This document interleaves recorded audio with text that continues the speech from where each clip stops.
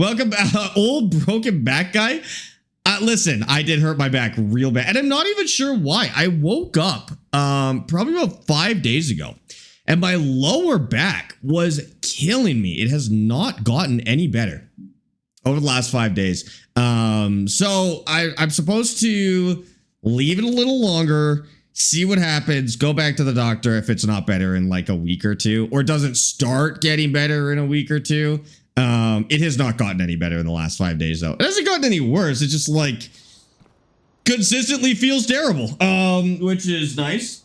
It's not nice. I hate it. Hold on, I forgot to unplug this and plug this in.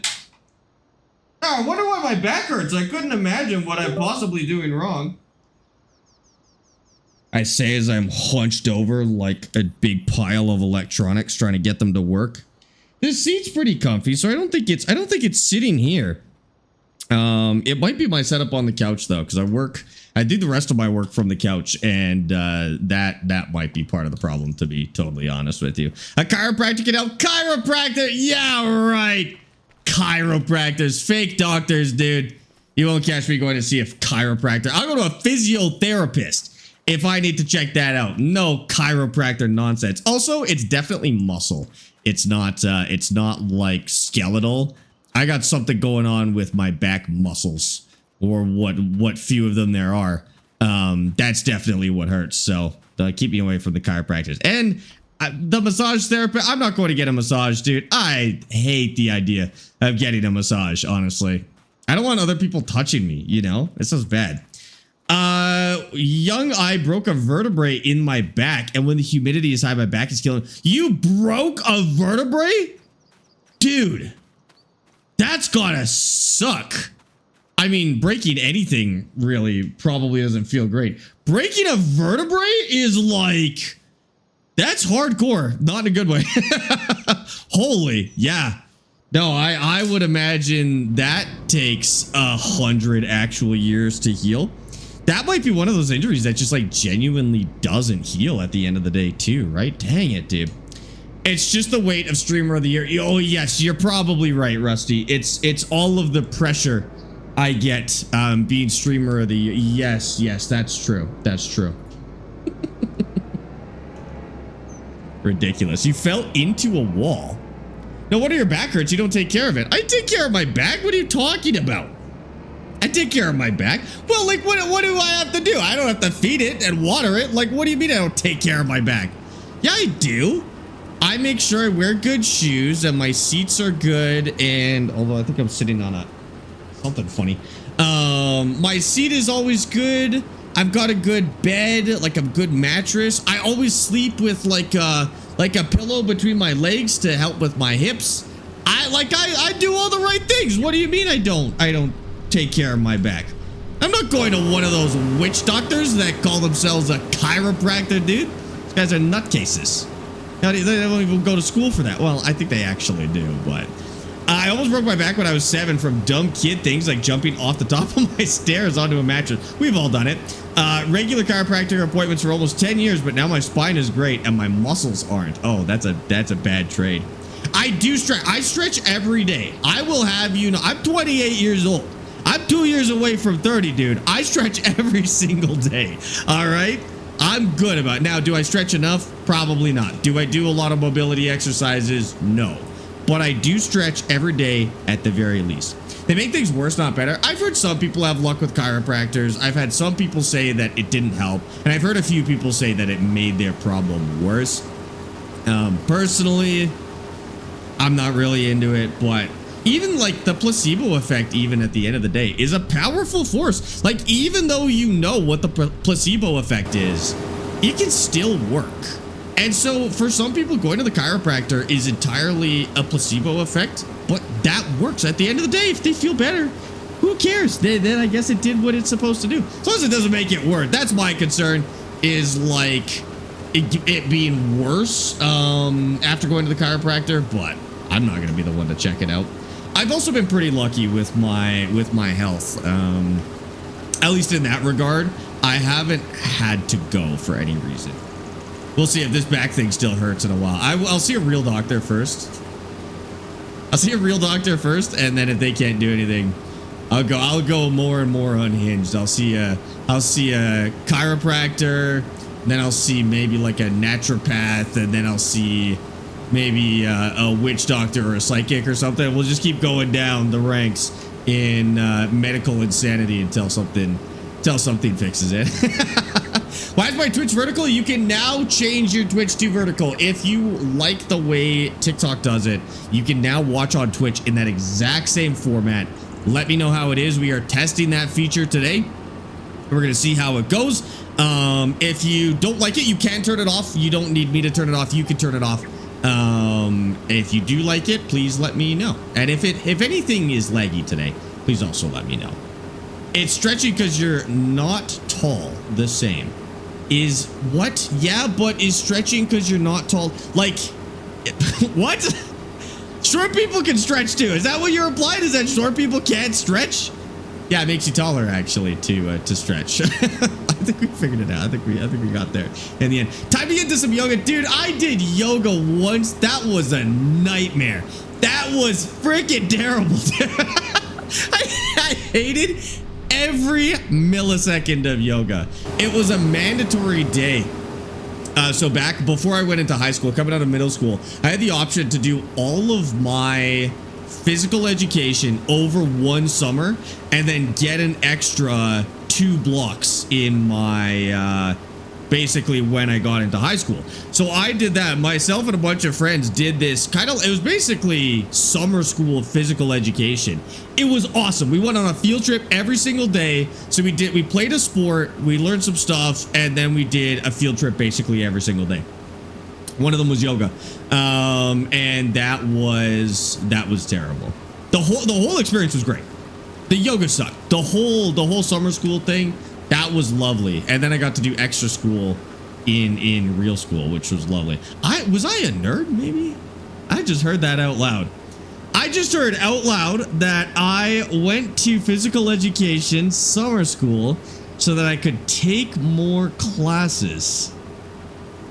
Oh. I've never heard it said like that. I've always said this so cavalier.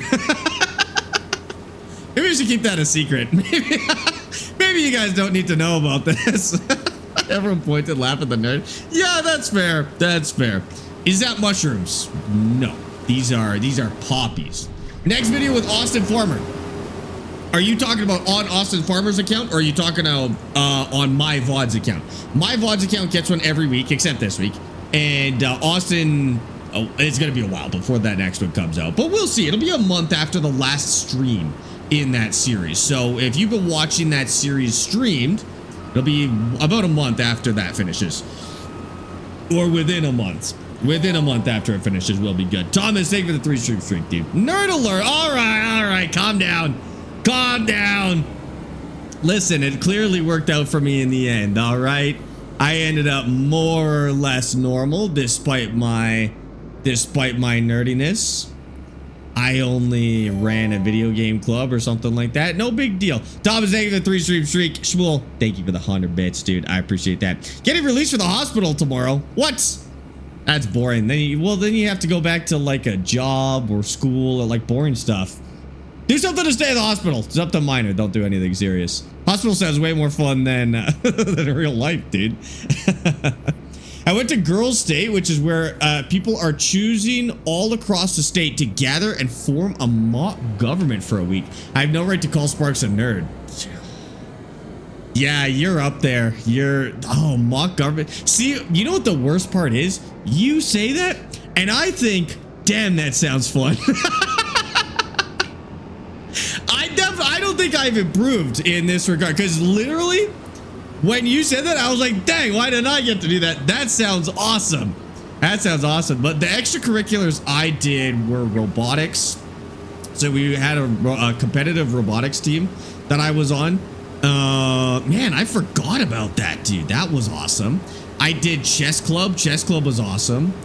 I started an esports club where we put on events across basically across the school district. That was probably the coolest thing I ever did. I mean, it was an esports club, so like how cool is that? But chess club seems on brand. does that even mean? Do I look like a chess player to you? Although chess players these days, like chess is cool now. Chess is like hot now. It was when I was a kid, it was me and the rest of the nerds in school in chess club at lunch. Now chess is like cool, dude. Lolly,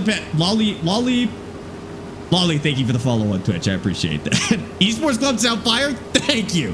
Thank you. I think so too. And honestly, it was pretty sick. It was so good and it was so successful that they actually, after I graduated high school, they asked us to come back and run more tournaments. So we spent the next couple of years after high school running tournaments. And then a few years later, the University of Alberta got wind of that and invited me to come out and work with them, helping them set up their esports stuff as well. That's where I actually got into a lot of like shoutcasting and announcer stuff at that point, which was an incredible experience. Ultimately, that's probably what led to me streaming, to be honest with you. Like that was my first foray into broadcast and streaming in general.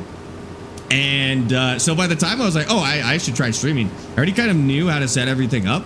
And so I'm glad I did it, to be honest with you. Spirit, thank you for the 250 bits. I'll even let you call me a nerd for $2.50. Thank you. I feel like that's even. Like that's kind of like you've called me a nerd, which is mean, but I get immediate reparations from it. Chat, how much would you charge somebody to call you a nerd?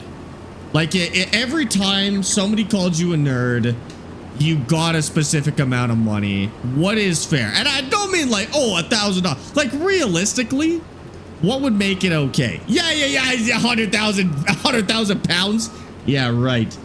No, I mean like realistically, what would it take? What's the minimum amount it would take for you to like just not care, for it to break even, you know? Not for it to be awesome. Because if you got $100,000, you'd want people to call you a nerd. How much for it to just like break even? 1 million minimum? That's crazy. You guys are way out to lunch. I like $1. At $1, 1 pound. I feel like if I got $1 every time somebody called me a nerd, even this stream already, I'd have like $25 right now. That's pretty sick. That's the new rule, chat. If you want to call me a nerd, it has to come with at least 100 bits. That's it. All right, I won't take it otherwise. $1 per nerd. Didn't know being called a nerd was a bad thing. To be honest with you, it's really not anymore. Like I feel like in 80s movies, like nerd and geek and dork were like the worst thing you could be called. At least in the movies. I don't know if it was like that in real life. At least in the movies, it was like the worst thing that you could be called.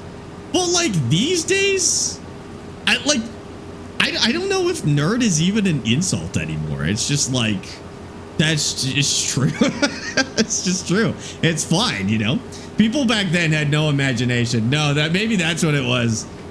Yeah, that's true. The nerds have taken back the word and it's just used to describe anyone who really likes something. It really is. Yeah. Well, no, that's geek. Geek is somebody who really likes something. Nerd is supposed to be somebody who's like really smart, like obnoxiously smart. But you are correct. I think people do use nerd that way. Like people will be like, oh, I'm a huge Harry Potter nerd. Like, because really, you should be saying I'm a big Harry Potter geek probably. But you're right. People do use nerd like that. Sparx, read what Spirit said. It's gone. Oh, yesterday I was doing a contract and a fire caught on the same field. After extinguishing the fire, my contract reset to 0? What's possible? All right. New little fear unlocked, I guess, for, well, I don't do contracts, so it's not a big deal. But I did not know that could happen. How did you get a fire truck while you're still doing contracts is the real question. That is such a farm sim thing to have happen, though, to be honest with you. Like, that's a pretty farm sim classic bug at the end of the day. User92, thanks for the shares on TikTok. Kia, welcome in on TikTok as well. Do you have the Thrustmaster? I have the Thrustmaster. You got it. Do you know my force feedback won't work on Farm Sim 25, but works on every other game like Euro Truck? Yeah, it's because Farm Sim force feedback sucks. Don't bother. Don't bother. Don't waste your time. Just consider Farm Sim to not have force feedback, to be honest with you. Like, it's that bad. Just pretend it doesn't have it. That's probably the best way to go about it, honestly. Should I follow? Nope. You're actually not allowed to follow, Robbie. You're You're actually banned from following, and it won't even let you press the button. I don't know if you knew this. I locked you out. I just bought it for Farms to 25. Oh, dude, you're gonna like it. Enjoy. Yeah, I just have the wheel do its own centering. Exactly. I like that better. Love doing contracts. You love doing contracts? What the heck? That's crazy. Robbie, thank you for the follow. Chat, we got him. This is how you get followers on TikTok. All you have to do is trick them into following. Robbie, thanks for the follow, dude. I appreciate that. He's probably unfollowing as we speak, but it's still funny. How do I say your name? Thank you as well for the follow. Kimchi?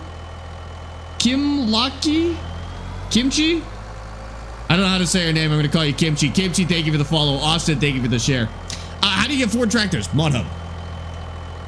Don't run while you can.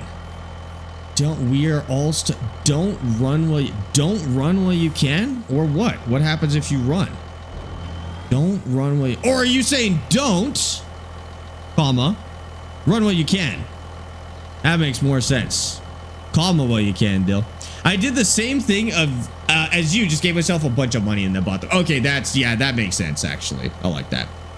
Sparx, I need a new explanation. I need explanation of the new DLC, please. The new DLC is fine. It adds... Listen, it reskins a bunch of stuff that's already in the game. All right, if you're interested in the Sky Pack and Sky Agriculture as a brand, buy it. Other than that, it doesn't do anything. It doesn't do anything. The only moderately cool thing in that entire pack is there is a disker that can spread slurry at the same time. But I guarantee you there's a mod on the mod hub to do that, to be honest. I wouldn't be surprised. I have a wheel and a farm stick, and the farm stick has camera stick drift. I don't know why. Oh, it just needs to be calibrated. Look up the calibration guide for it. You have to do it. I have to do it like once a week or so with mine. It only takes a minute, but I didn't follow you. I've seen you on my For You page for a while since I've started playing. Wow, Robbie, you're playing a good game, dude. This game rocks. Also, Mikkel, thank you for the follow on Twitch, dude. I appreciate that as well. The new DLC is underwhelming. Yes, the new DLC is underwhelming. It's honestly my least favorite DLC I've ever seen for Farm Sim. The only people who are going to care about it, like, I don't know, Sky Agriculture is a European brand. So I've never seen it in real life, at least. Maybe, like, a lot of the Farm Sim community is European. Maybe they really want Sky Ag. I don't know. It's not for me. I don't know the brand. The machines are just reskins. It's not a brand. I don't care about brands to begin with. And a brand that I've never heard of before, I extra don't care about. So, I don't know. Like I said, if you really want the Sky stuff, you like the look of it, get it. But that's the only reason to get it. Oliver, thanks for the 5-stream streak. And Real, thank you for the 3-stream streak as well. Never heard of that brand? No, I'm pretty sure it's just a European thing. Now, most players of this game are actually European. I think a lot of people forget that. So maybe it's more popular over there, but over here in North America, I don't know why. Why they have seeders and planters that spread solid fertilizer at the same time? Why bring out a disker with a slurry sprayer combo? Because some farms do genuinely use slurry or manure instead of fertilizer. Like, that one is the only thing in there that makes sense. I'm cool with that. That makes sense. Now, is that worth $10? Probably not. But that is one of the few things that I actually thought was interesting. I'm European and I've never heard of Sky Agriculture. Okay. So maybe not even that big in Europe. I don't know. I'm a little disappointed that they used one of the year pass DLCs to do it, because it just doesn't seem that interesting at the end of the day. I don't know. It was a weird move in my opinion. What's the map? Nadenthal. Gabby, thank you for the follow on TikTok. Appreciate that. Yeah, I don't know. I personally, I'd skip it. If you bought the year pack, sucks to suck, I guess. But it's why I never recommended the year pack, to be honest with you. Like, the best thing I ever said about the year pack was the year 1 pack was pretty good, so it's probably not that big of a risk. But like, if the best thing you can say about something is it's not that big of a risk, you're not really giving it a glowing recommendation. I don't know. Year packs are DLC pre-orders, and you guys know how I feel about pre-orders. I wouldn't buy a year pack personally. Now, what I would maybe buy a year pack for something that's already out, like if the, you know, if you buy the year one pack now, you get all the DLC in year one. That's worth it. But a year pack for something that's not even released yet, it's a pre-order, you know? Feel bad for Sky in a way. They paid to be in the game and getting so much negativity when it's not them, it's the DLC content. Yeah, I mean, I don't think that any actual Sky customers have been influenced in either direction from the DLC. Like, I don't think it was going to get them customers to begin with. I don't think it's ruined customers for them at the end of the day, because I don't think most people are picking their brands based on Farm Sim. I'd still call it a net positive, because before now, most of us, I guess, haven't heard of Sky Agriculture, and now we do. So I guess I guess it was a positive for them at the end of the day, which doesn't seem so bad. We know the name, it's name recognition, and I think, like, I don't think the DLC was bad enough that people are like, oh, I would never buy this in real life. I think they're, if anything, they're just indifferent to it. But if you buy a year pack and get a DLC like the Sky Pack, that's exactly my point, right? If you buy the year pack before all the DLCs are out, then you risk getting a year pack and, you know, you get something boring, right?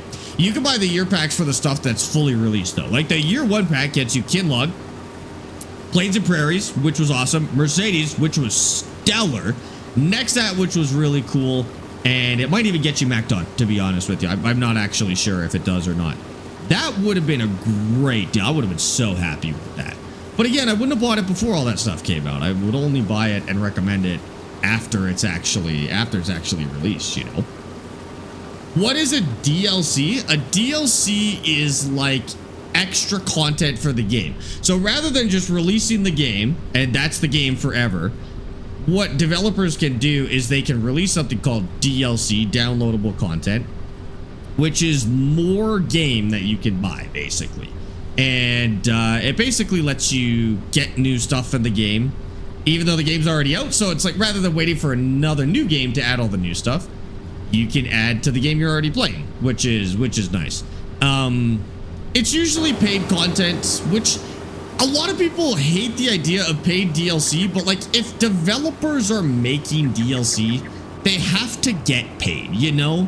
Mods are different. Mods are definitely more exciting because they're free, but DLC, you kind of expect a higher, you know, standard of content. If it's a game you really like, it lets you support the game a little bit. So paid DLC, like the idea of paid DLC doesn't bother me, but when it's not good, that's obviously when it probably bothers most people, right? I think a lot of people on the internet just like hate paid DLC no matter what. I'm not in that boat. If it's good, I'm pretty happy with it. You use it like, where are you from? Your name is EOGHAN. Ireland. Probably. Ireland or Scotland is my guess. Yeah, that makes sense. I think that's, I don't know where Sky is from. Yes, okay. First guess is correct. Owen, is that how you say it? Yeah, we don't have them here in Canada. Well, we might. They might be here. I'm pretty sure Sky actually is an international brand. But I've never seen them in person, so I couldn't tell you. COD set the gold standard of not good DLCs. You think COD set the gold standard of not good DLCs? What about The Sims? Doesn't The Sims have like $2,000 worth of DLC? And it's like not worth $2,000. Do you think COD set the standard for not good DLC? Fortnite? What DLC does Fortnite have? Fortnite doesn't even have DLC, does it? Does it? I don't play Fortnite, but I didn't think it had DLC. Does Fortnite have DLC? No, I don't think it was caught. Of not good DLC? No, see, SnowRunner is always my go-to example of perfectly priced DLC.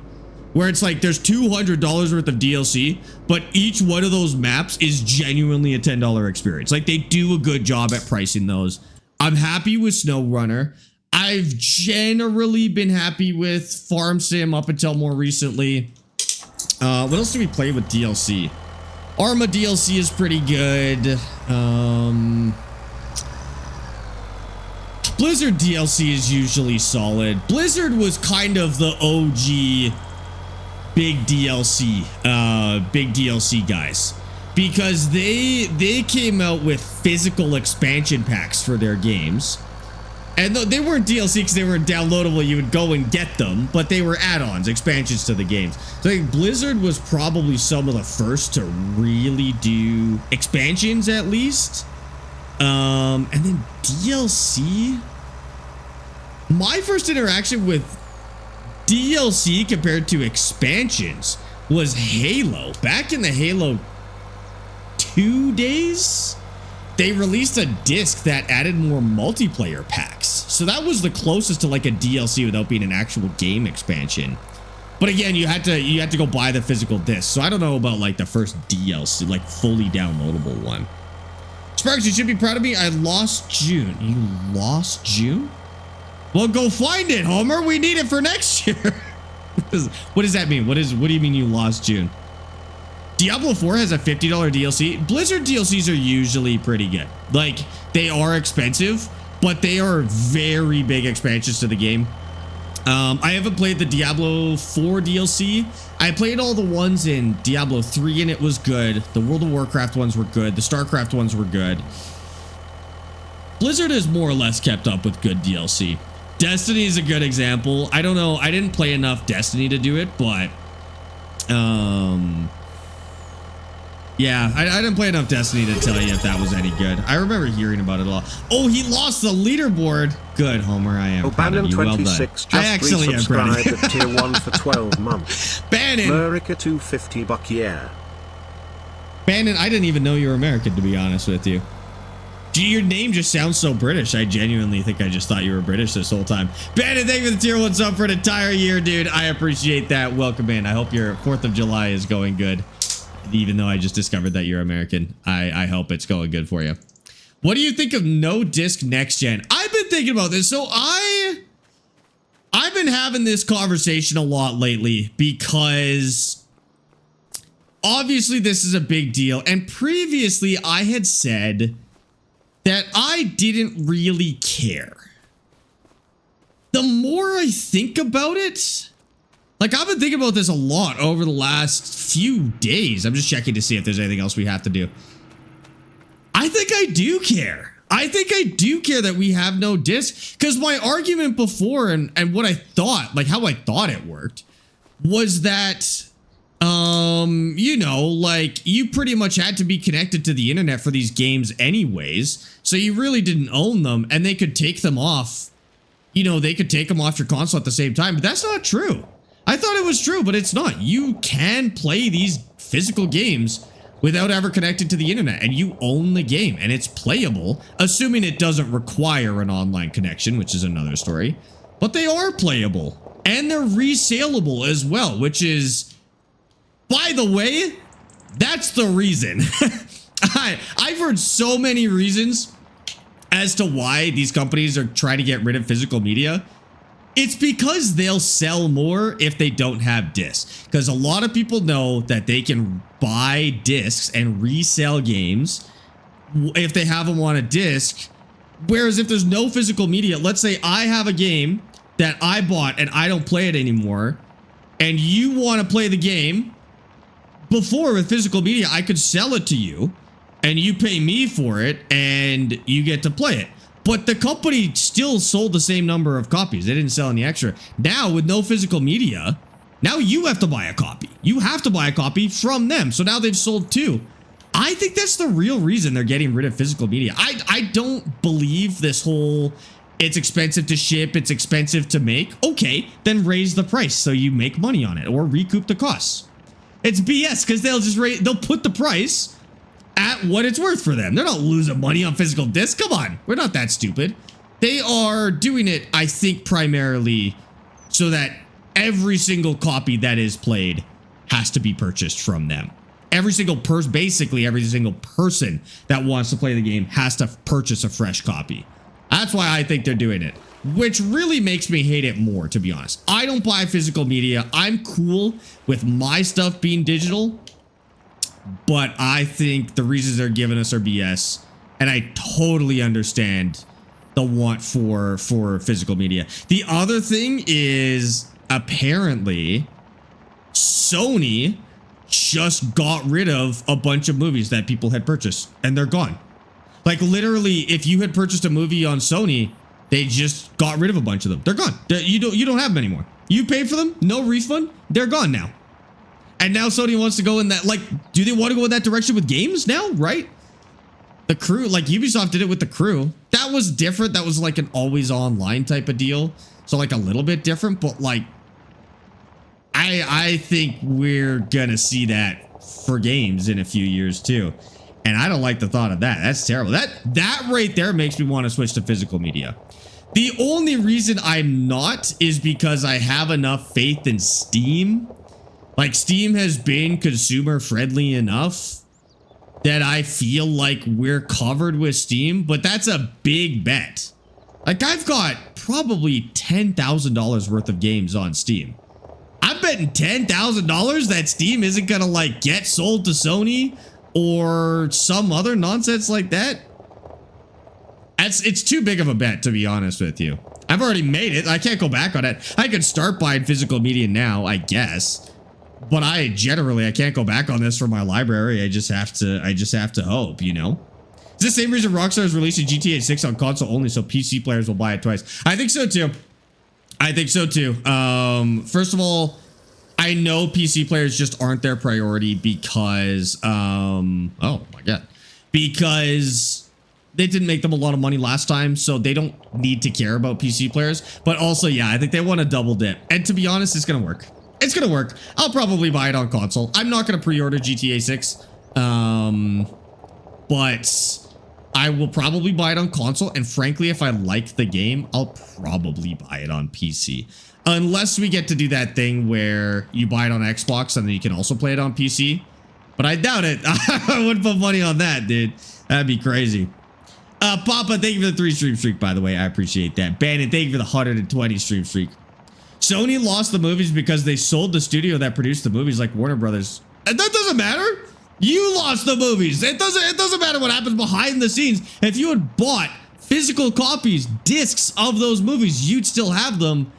And now if you bought them digitally, you don't. I don't buy movies in general. I'm fine with streaming services. I don't care. But like, if I was one of those people that bought a digital copy of a movie and that was just gone, I'd be suing, dude. And I hope they do. I hope this leads to a class action lawsuit. I think the way around this, to be honest with you, is it's gonna have to be government regulation on these things. Like, it's definitely beyond that point now, but things like Stop Killing Games and other legislation that is protecting consumers from this exact kind of thing, we gotta support those ASAP, because this is nonsense, dude. And before we lose all of our Steam games or whatever else, or Epic games, or like, what if Epic goes under? What if, and they're not because they got Fortnite, but what if Epic goes under one day? All your games are gone because they're hosted on their servers. Like, they're just gone, dude. And that could happen. That's very reasonable. And probably not Epic, definitely not Steam, probably not Epic, although they're both possible. But what about something smaller? Like, what if EA goes under and you got games on the EA launcher? I've got games on the EA launcher. What if they go? I'd hate that, dude. I'm purposely not buying a console. No, that's totally fair. If you get a PC, it's really not a reason to buy a console at the end of the day. I bet you Microsoft wants Steam bad. Everybody wants Steam bad. Everybody wants Steam. I don't think there's really any doubt there. Everybody would want Steam, but I don't think they're selling it. And it'd be it's probably such an insanely highly valued company. I don't know if anybody can afford Steam or Valve. Steam as a product or Valve as a company, you know? I have no care for GTA 6 coming from someone who spent thousands of hours in GTA 5. I was about to ask you that, Dom, because I remember that you had spent thousands of hours in GTA 5. Why don't you want to play GTA 6? Like, I spent 700-800 hours of GTA 5. I want to play GTA 6. That sounds good. I'm not like as crazy about it as some people are. I'm not going to pre-order it, but like, I'm surprised that you don't want it. Lord Gabe would be silly to sell. Yeah, but he could die, you know? Like, if he died and then it went to some who knows what, who just wanted to cash in on that and make a bunch of money and sell Valve and become a trillionaire, they'd be the most hated person on earth, but they wouldn't care. They'd be in a yacht in the middle of the ocean. Yeah, like, these things can happen. These things do happen. It's really not that crazy. I would never depend on a company continuing to exist, to be honest with you. There's so many insane things that can happen. All right, let's go to the next month because we got to harvest our next batch of sunflowers. Let's go to like, it's October, holy. 6 a.m. maybe? How much did you buy for all of that? What does that mean, Russ? Matomi, thank you for the follow on TikTok, by the way. I appreciate that. Oh, God. I don't know. It's just overhyped. It won't be what people want it to be. How do you know it's overhyped? It's not out yet. The thing has to be out for it to be overhyped. You could potentially say you think it's overhyped, which I guess is probably what you're saying. But we can't definitively say it's overhyped until we know what it is. I do agree, though. I think the expectations are too high for a lot of people. However, I do still think it'll be worth what it is. Like, yes, it probably has more hype than it could possibly live up to. Yes, a lot of people have the wrong idea of what the game's actually going to be like. But it's going to live up to just being an $80 game. At the end of the day, I believe it. I believe GTA 6 will be an $80 game at the very least. Frankly, I think it'll be worth more than that. I have a lot of faith in Rockstar. I just don't see a need to pre-order it, so I'm not going to pre-order it. They made $3 billion just on pre-orders. Yeah, but that, like, just because people are hyped about something doesn't mean it's objectively overhyped just based on that fact. I think we have to see it come out before we can say it's overhyped, and you might be right. You might be right. In fact, I think it has a lot of, just because the hype is so insanely high, there's a lot of opportunity for it to be overhyped at the end of the day. But I think it can live up. It can live up to its hype, I think. Valve creates $4 billion in revenue a year. I'd say no to a $3 billion offer too. Who was it? About 3 years ago, a company attempted to buy Valve for $3 billion, and Valve said no. Yeah, that's a $3 billion. They're dreaming, dude. You know what? You miss 100% of the shots you don't take. You can offer. It's free to offer. Tell Valve I will give them $100 for Steam. And I'll run it, and I'll make sure that we have our games forever. What I'll do is I'll transfer, when I get old, I'll transfer my consciousness into a computer, and then I'll continue to run Valve forever and keep it user friendly. All right, that's my commitment, and I can do that for $100. I pay them $100, and then I get the profits. I mean, I need it. I have to transfer my consciousness into a computer. I need the money, dude. Deal. Okay, perfect. Let Gabe know that the offer is standing offer. Offer's open, dude. That was Microsoft that made that offer. They're the only ones that was over $1 billion. Obviously, it would be more than $1 billion. Like, anybody that offered less than $1 billion is dreaming. Yeah. Oh man. I feel like even 10 billion is too low. Because, like, Valve continues to get more popular and make more money. Even a $10 billion offer is too low for Valve, dude. I don't really know how they calculate it or anything like that, but you'd pay that off in, like, 2 years, dude. I don't know what the standard is. Like, how do you calculate that at the end of the day? Crash, thank you for the hydrate. Need that money to keep your servers running indefinitely. Well, why? Yeah, exactly. I got to run on, like, a data center or something. Do you know how much fresh water I got to use? I'm poking fun at people who think data centers use fresh water, by the way. Well, they do, but not the way that TikTok thinks they do, that's for sure. Didn't the Steam owner just buy a mansion? Dude, he lives on a boat in the ocean. That's a mansion. I don't know if you know anything about the owner of Valve, Gabe. He is a marine biology fanatic that mostly lives on a boat in the ocean. And I guess runs Valve from the boat. It's insane. Look him up. He's a crazy guy. I'm sure he has multiple mansions, but no, his big thing is boats, honestly. You mean that data centers don't do the thing? You mean that data centers don't chug clean water and destroy it? Yes. The only problem with data centers right now, no, that's not the only problem. There's many problems with the expansion of data centers at the speed that they're going. But what tends to happen is they take water, clean water from the municipality faster than the municipality is ready to output it, basically. So in a way, they do use clean water, but it doesn't go anywhere. Like, it doesn't destroy the water. But it happens at a rate that's faster than typically what that municipality is ready for, which is the current problem. So Sparx wants to become Mr. House in Fallout New Vegas. Yes. And power grid. Yes, that too. They use an insane amount of power. They use an insane amount of water. The water isn't going anywhere, and that's the first thing that people get wrong is the water isn't going anywhere. The other problem is that a lot of these data centers are generating their own power in really shady workaround ways. So rather than taking power from a grid, which may be generating power through hydro or solar or wind, they're setting up diesel generators and they're just burning diesel to power these things when the grid can't hold up. They're pretty much the crux of the problem right now is these cities and towns are so desperate to get these data centers and the construction and the revenue, if any, that it brings, that they will just kind of let them do anything. And that's where the problem is right now. They're not destroying water.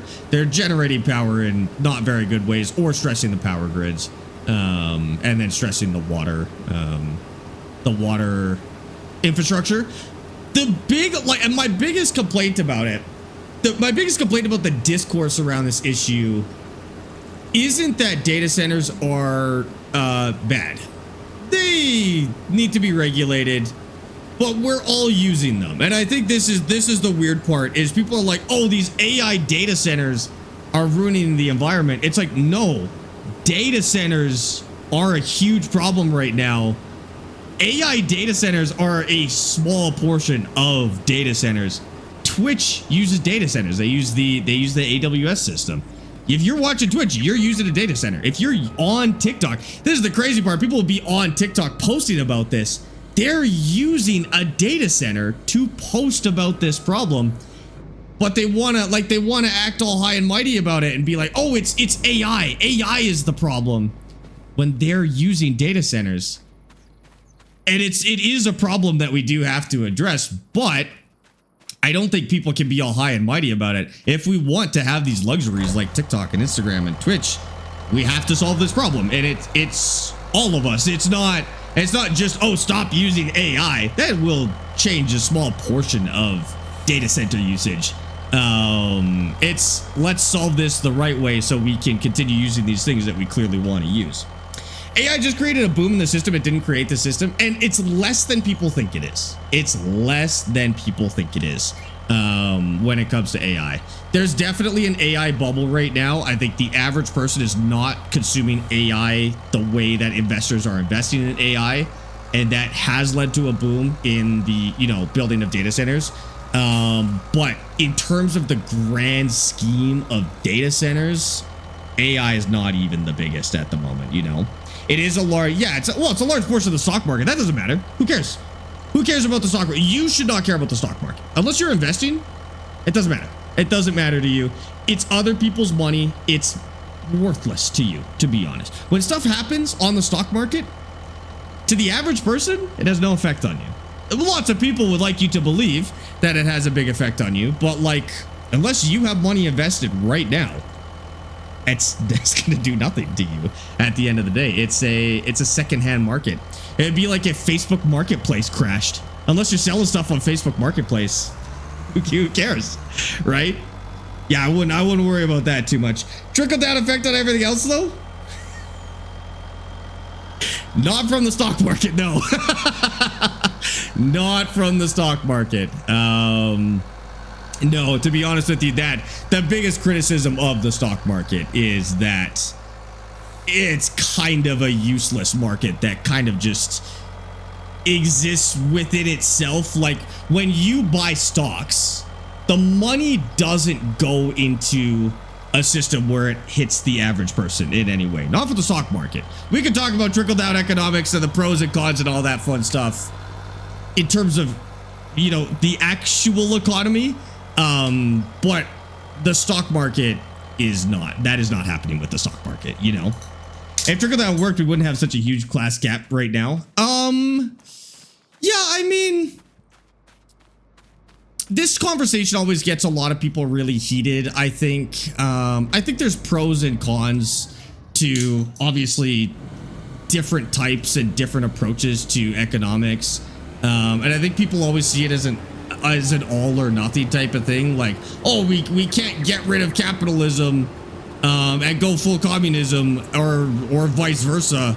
And people always see it as like a black and white thing where you have to be a communist country, you have to be a capitalist country, you have to be a socialist country, which is literally a combination. When realistically, most of us are using some combination of these policies, right? I have shares in PPG that my job gives me every 4 months. Do you save them or do you sell them? What do you think is going to happen to them? Like, are they generally trending up, or are you just dumping them as soon as I give them to you?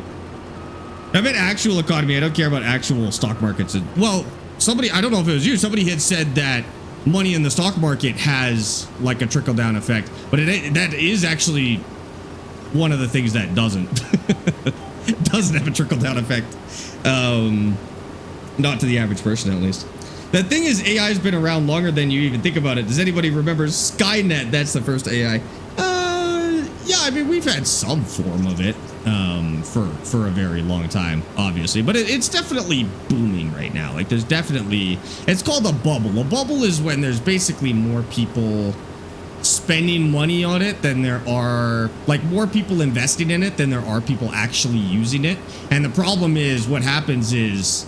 The bubble will pop. This is why it's called a bubble. It's because it pops when everybody realizes that everyday people aren't consuming this thing, but investors are dumping money into it. Now, that doesn't always happen. Sometimes it really does just take off. And it's not a bubble. Like, people thought that the internet was a bubble, but it wasn't really, to be honest with you. It's had moments where it's up and down, but... Generally, investing in the internet would have made you a lot of money and would continue to make you a lot of money. It never popped, per se. Whereas AI, it's got more signs that the average person is not picking it up the way people think. The way investors think, at least. Watch it chill Sparx stream while playing an extraction shooter. It's a wild combo. That is a wild combo. I'm going to add grenade sound effect. What extraction shooter are you playing? So I can add sound effects. You're the only Canadian I like? Thanks. I appreciate it. I guess that's not bad. Lately, I've been cashing in, but it's do things I want to do. I bought a $400 PC chair and paid bills. I'm going to sit on it here soon. I mean, like, it depends on what the stock is. If it's, you know, if it's generally a stock that goes up faster than inflation, hold on to it. Maybe. This is not investing advice, but you could hold on to it. If not, sell it, put it in something else, to be honest with you. Some companies give out stock that is not worth holding on to be honest with you. Not to say that's yours, but definitely be aware of that. Mr. Drabstorm, how's it going? Welcome in. Immanentize the... What, Bannon? I do not know what that means. I don't know what that means. What crop is this? This is poppies. We're currently farming poppies. And it seems like they're going to pay off pretty good here. Do I want to do more headlines? Yeah, let's give it more headlines. Why not? You should only use console mods one time. This is actually the first playthrough I've ever done that uses PC only mods. All of my other playthroughs have been console only. Some of them have actually been fully vanilla, no mods, and this is the first one that has a PC mod in it that console players can't use. So any of my other playthroughs are like that. This one is not like that. My next one, the more I think about it, the more I want to do like a super hardcore playthrough. This one's already a hardcore playthrough, but I want to make it like the hardest core playthrough you could do and like put every single challenge mod possible in. So the machines break down. We'll put in like loans, realistic leasing, you know, stuff like that. And just make it as hardcore as possible. Put a mud mod in there or something. I think that'd be so good, dude. Cutting grass with scissors. Cutting grass with scissors. Yeah, there you go. I mean, the hand tool's basically already cutting grass with scissors. Always night mod. That's crazy. That's great. Night vision mod. Oh god, that'd be insufferable, dude. We can't do it. Steiner, thank you for the pops to the hearts on TikTok, by the way, dude. I appreciate that. Welcome in. New DLC is the Sky DLC pack. I've got a video on the way explaining it a little bit more, but go check it out. It's kind of mid though, truthfully. Gotta use those weird lights to grow crops. Oh, I didn't even think about that. That'd be kind of sick, to be honest with you. That now it's sounding fun is you have like UV lamps to grow the crops, like farming on the moon or something like that. You hate the sky pack? I can't blame you. I don't hate the sky pack. I don't like it though. Like, hate's a pretty strong word for a DLC. But yeah, I'm not a big fan. I pre-ordered it before doing research on it. Don't pre-order stuff. Don't pre-order stuff. Seriously, there's a lot of talk about this on the internet right now. Generally, I would say never pre-order anything. I still, to this day, have never heard a good reason to pre-order something. There's no good reason to pre-order something. And obviously this is a big conversation right now because of GTA 6. There's no reason to pre-order it. You may as well, at the very least, if you're an insane amount of excited about it, buy it right when it comes out. Buy it the day it comes out. Why pre-order? The only argument I've heard for pre-ordering that I actually kind of like is with very small developers working on a game that is not out yet. I would understand, you know, pre-ordering an indie game so that your money actually goes to help develop the game. Now that brings in a lot of potential to get scammed. So do with that what you will. But I've done this. I've had an indie game coming out that I'm really excited for, and I pre-ordered it just because I wanted to support the development of the game. Rockstar Games is not using your money to make GTA better, though. You know, I don't think they're going to take this $3 billion in pre-orders they've already made and make the game any better. I think it's a pretty safe pre-order at the end of the day. Like, out of all the things you can pre-order right now, GTA 6 is probably the safest thing to pre-order. It's Rockstar. It's got the biggest budget in gaming history. It's going to be good. But there's still not an actual reason to do it, you know? Or about a year later, I mean, but you miss a year of playing the game. Here's the thing. Here's one thing that I have kind of discovered. Over the last 5 years of gaming, it's fun to get on the hype train when a game comes out. It's fun to be as excited about a game as the rest of the internet and engage in the TikToks and the memes and all the conversations online about the game. And you don't get that if you wait for it to go 20% off a year later. If that's what you got to do to afford the game, do it. However, in my opinion, one thing I've discovered is that extra 20% is worth it to just be part of the hype. It's fun to be part of the hype. You don't have to be a hipster and be like, oh, I'm different. I'm not going to get in on the hype. Do it. Just do it. It's fun. Everybody's enjoying the same thing. It's like sports, right? All the other fellow sports fans are hyped about the games going on, hyped about your team. You're talking about it. You're seeing memes online about it. It's exciting. Games have this too when they come out. If you buy it a year later, the game is probably still good. It's arguably still better. than it would have been at launch. But you kind of miss all of that hype at the end of the day, you know? I did this for the first time with Helldivers 2. I was kind of like this before. I was like, oh, I don't care about the hypes of a game. I'm gonna get it years later, you know, when it's cheap and when I know it's good, when they've had time to fix the game. And for Helldivers 2, I had a friend that was like, listen, this game is awesome. We're all playing it right now.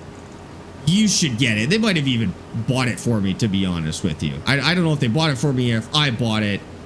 And so for the first time, I got in on the release hype of a game, and I loved it. It was awesome. Especially, like, Helldivers 2 is an exceptional example because that's an example of a game that had unbelievable levels of hype and community when it came out. 2035 just subscribed with Prime. Thank you so much for the Prime Gaming sub, dude. For the Prime sub for 14 months, I appreciate you. Thanks for using your Prime in here. Thank you so much, seriously. And for like, so for Helldivers 2, which again, I recognize was a really exceptional example. That had one of the best communities of all time when it launched. And some of the best online conversations when it launched. There were just so many good things about it. But that really opened my eyes to it's fun when a game has some hype, and you don't have to be a hipster about it. I used to be like that. I think I'm okay being a little bit of a sheep and just being hyped for a new game that I'm excited for. It was nice. When I get a job, I'll sub to Sparx. No, Archie, you better not. You keep your money, dude. You got to pre-order GTA 6. You forgot to pin the cheap message. Oh, shoot. You can call it up at any time by going command cheap. Sorry about that. Or a mod can grab it if they see it, but I apologize. You can grab it at any time. Luke, Sinushish, Joshua, and Alex, thank you for the shares and the follows on TikTok. I appreciate that. Sparx, I got Sim Dashboard today for Farm 25. It's great. Thank you for the tutorial. No problem, dude. I'm really happy to help, actually. I'm glad so many people found that useful. I could do a more modern version of it. I don't know if Sim did because I did that about a year ago. Is Sim Dashboard still the same? Like, did that video still help you? Or was it a little bit different now? Because if it's the same, I'm not going to redo the video. But if it has changed a lot, I can redo it. Last game I pre-ordered was Microsoft Flight Sim 24. That was a mistake, so never again. You know what? That always happens to people who pre-order games. I think we all maybe start as people who pre-order games. And then we've all had a terrible pre-order experience, and that's always the last straw. There's always one game that's the last straw for pre-orders, and then we're done forever. So I feel like that's a pretty normal experience. Mine was Deus Ex Mankind Divided. I love that series. That game launched like crap. And that, I think, was the last game that I ever pre-ordered outside of streaming purposes. If you hear me say I pre-order a game, it's because I plan to stream it, and I just know I'm gonna stream it, so I'll buy it before I forget. Don't pre-order a game if you hear me say I've pre-ordered a game because we're gonna play it the day it comes out. All I'm doing is making sure I can download it and play it the second it comes out on stream. That does not mean you should pre-order. That is a different type of decision. Personally, I don't pre-order games for non-streaming purposes, and I don't think you should either. Your worst pre-order was Star Citizen? Well, we don't know yet because it's not out yet, so who knows? Maybe, but it's a long haul, that's for sure. We'll check back in about 15 years from now when Star Citizen is almost out, and we'll see if it was still see if it was a bad decision, you know. I streamed some Euro Truck, yeah. I don't have a lot of buddies that game anymore, so I'm kind of out of the multiplayer games nowadays. Totally fair. Yeah, like we've had this interesting phenomenon in gaming lately where there'll be these like little multiplayer games that, you know, get really popular on TikTok, get really popular with streamers, and everybody plays them for a couple of weeks, and then you probably never touch them again. Play them. Play them when they're hype. Play them when they're out and everybody's excited about them. Sure, you're gonna buy a $5, $10 game, $20 game even in some cases, that you're gonna play for a week with your friends, have a great time, and then never touch it again. But you paid $20 for a fun week with your friends. That sounds awesome, dude. Like, what's the real world equivalent? Going on a trip with your friends? Going out to, I don't know, going out to a festival with your friends? All those things cost way more than $20. I'll pay $20 to have a good time with my friends. Nah, that's totally worth it for me. Even if you never touch that game again. But like, get in on those games when there's some hype around them. I think those experiences are honestly worth it. Like Mecha Chameleon, exactly. Mecha Chameleon came out, what, 3 weeks ago? Or got popular 3 weeks ago. It's probably just about done. You know, your friends aren't going to want to play it 2 weeks from now. You're maybe not going to want to play it 2 weeks from now. You're not going to see any videos about it 2 weeks from now. But that's still a few weeks where you could just enjoy a cool, cheap game with your friends. And to me, that's worth it. That's worth it. I think a lot of people just want to be, they just want to be cool and different and be like, oh, we're not going to play it in a week. Why would I even bother with it? So what? You're not going to remember most of the things you do this week, next week, you know? I don't know. It seems worth it to me. I had so much fun with Gang Beasts and my friend. Gang Beasts, that's another one. That one, Gang Beasts. Oh my God, dude, that one went crazy when I was in like high school. Yeah, we had a great time with that. And then I haven't touched it since then. I haven't touched it since high school. But I don't regret the purchase. It was a cheap game. And, oh no, not Gang Beasts. That was a different one. The other, oh, that was the newer version. But same kind of idea. I can't remember. For a quick question, what days and times do you stream? Every day, noon MST. So whatever time it was for you, an hour and 52 minutes ago, that's when I go live. The only exception to that is Monday. I don't stream on Mondays. Fall Guys.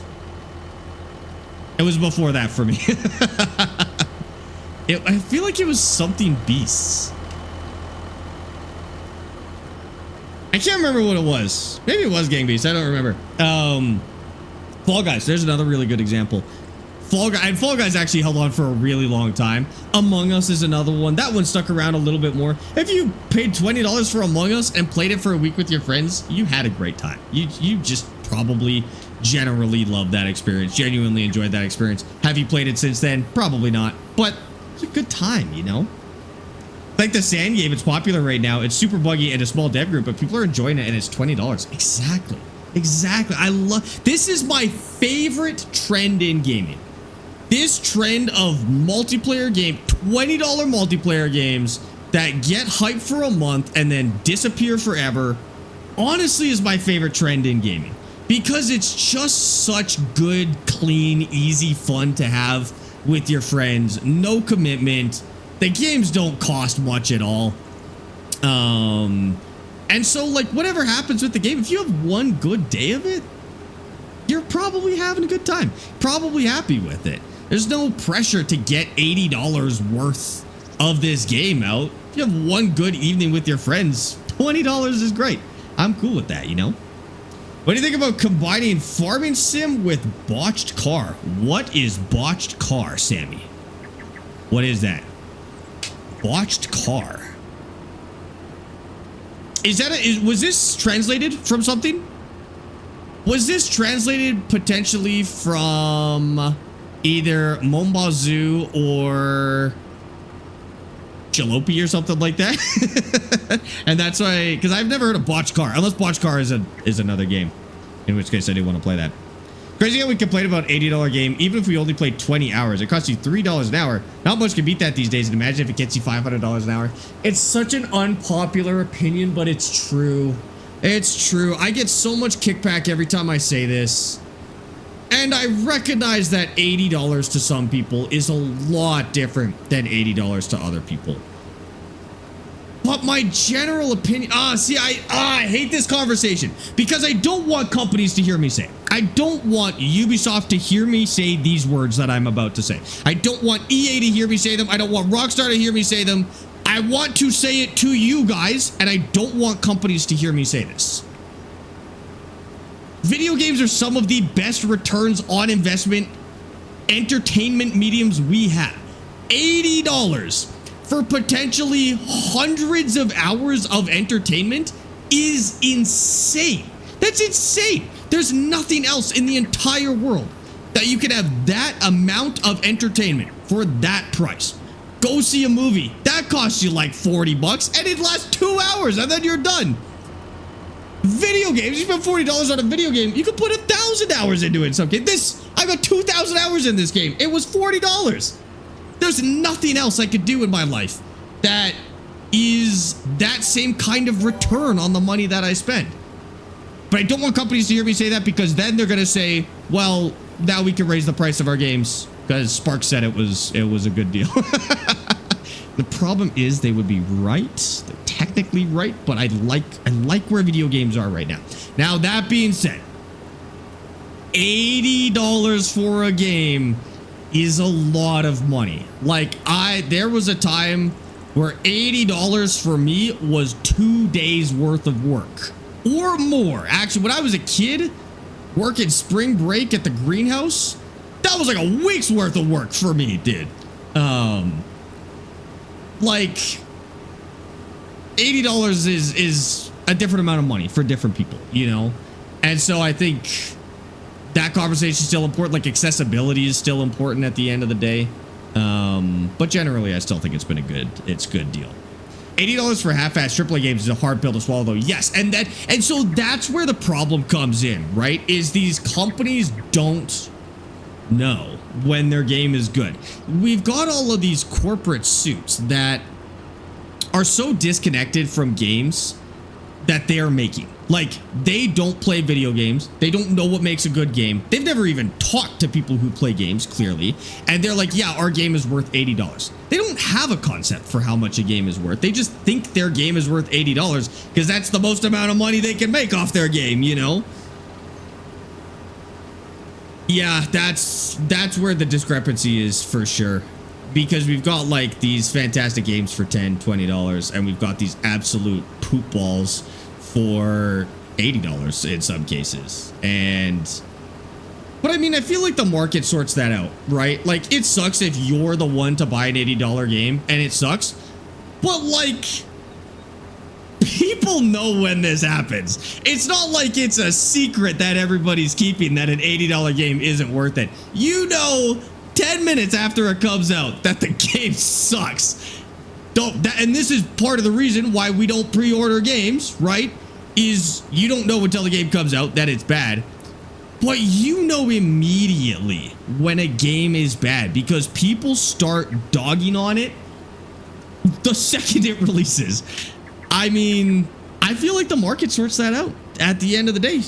The sad part is that, you know, this is money in the gaming industry that is being spent that could have gone to something better, and it just goes to something like Skull and Bones. Hashtag Ubisoft partner. That's true. I'm a Ubisoft partner, by the way. But I'm still going to use Skull and Bones as an example. You get these $70 games in this case.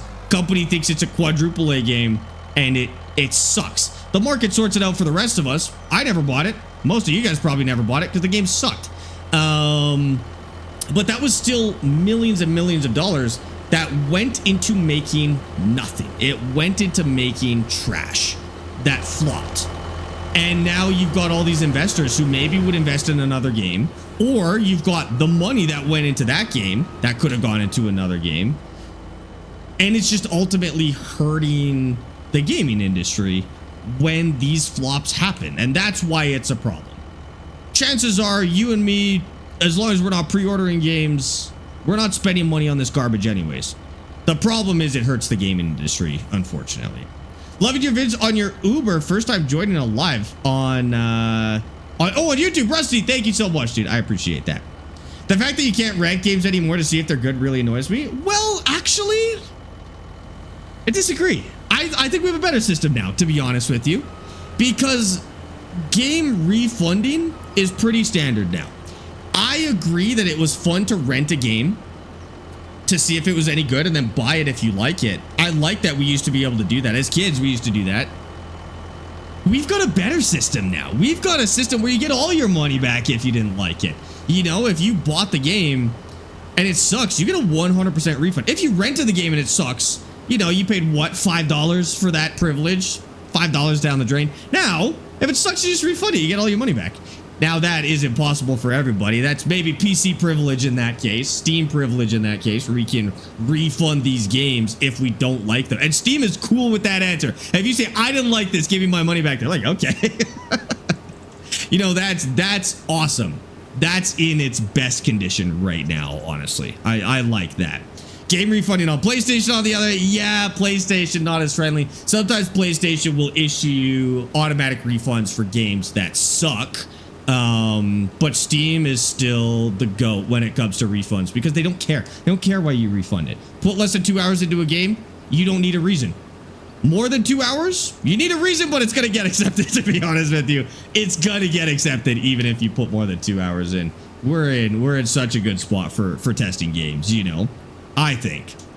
I have done it and Steam doesn't care at all. No, they don't. I've refunded games like crazy. Steam doesn't care at all, dude. The single player story campaign of Skull and Bones was good, but the end game wasn't there, and now it's all dragons and magic. Ugh. I'm surprised to hear somebody say something positive about it, to be honest with you. I mean, I'm glad you liked it. You know, Ubisoft can tell a story. They can't always make a good game that's fun to play, but they can tell a story. So I can respect that. But it wasn't the quadruple A game that they were saying it was going to be, you know. Daddy of Two Boxers, thank you for the roses on TikTok. And Ash, thank you for the pops and the hearts on TikTok as well. Were you on about Fall Guys? Yes, we were earlier. Massey and Jason, thanks for the follows on TikTok, guys. I appreciate that. What do you think of Sony getting rid of discs in 2028? Bad. I didn't have a very strong opinion of this until this week. And the more I looked into this, the worse I think this is.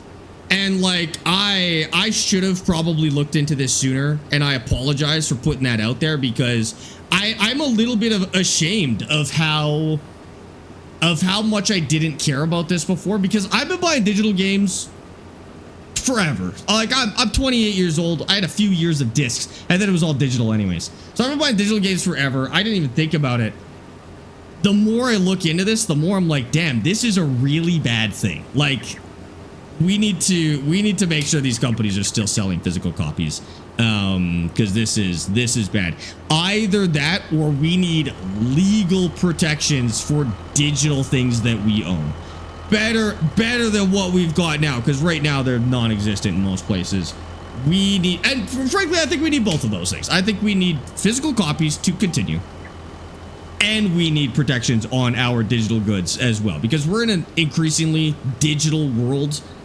We have digital possessions, in some cases worth tens of thousands of dollars.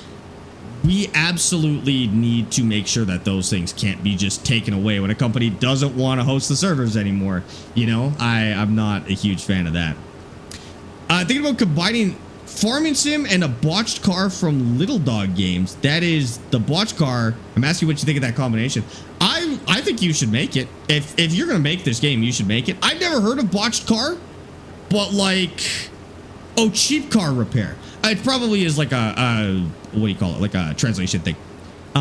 Yeah, you should do it. Listen, if you got a cool idea for a game, just make it. I think that sounds awesome. You should do it.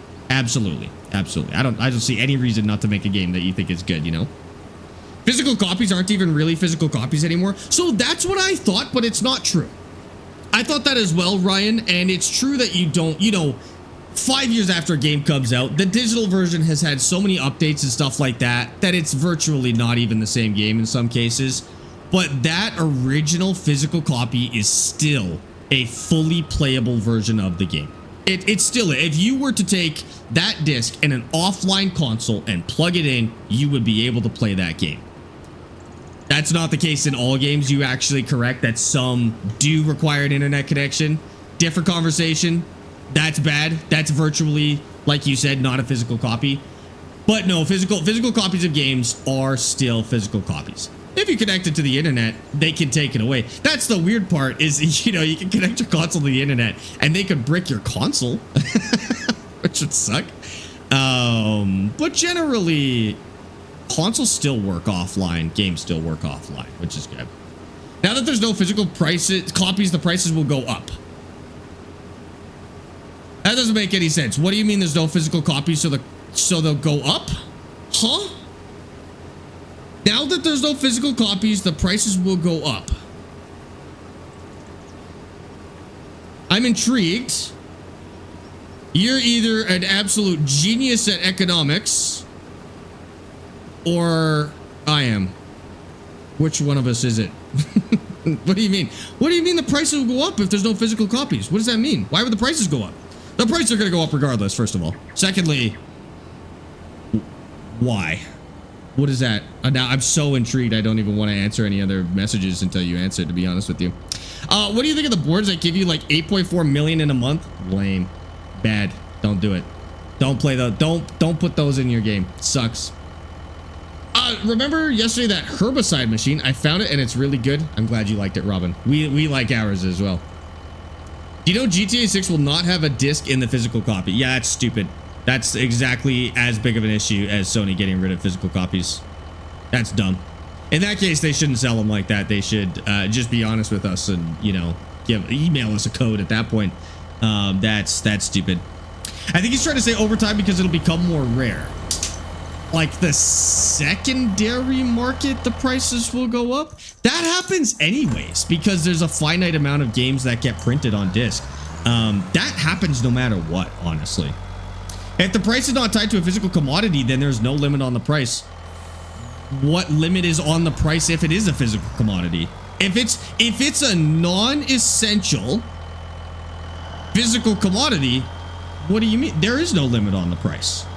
Here, there's a limit on the price for like things that are required to live, like an internet connection, certain food, stuff like that. But like, what is stopping them from selling a $500 disc? Nobody would buy it. But like, what do you mean? Why would that change it? Unless there's some cool rules around this that I don't know about. But what do you mean?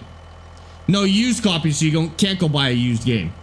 No, that I know. Yes, that's true. Oh, so you mean the price will go up? You mean the price will go up because they're no longer competing with a secondary market? Oh, yeah, you're correct. Yeah, you're right. You're right. You're 100% correct. The fact that there is a disc secondary market for certain games absolutely drives how often that game goes on sale and when they lower the price of the game. Guaranteed. Yep, you're totally right about that. That makes total sense to me. I didn't even think about that. If there's no physical copies, and we kind of touched on this earlier.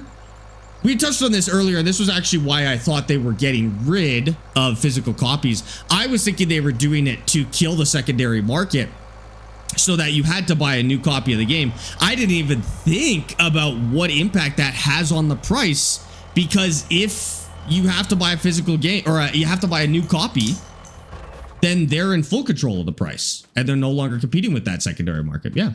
Wow, that sucks. I didn't even think about that, but you're right. Can I use GPS at Farms 25 on Series S? Yes. It's just built into the game now, which is great. Is farming grapes a good idea? No. It is a lot of fun. It doesn't make a lot of money. It's a fun playthrough to do, but do it only when you're really good at farming sim. Like if you're a relatively new player, don't farm grapes, don't farm olives.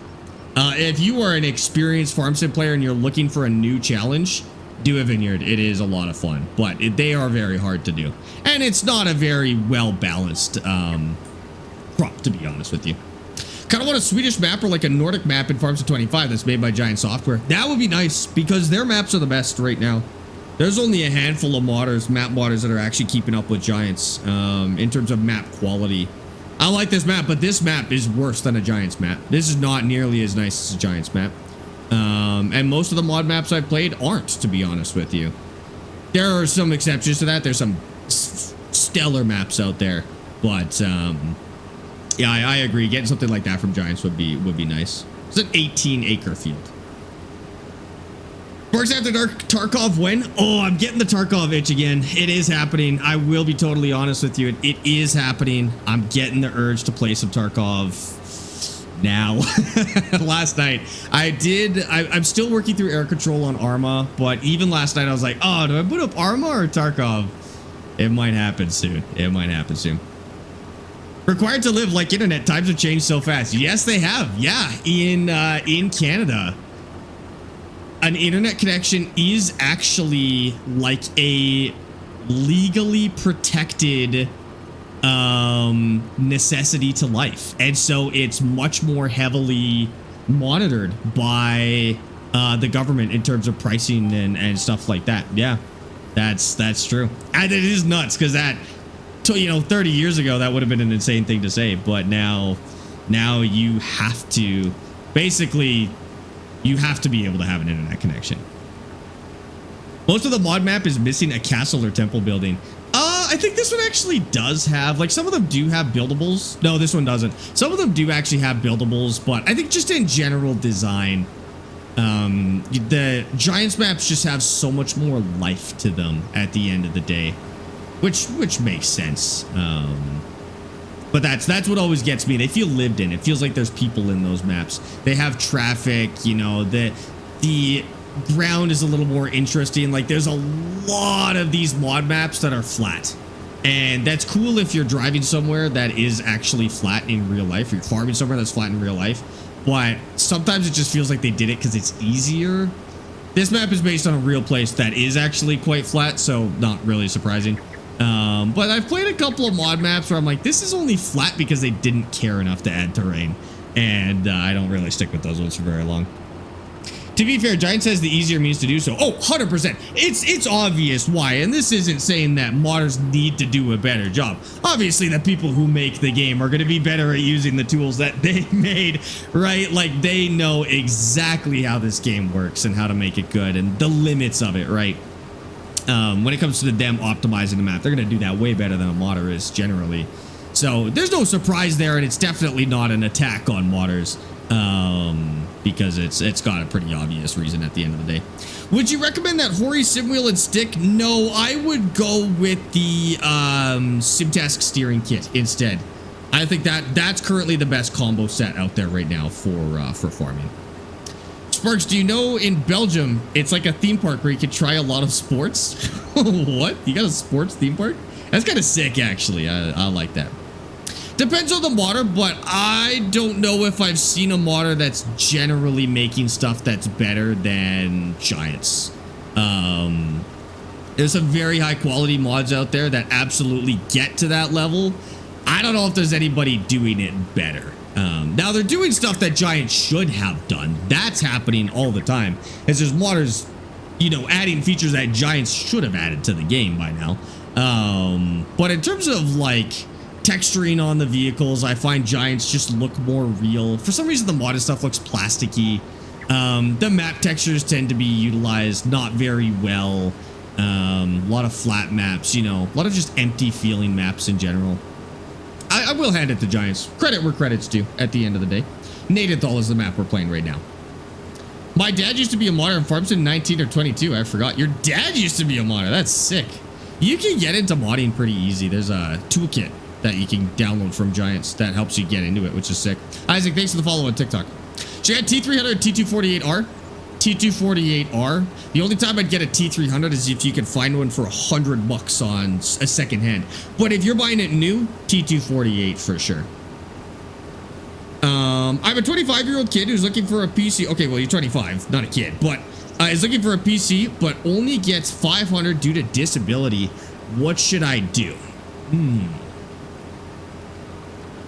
Looking to get a PC, very restrictive income. I mean, yeah, are you allowed to get a job and keep your disability payments and stuff? So that's I'm guessing that's off the table. You know what you actually should do is you should look into stuff like GeForce Experience, which lets you stream PC games to other devices like TVs and to your phone and stuff like that without owning a PC. Look into cloud gaming, because I think that would be a service that you could make a lot of use out of. Yeah, that's what I would do. GeForce Experience is probably the best, but there's a lot out there. Pedro, thank you for the follow, by the way. Appreciate that. Can I have some tips for my milk playthrough form? Tips? Make sure you're feeding them TMR. A lot of people just feed them, hey, feed them TMR. Matt Leakin, how's it going? Welcome in. Sparx, you ever played a game called Stormworks, especially the cargo transfer part of the game? I reckon you'd like it. Would you ever consider streaming it, or do you just do like a set selection of games? That's a lot of questions. I own Stormworks. I haven't played it. I intended to play it on stream. I haven't played it on stream. I will play it on stream at some point. Yeah, we do this series every Tuesday where we play a new game, new to us. It doesn't have to be a new game, but new to us. And it had Stormworks as one of the options on there for the longest time, and nobody picked it. I'll probably put it back in there as an option and give it a shot. But yeah, I actually had it as an option for our new games, and nobody picked it. So I took it off and swapped it for something else. Steam Machine might be another option. I think, yeah, like if you're trying to get the cheapest possible PC, just for the benefits of PC, it seems like Steam Machine is a good way to go. Like you're not going to build a PC for the same price as a Steam Machine. It's not a terribly powerful PC. Nobody thinks that a Steam Machine is the most powerful PC you can buy. It's the bare minimum, but it lets you break into the PC space on a limited budget, which is nice. Rent to own? I'm not a big fan of those rent to own services. I find you do end up paying a lot more than you would with other strategies. Like you'd be better off taking that same amount of rent to own and just putting it away in a savings account and playing on your console a little bit longer or your phone a little bit longer, you know? Will Belgium win against America? I don't know. I don't watch soccer. I don't really know who's the better team, to be honest with you. I get a T248 brand new or a T300 for 500 with a shifter? That's a, no, don't do that. Don't do that. T248 new. Don't pay that much for a T300, dude. They're not. Listen, they were a very good wheel in their prime. We just have better wheels than a T300 now. Go with the T248R. Not to say the T300 is bad or was bad. It's just not worth what it costs new anymore. Yeah, we're still doing the series with Austin. He had a last minute thing he had to get to this week, so we missed this week, but we'll be back next week. I did ask him if he was able to reschedule, but he's still away. So we could have potentially rescheduled for today, but he wasn't able to do it. Hi, Rawl. How's it going, dude? Mods, can we do a shout out for Rawl in chat? It's going good. Farm is going good. How you been, dude? And Sanford, thank you for the 200 stream streak. That is crazy. Recommended rock stacking sim tons, and you did nothing about it. The world is harsh, Sparx. That still doesn't sound exciting. Still sounds bad, actually. It's going good, River. Welcome in. Is that map Hardcore Canada? Yes, Native Thal Canada is what it is. Would you say the T248R feels toyish? I've used to have a G920, but I'm not too serious. I just like BeamNG. The T248 feels about as sturdy as a G920. It's a better kit, but in terms of like build quality, expect about the same thing as a G920. The pedals are better, so I think they went like the top has a little more plastic, but the pedals are better, and so that's where the quality is. At the end of the day, a $300 wheel to $500 wheel is going to be plastic. It's going to be mostly plastic. The important part is that the wheel is either not plastic or it's reinforced with metal, and that the pedals are made of metal. That's it. This stuff, I don't care about this stuff. You can make this out of styrofoam if you wanted to. It doesn't matter. You never touch this. This doesn't matter. Oh, this is metal. I thought this was plastic. Oh, this is metal. Anyways, you can make this out of styrofoam and it wouldn't matter. This is the part that needs to be nice and sturdy. And on any wheel worth its salt, it is. Any of the wheels I recommend, it's metal. I think with the exception of the T128, which is designed to be incredibly cheap. I think it's plastic reinforced with metal in the wheel, which is the bare minimum. But the idea behind that kit is it's the cheapest possible kit and still getting force feedback and 900 degrees of rotation and all that fun stuff. So BeamNG, yeah, you'd be fine with the T248 on BeamNG. It's also got a lot of attachments. Like BeamNG will work with a shifter and it will work with a handbrake and stuff like that. And you could get those things with the T248. T300, I don't know about. G920, the shifter sucks. I don't recommend it. Mine broke very fast. You love your T128 farm bundle? Yeah. And it depends on what you're playing too. Like, I think there's a lot of people who look at a steering wheel and they're like, oh, it's entirely made of plastic. That's bad. But like, if my options are get a plastic wheel for $200 or not get a wheel?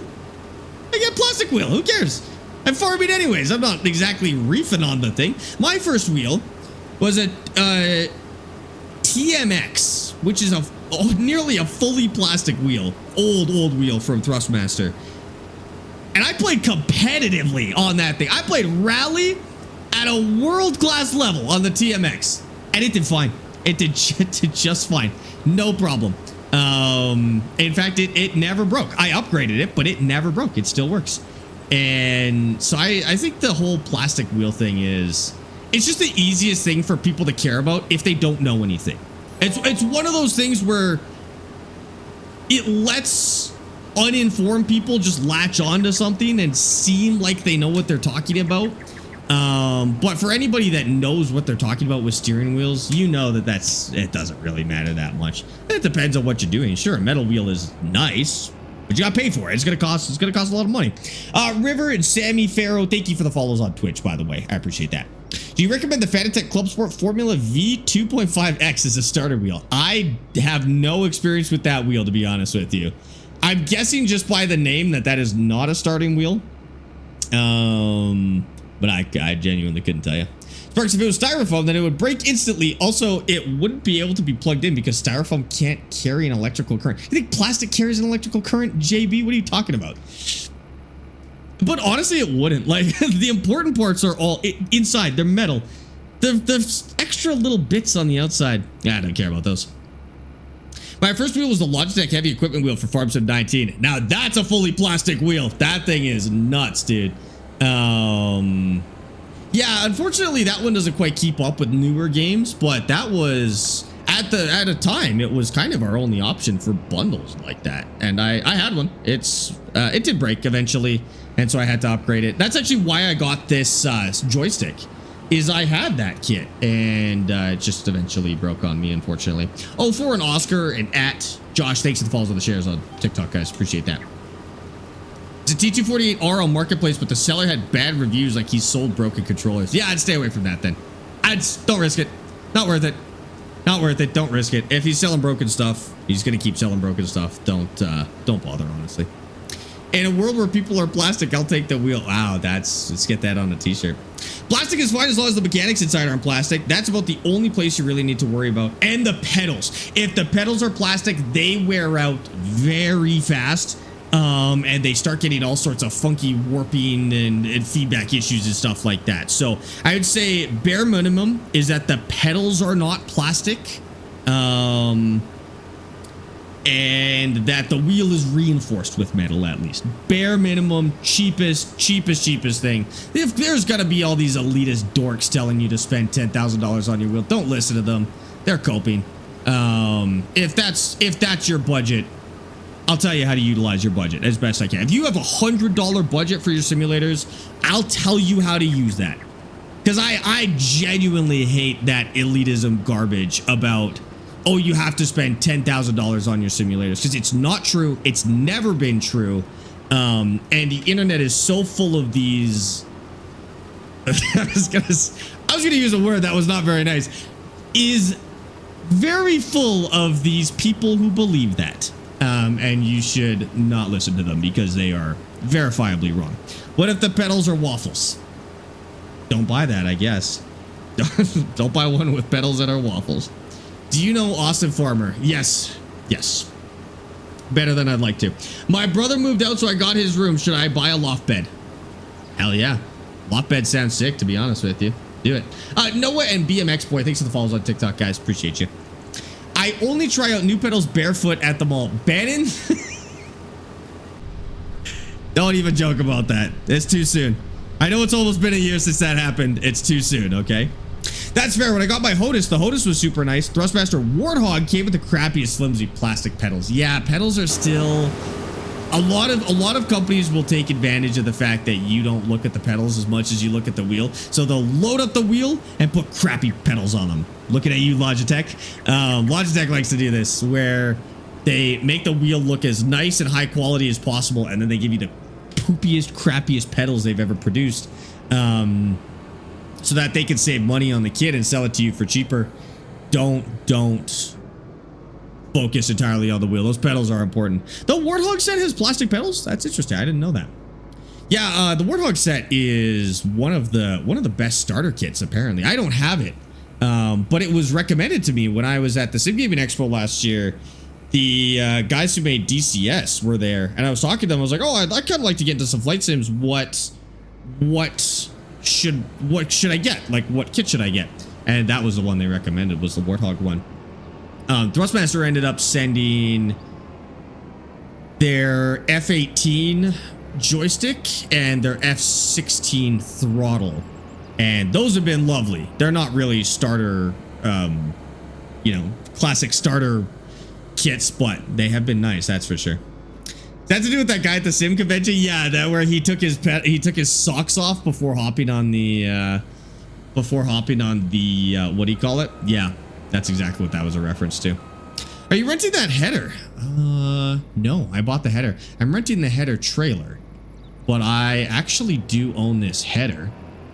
So now I gotta find a place to put it. We should probably take it for a wash, and then figure out where to store this thing. Yeah, we did end up buying the header. Now you'll see we're at negative $2,000 right now, which is bad. But I don't actually need money in this moment, so I spent all of my money on the biggest harvester that I could buy.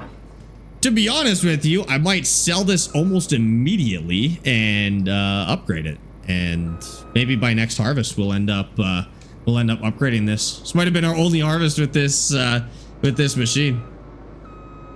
I'm doing a start from scratch save. I have 90K. Should I buy a little land and lease equipment? Yes. Yeah. That's how I like to start. Buy a little bit of land, lease some small crappy equipment, or buy it. I mean, depending on how much the cheapest land is, you might be able to buy just the land and then buy a couple pieces of small equipment, little John Deere or something like that. Okay. Now where do I put this? I don't have the money to make a separate barn for storing this. I think we're gonna have to clean out our other barn a little bit, or at least reorganize.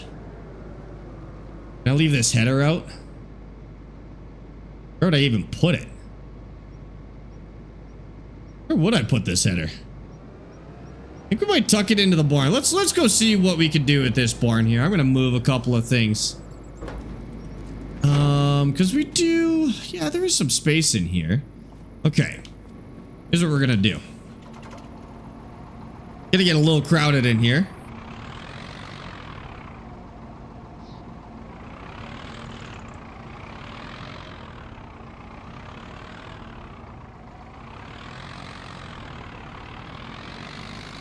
And we're gonna tuck this right around into here. We use this once every couple of years. Not a very important tractor. Okay. And then maybe this can go. This might be too long, but we'll see.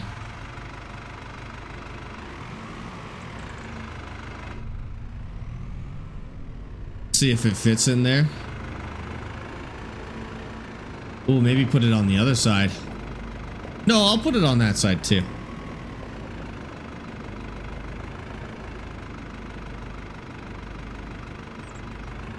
That's a little on the long side, isn't it? Although, yeah, it's a little too long, but what if we go like this?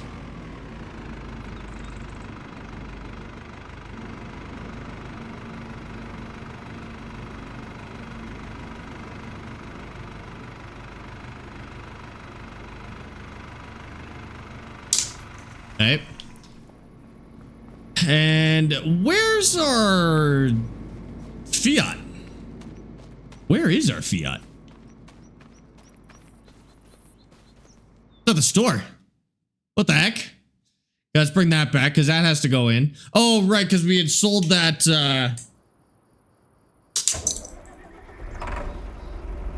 we had sold that trailer, that's right. The Warthog pedal combo wasn't like a proper kit. It was the HOTUS and a summer sale. They just checked in a free set of pedals with. Oh, they just threw in a free set of pedals. Oh, okay. Well, that's a little bit better. little more promising.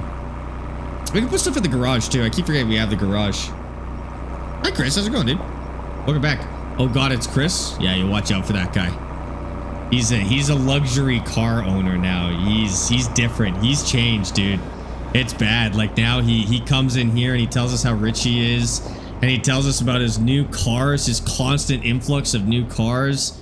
Yeah, this guy, the fame has changed him, dude. One clip of his goes viral and he's buying luxury vehicles. I'm just kidding.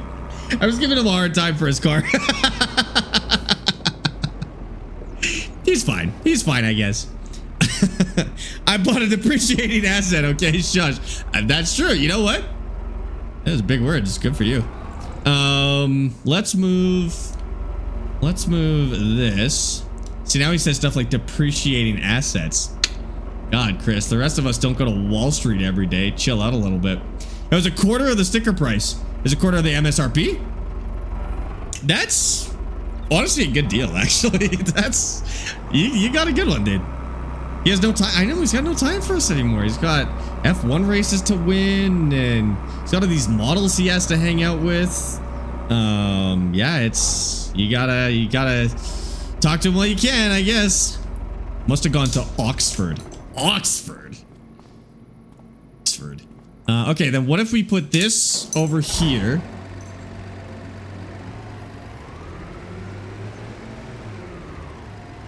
Okay, hold on. I still don't have a place to put this header, though. You know what? I'm just going to take this out entirely for now. Come buy my yacht anytime, Sparx, but not on it. Oh, I get to stand on the dock and look at your yacht? All right. Sounds good, Chris. Is it like a 10-foot dinghy or something like that? To be fair, I don't have a boat, so... If you get a 10-foot dinghy, that's, I guess... Okay, I put that in the worst possible spot. More boat than I have. Move this out of the way a little bit more. It's a wooden pallet. That's a raft. Okay. That's cool too, actually. Do you know what? If you actually got a wooden pallet to float like that, where you can stand on it, I would actually think that was sick as hell. I might actually think that was cooler than a yacht. If you built a small boat out of a wood pallet, it's kind of awesome. All right. I've got to figure out how to back this nonsense into the barn.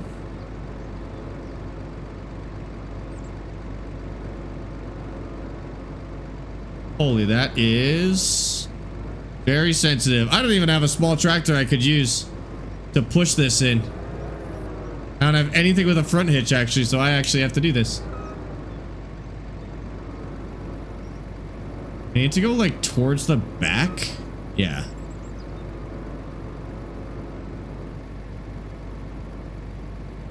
Here I go, this way? No. Wrong way. Holy, how long has it been since I backed up one of these dollies, dude? I think I've done it since Kinlog. There we go.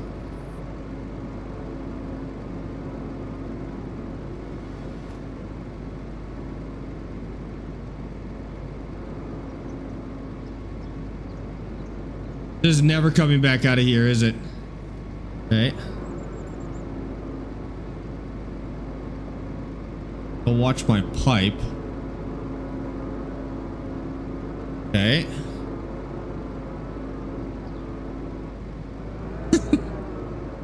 Gonna log onto your alt just to ban? Wait, you still have a modded account? How the heck did this happen? Okay. Okay. Okay. Watch the pipe still. I'll be good. Except I won't.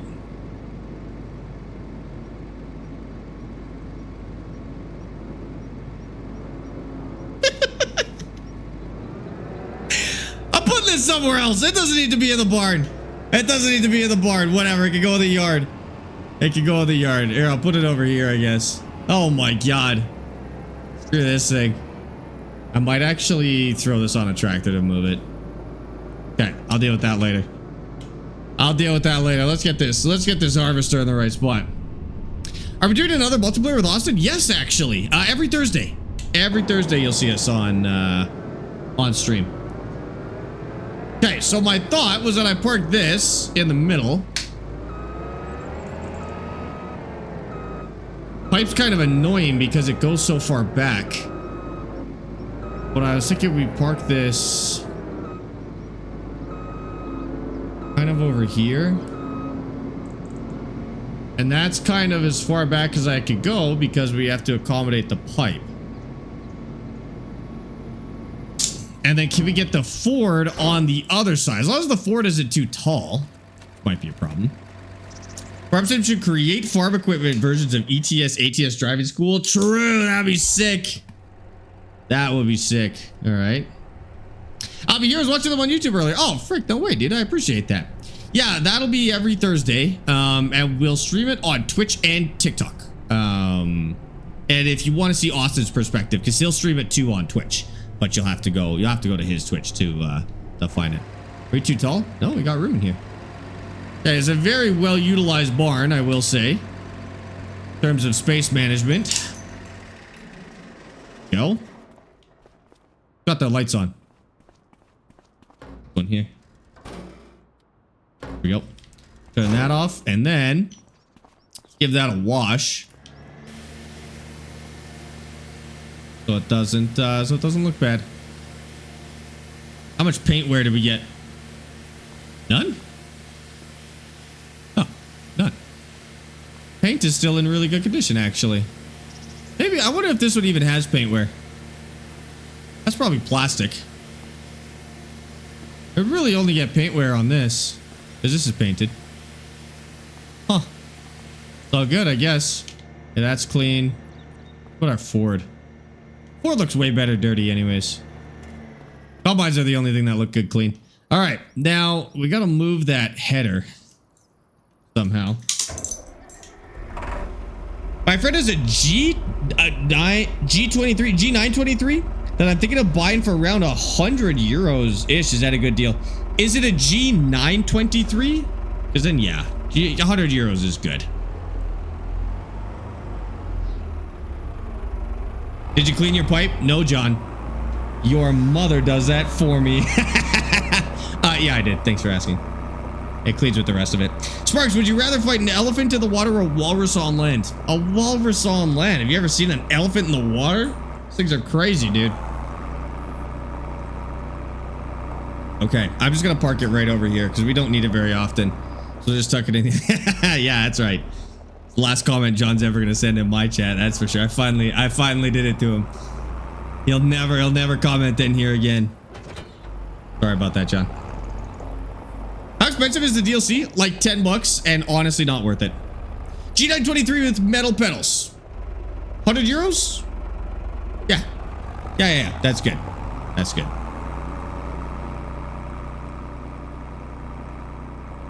You wish that you never sent another message?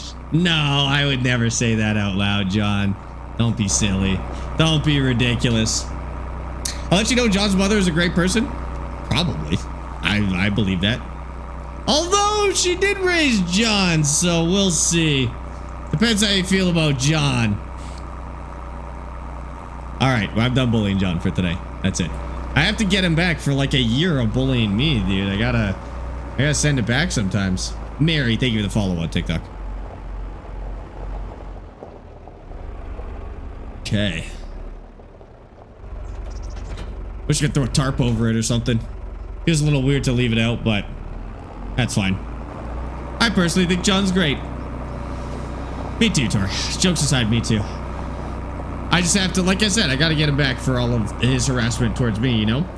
Rudolph Fish, Callum, Ethan, Mary, Colin, thank you for the follows on TikTok, guys. Is it actually safe in American schools? Because I want to do a year exchange in America. I don't know, dude. I'm not from America. I'm Canadian. Canadian schools are fine. I never had any issues. Come to Canada, dude. So Ronster, thanks for the follow on TikTok. How much does your setup cost? Too much, probably. About 2,500 bucks? Yeah. Do y'all run ATS? Yes, sometimes. I don't stream a lot of ATS. I do find it to be kind of a mediocre stream game. It's just very slow. Like, it's such a good immersive game to play, but in terms of a stream game, it's not really that exciting to watch. And so I don't tend to stream a lot of it. Could I maybe, just for the sake of organization, if we did this?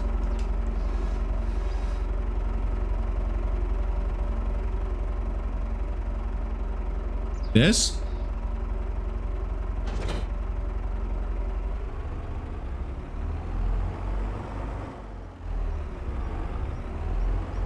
And then can I park it like this? Yeah. Probably should have taken that weight off too, but I always use it with it on anyways. Perfect. That's way better. Okay. Well, we've jammed a lot of equipment into this barn, but it will, it'll do. It'll do. Okay. Where are we at? It is November and we are sitting on a ton of poppies. So we don't want to do anything with our poppies, right? We're not turning them into anything. When do we sell them? Oh. That's an average amount of equipment. That's a ton of equipment. I'll have you know. Oh, it's up here. Poppies. Sell them in February, so we hold on to them a little bit longer. A little bit longer. If we have any more room to store them. Do we have to plant anything in the meantime? Can't you run 2 crops side by side with poppies? Isn't there something you could plant where that'll actually fit in with poppies? Why did I feel like there was a crop that did? Oh, I should put a cover crop in. I should drill some oilseed in. I forgot we were playing on precision farming. That would be very handy, actually. Okay. I probably should have drilled that in. Oh, it's not too late, is it? Is there a month where it can't go? Oilseed radish. Oh, it's too late.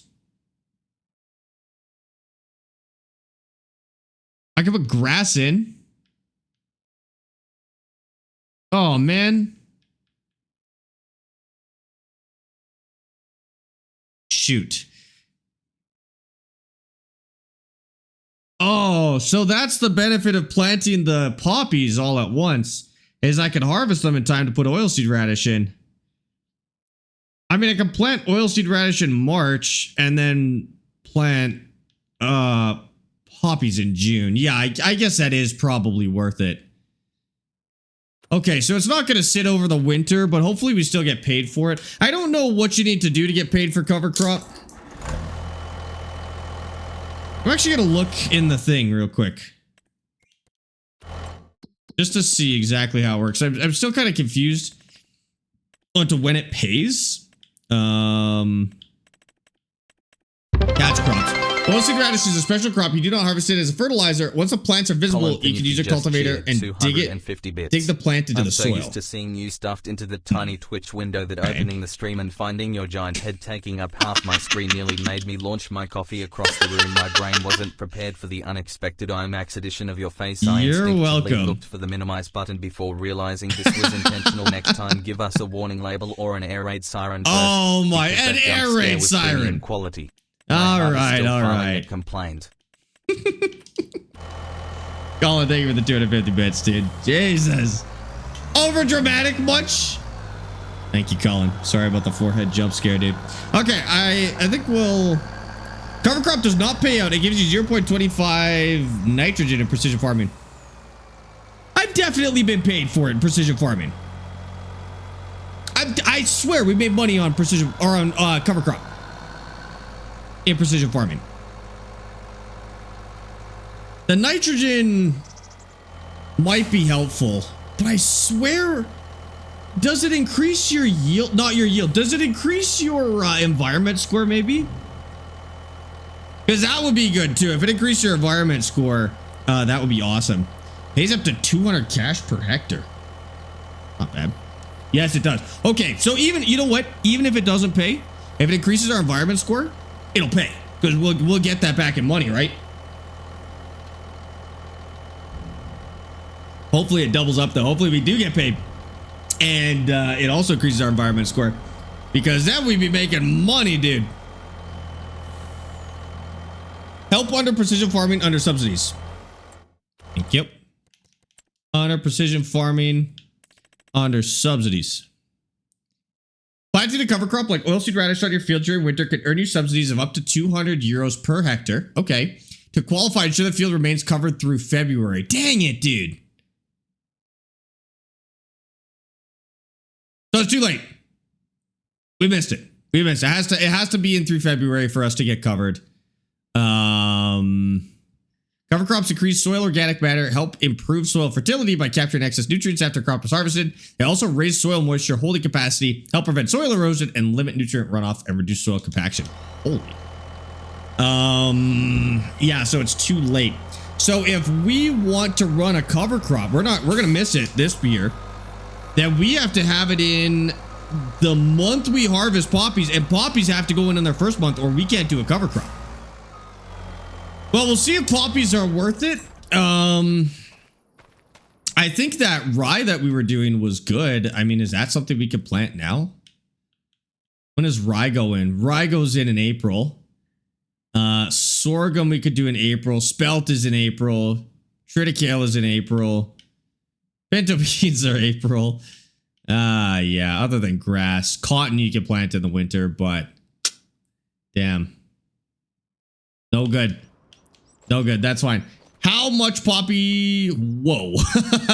Chat, we have 183,000 liters of poppies right now. I don't know what that's going to sell for, but that is huge, dude. How's our environment score? Oh, 97%. Look at those, dude. Cover crop would have brought us to 100%, I think. It's a real shame that we missed those.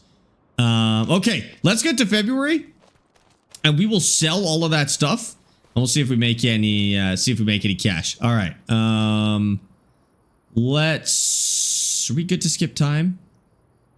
I think I've done everything. We're good to skip time. We should go till like 9 in these months as well. We sell in February, right? Is that what we said? We got to sell in February? I'll set up a dirt growing farm. You could. Technically, you could have a peat farm. Well, I can't really. Can you have a peat farm? Do you intentionally farm peat? How long does it take peat to generate? I don't know if you can intentionally farm peat. Okay, we need to... Poppy seeds. February. Okay, just triple checking so we don't overshoot it. How long am I streaming tonight? I am streaming for another 3 hours, I think. 2.5 hours-ish, give or take. I don't think I really have anything else to do today. Gym closes early today, so I can't make it. Nope, I'm good. Yeah, we'll just 2.5 hours-ish. January and February. What map is this? This is called Nadenthal, Commander Karn, and it is, it's really good. Cartel will give you top dollar for the poppies. We harvested them too late for the cartel. You have to harvest them. I'm not going to tell you that. Never mind. Don't worry about that.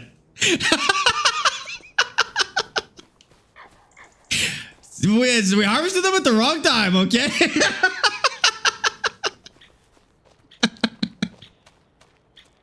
Thanks for giving it a go. Enjoy. All right. Should we sell our pallets first?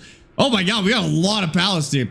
I think I want to sell all of our pallets, and then I want to rent a big truck to sell all these poppies instead. Let's... How much is left in here? Still, man, this is still making money. These are peas from more than a year ago. Well, kind of. Oh, we were supposed to sell these in November? We didn't have any in November. It's all good. Well, we better sell them now then, because they're only going to go lower. So we're going to start with these, and then we'll go. Sparx, you would win in a fight, the dart or a brick wall? How sturdy is the brick wall? I think I lose that fight either way, but the dart might survive depending on the wall. However, it is a dodge, so the backup camera would stop working and the radio would turn off, which it does already. Is cattle hard? Hard in terms of, like, video game hard? No. Like, there's harder games out there than cattle in Farm Sim. Hard in terms of Farm Sim, though? Yes. It's definitely one of the more complicated things that you can farm in Farm Sim. So, but you'll be able to learn it. Like, it's not so hard that you can't do it.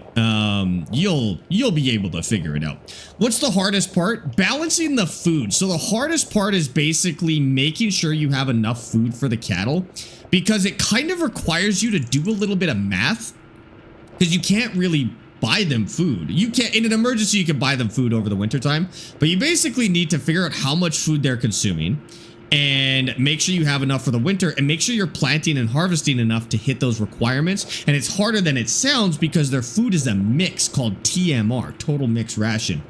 And so not only do you have to calculate how much food they need, but you need to calculate how much of each of the 3 components you need to mix their food throughout the winter, throughout the whole year, basically, to be profitable. If you buy their food, you're not going to be very profitable. So, I mean, that's the only part that's kind of difficult. They're also very high maintenance. The one complaint I have about the game is cattle. You can't have like an AI feed your cattle. And so you have to feed the cattle every single month. I had cattle that I had to feed twice a month because there were so many in one field.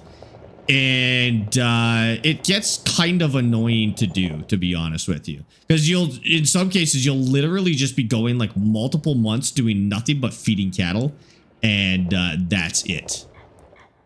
But you might have a good time. Don't have a lot of cows, so I don't have to worry about TMR. I have so much bales. If you're doing beef cattle, you don't have to worry about TMR. You only do TMR for dairy cattle. Beef cattle will eat whatever, and it doesn't change their value. In real life, beef cattle are a little more complicated in terms of, like what kind of food they're eating and their exertion and stuff like that in terms of optimizing for, weight. But in Farm Sim, they just get $100 more expensive every year. That's it. Every month. And, dairy cattle are not like that. Dairy cattle actually have a bar that will get lower, and you'll get less milk out of them when the health bar goes down. There is an effect for beef cattle when the health bar goes down. I think they produce less slurry and manure. They may breed slower as well if you have breeders, but that may not be applicable to you. I'm actually not sure.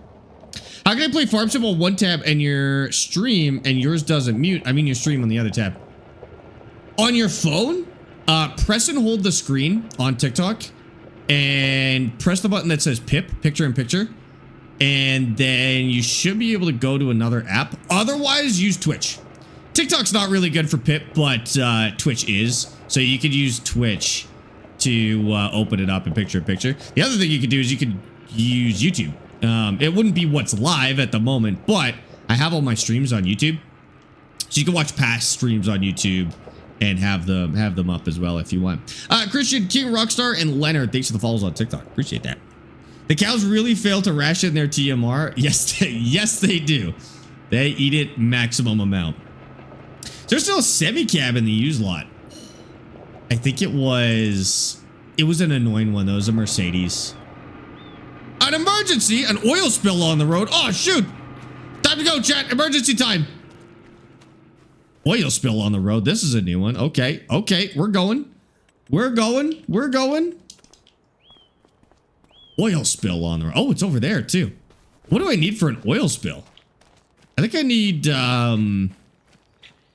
probably need some, like, ways to block off the road.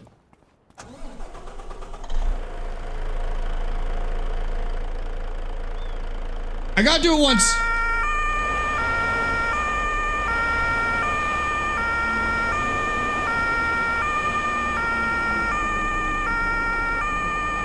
Okay, that's enough of that. You guys get the point. Just pretend that's still going.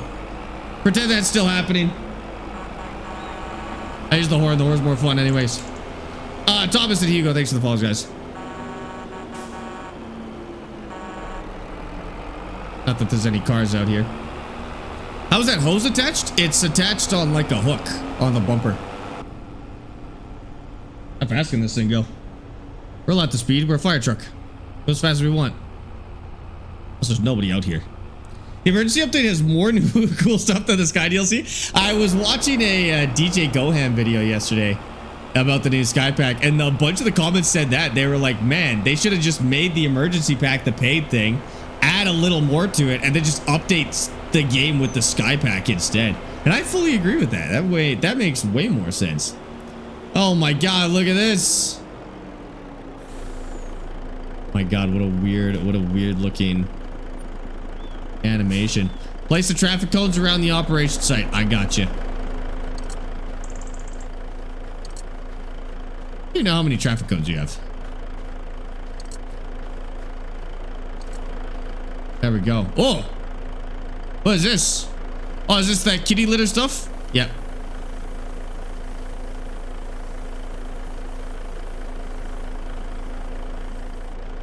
Stand.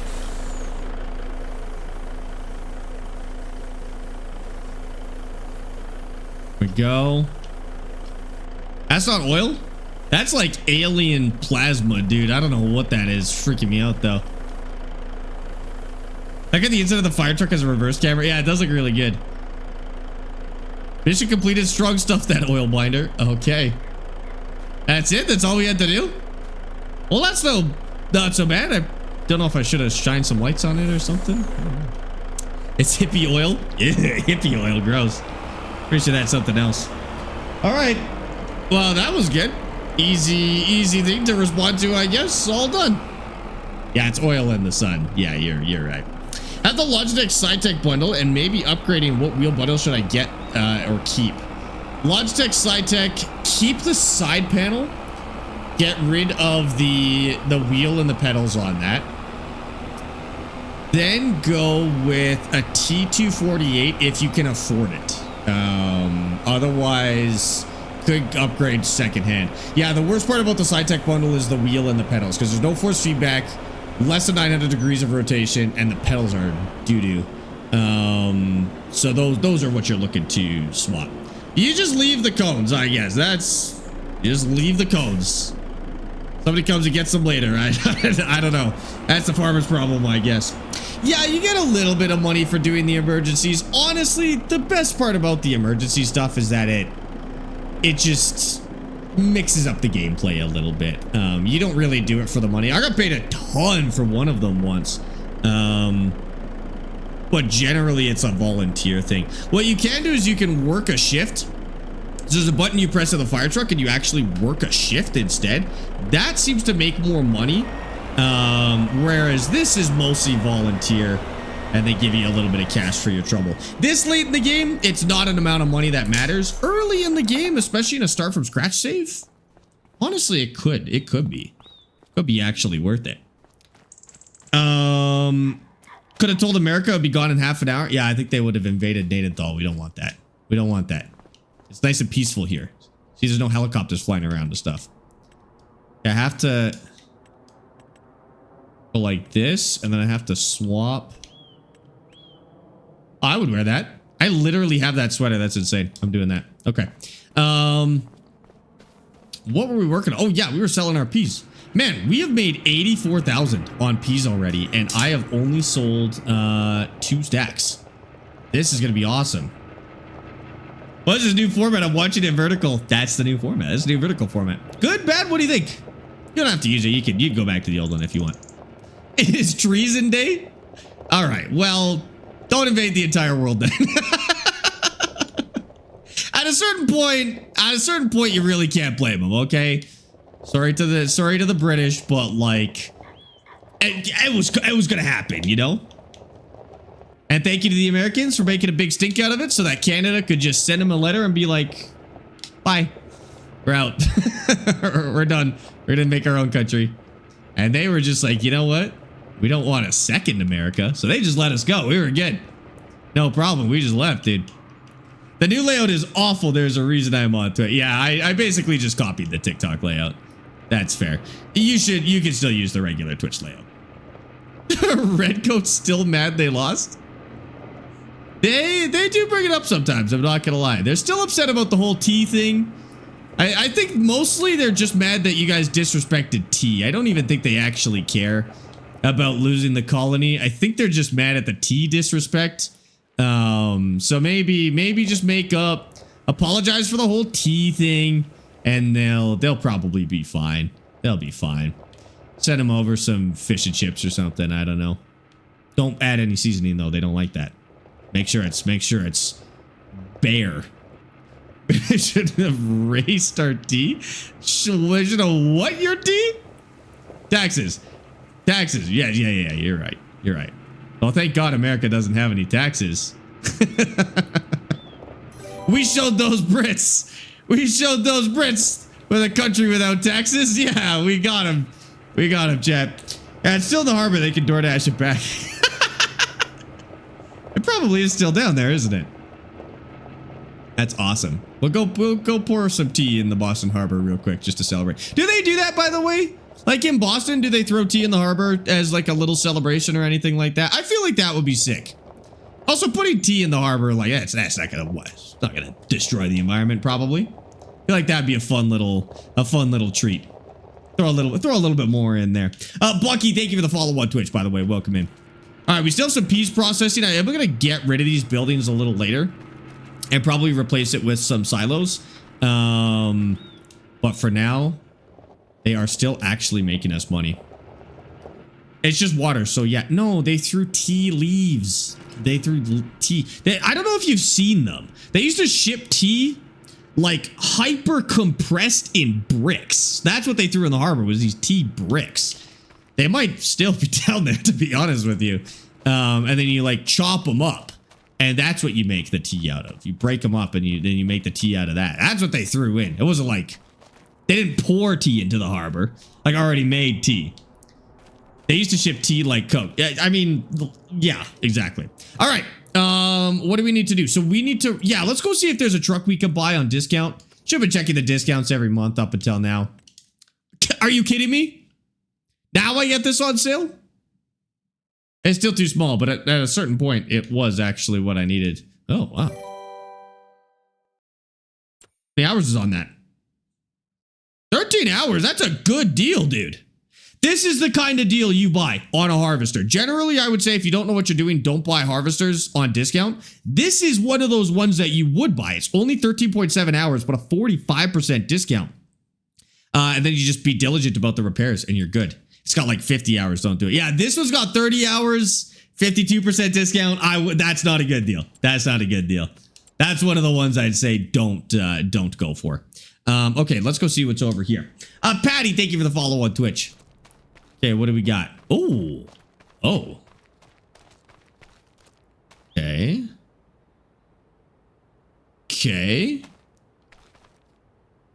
Couple of rototillers. Actually, those aren't rototillers. What are those? Harrows? Power harrows? Subsoiler. Got a bucket here. More power harrows. Wow, they're loving that. And subsoiler. Another subsoiler. Interesting. And B-track, no. No, Bobcat? Oh, that's sick. 17,000 bucks for a Bobcat?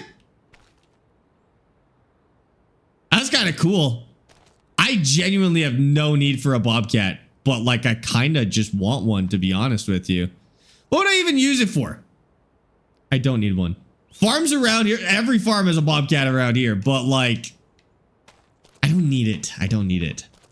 But if you guys come up with a good reason, I'll buy it. Versatile Nemesis, 124K. Oh. The European trailer. Oh, it's chainable. Oh, that's not bad. What's the capacity on this? 34 cubic. Holy. Not a bad little machine, dude. What'd I use it for? Nothing really. I already have my truck. I'm gonna go with a semi-truck. We're in America, damn it. I need a semi-truck. We're in Canada, but we have the same kind of opinion on semi-trucks. All right. Let's see if I can get a good semi-truck. Yeah, I do. That is what I want. I do want a semi-truck for this. So maybe we rent one. Where would I store it? If I had a semi-truck, where would I store it? I could probably move some of this nonsense around and get a semi-truck in there. Let's go see what they have for sale in semi-truck land. Okay. Transstar 2 day cab. Not bad. 52K. We do tandem short. Bring that price down a little bit. Want the sun shield. Want the horn on there. Keep those additional lights maybe. Those look good. We'll go something like that.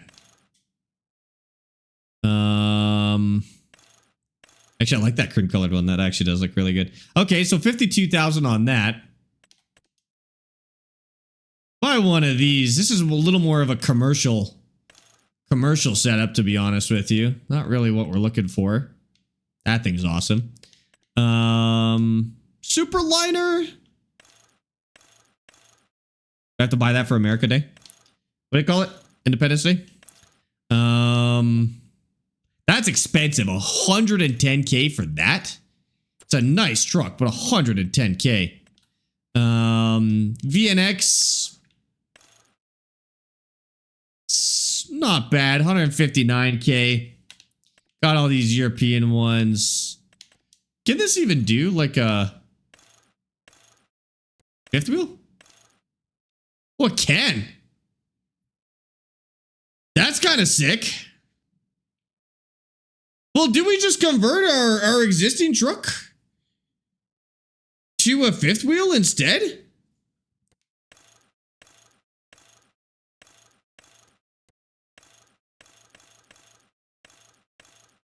That might be kind of nice. You work at Mac, really? Where? Have a tour. Do we just convert, Chet? Get a 389? Is there a mod for a 389? I do actually want to get this, just because we are trying to use plains and prairies. I want to get one of these eventually. Probably not yet. But this is what I want to go for. I like that. That actually looks really good. That looks terrible.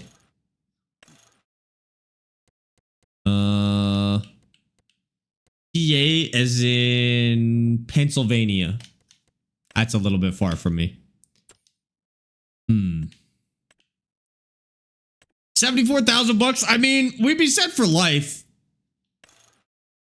We're gonna make more money. Maybe it's time to do it. Maybe it is time to get a truck and do it for real. I really need a sleeper. We're not really going that far. Just a shame that is so insanely ugly. High-rise sleeper, sky-rise. That just looks better, you know? How do they make the truck so ugly? Is that DLC? Yes. Oh, we can take it off. Oh! Alright, problem solved. Wait, does that work with the others? Oh, no. Oh. Oh, sick. Okay. I like that. Painted. Sun shield. Yes. I do like those mirrors. Those are good. Hate these colors, though. Oh. That looks pretty good. What color do we paint this? I'll go blacks, too plain. There's an interesting finish on this truck, actually. I don't hate the orange. Ooh. That looks kind of good. Maybe red. That looks good, too. What color truck do we buy? How bad is this going to look? Yeah. Oh. That looks pretty good, too. Not brown. Not purple. Ugh, not purple. Ugh. Did I do this orange yet? That's a little too flashy for my taste. I really like this crimson red. What other colors could we do? Ghost green? What the heck is ghost green? Oh, we could change the finish too. I don't know. That metallic one does look good. I saw a cool color on a truck the other day. Hold on. I'm gonna try and recreate it. Like that, but it's a little more green. It looked like that. No. It didn't look like that. I think it was more blue. I was like, that color. Go gold? I think I like this. But is it too bright? I feel like when you do too bright of colors, they look unrealistic. We go like that. Oh, now we're getting somewhere. I don't hate that. I think we could go a little more saturated. What do you think? I'd drive that. Let's do it. We can always change the color later. You hate that color? What do you mean you hate that color? Look how good that looks. You hate that color. What are you talking about? I'm buying it. I'm buying it because you said you hate it. All right, we got our truck. Now we need a trailer. Now I might rent a trailer because trailers are very expensive and you actually have a really good chance of finding one on discount because there's just so many that'll do the trick. So I think we'll rent a trailer for this month and then we'll swap. Looks good? Okay, thank you. Yeah, look at that. I almost matched it to Axel's Truck Center over here, but I like that color. Okay, and we do some sort of grain trailer. I'll see the prices. Maybe there's a good one. Grain trailer. I'm blanking so hard on where those trailers even are. Oh, I know what the picture is. It's that one. I want something like this. Is that too big though? That's a big trailer. Super B, those always look good. I don't think we quite have that much. Actually, we do. We do have that much product. What is this? Oh, there's a new paint job for the Profiliner. Any more? There's the pal figure one now. That looks kind of good. We got the bottom raised. We don't need that, but not a bad little trailer. Oh my god. SnowRunner reference. Wow, there's like not a lot of options actually. You know what? We are probably just going to rent this for the year. Because I do actually have that much to move. Okay, cool. Single cab with a B train looks interesting. Like a day cab with a B train. Listen, it's a work truck. It looks good. You don't have the right lorry for that trailer. Just the fact that you called it a lorry makes me know that you're wrong. Technically, I should probably have the arrow on the top of this because I bet the arrow is horrendous when you have that reverse wedge on there, but that's okay. It'll be fine. Holy, this does not have a lot of turning radius. I know, there's like four good trailers, dude. It's not very good. Okay. It'll move. It'll move. We're fine. You're like 5 feet from the sail point. I don't think you need to worry about arrow. That's true. That's true. We really don't have a long ways to go. Yeah, I agree. They're a little limited. I just joined. Why does the chat look like TikTok? That's a new option on Twitch. You can turn it off if you want. Oh, I don't really have a way. Okay, we're gonna have to go around the long way. Hold on. Nah, you're good, Ronan. I'm just giving you a hard time. You're all good. We've got the right truck for this. If I had put the fifth wheel on my top kick, then we would have the wrong one. But I think this is good. We're gonna have to, I think, turn one of our fields here into storage or something, or buy another house. We might just buy this house finally and make this storage, vehicle storage. I forgot who won. You or Austin? Me for the first one, and that we're on another one right now. So how do I turn it off? I don't like it. On the right side of the screen on Twitch, it should be in there. And yeah, you can turn it off. Okay, what's the best way to do this? We're gonna go around like this. How much money do you have? 97K right now. I don't know what to spend it on. Land would be nice. I might buy the neighbor's property there and fix that up. But I also wouldn't mind another another farmable field or something like that. That was close. What? Those are backwards. Okay, it's fine. We're gonna have to do multiple trips here. That's the crazy part.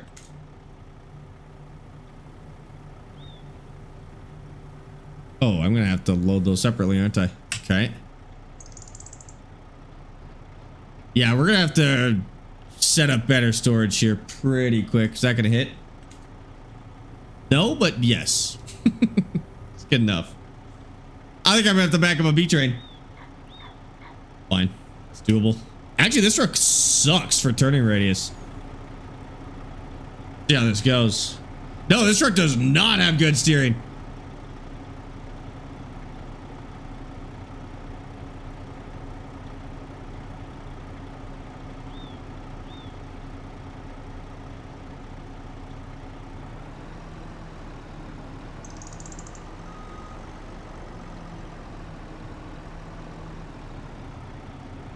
Which is gonna make it harder to do this because I have to work in smaller turns.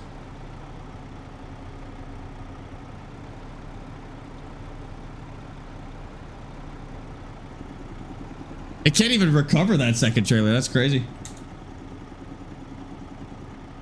I don't like this truck. I think this truck is not good. I'm kind of sad that I bought it, actually. I thought I thought it would be better, but it is like, look at that. That's its maximum turning. Look at that. That's crazy. It's the color. It's the color. Okay, and then I have to get the front.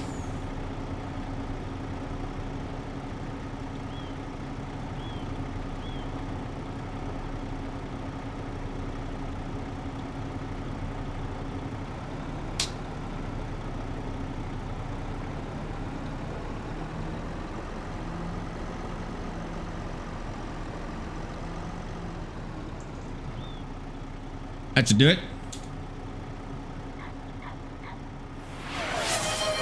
Okay. Now, where are these going? So poppies. So just drive them further away. Take them on a lap first, just to make this worth it. The oil mill. Oh no, Bloomingart Exports is paying the most. Where's the oil mill? An oil mill? That actually looks like a better place to unload. Let's try the oil mill first. All right. Oh, I can't get out here, can I? This farm is not set up for semi-trucks. We're just gonna have to tough it out, but we genuinely may have to take a left turn out of here because I don't think I can take a right turn. Not with this truck, at least. Okay, we're taking a little detour. We are not set up for semis. Oh my god.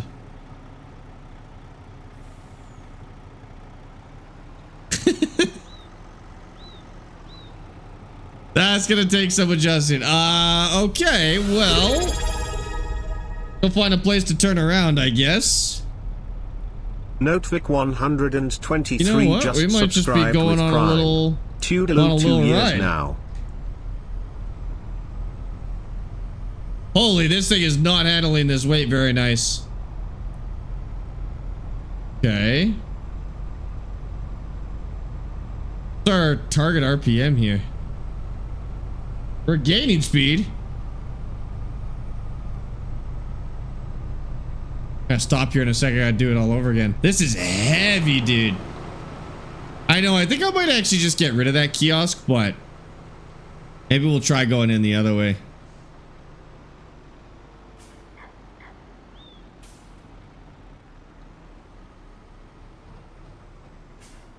Takes us a long time to do anything, but we're good.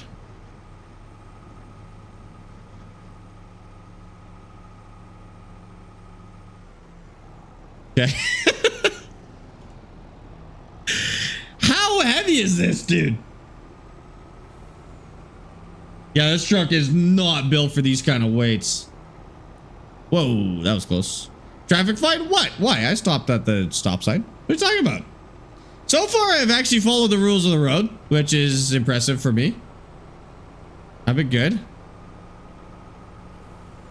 Have you played Islands Fishing? Yes. Very, very good expansion. Very good expansion. I was super happy with that. I was going like all the way around, to be honest with you. Might end up on a dirt road somewhere, but that's okay. You were going 60 to 50? That wasn't a 50. That was an 80. What are you talking about? Oh, was it a 50? I don't think it was. I don't remember that happening. Oh, no, we're going on dirt roads. Right?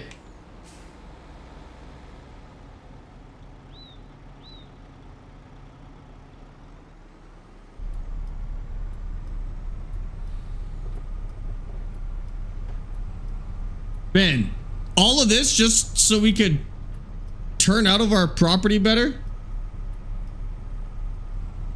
Right? Did you do a stream with Austin Farmer? Yes, actually. Many streams. We do a stream every week, Colin. Okay.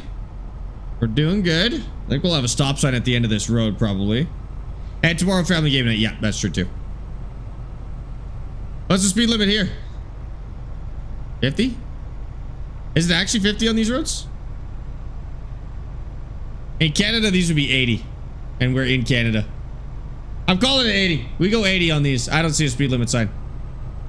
Unmarked rural roads here are 80. I don't know if that's true for gravel, actually. That might be different for gravel, but not important. Okay. We turn up here. That's totally unmarked. I doubt this is the priority road, so we're going to stop. Sparx, I know you're not American, but happy 4th of July. Happy 4th of July.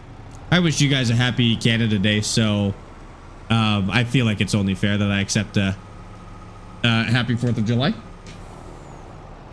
I was late to stream today because you guys have so many cool planes flying in the US right now, and I had to catch them all on Skycards first.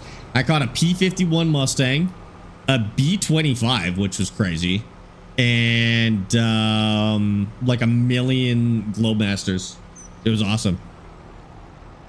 You like to spread your freedom? Don't say spread your freedom. That's gross, dude. You're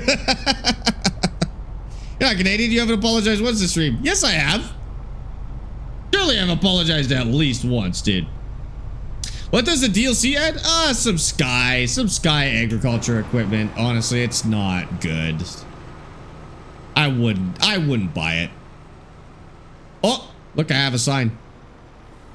50 on this road. Well, 50 through town, at least. I think that's the implication here, is it's 80 until we go through town, and then it's 50. So we're good. We were okay. Okay.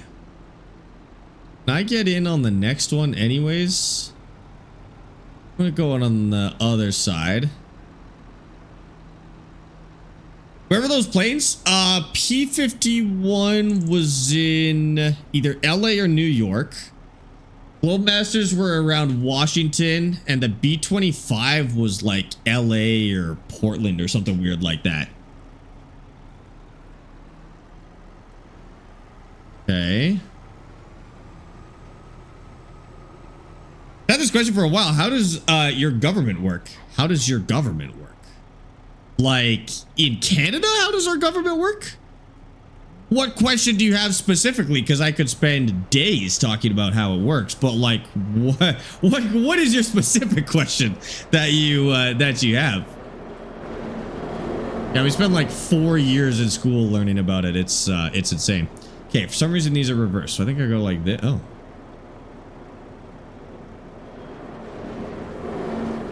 There's one, and then how do we swap that?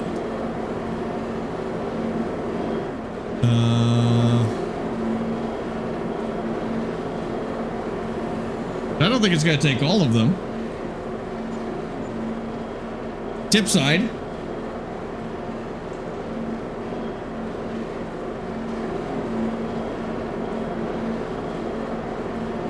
Dump that.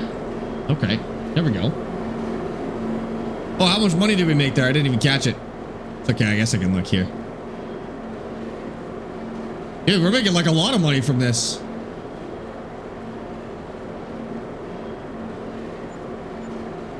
Wow, 70K per bin. And there's 4 bins total on the truck. And I think I'll be able to go fully fill up again.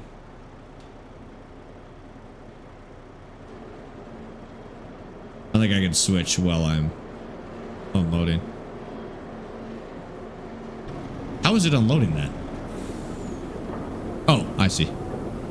Okay, it's going. All right. You can't play Farming Sim because it's hot? What does that mean? Further up, maybe? There we go. That's chainsaw.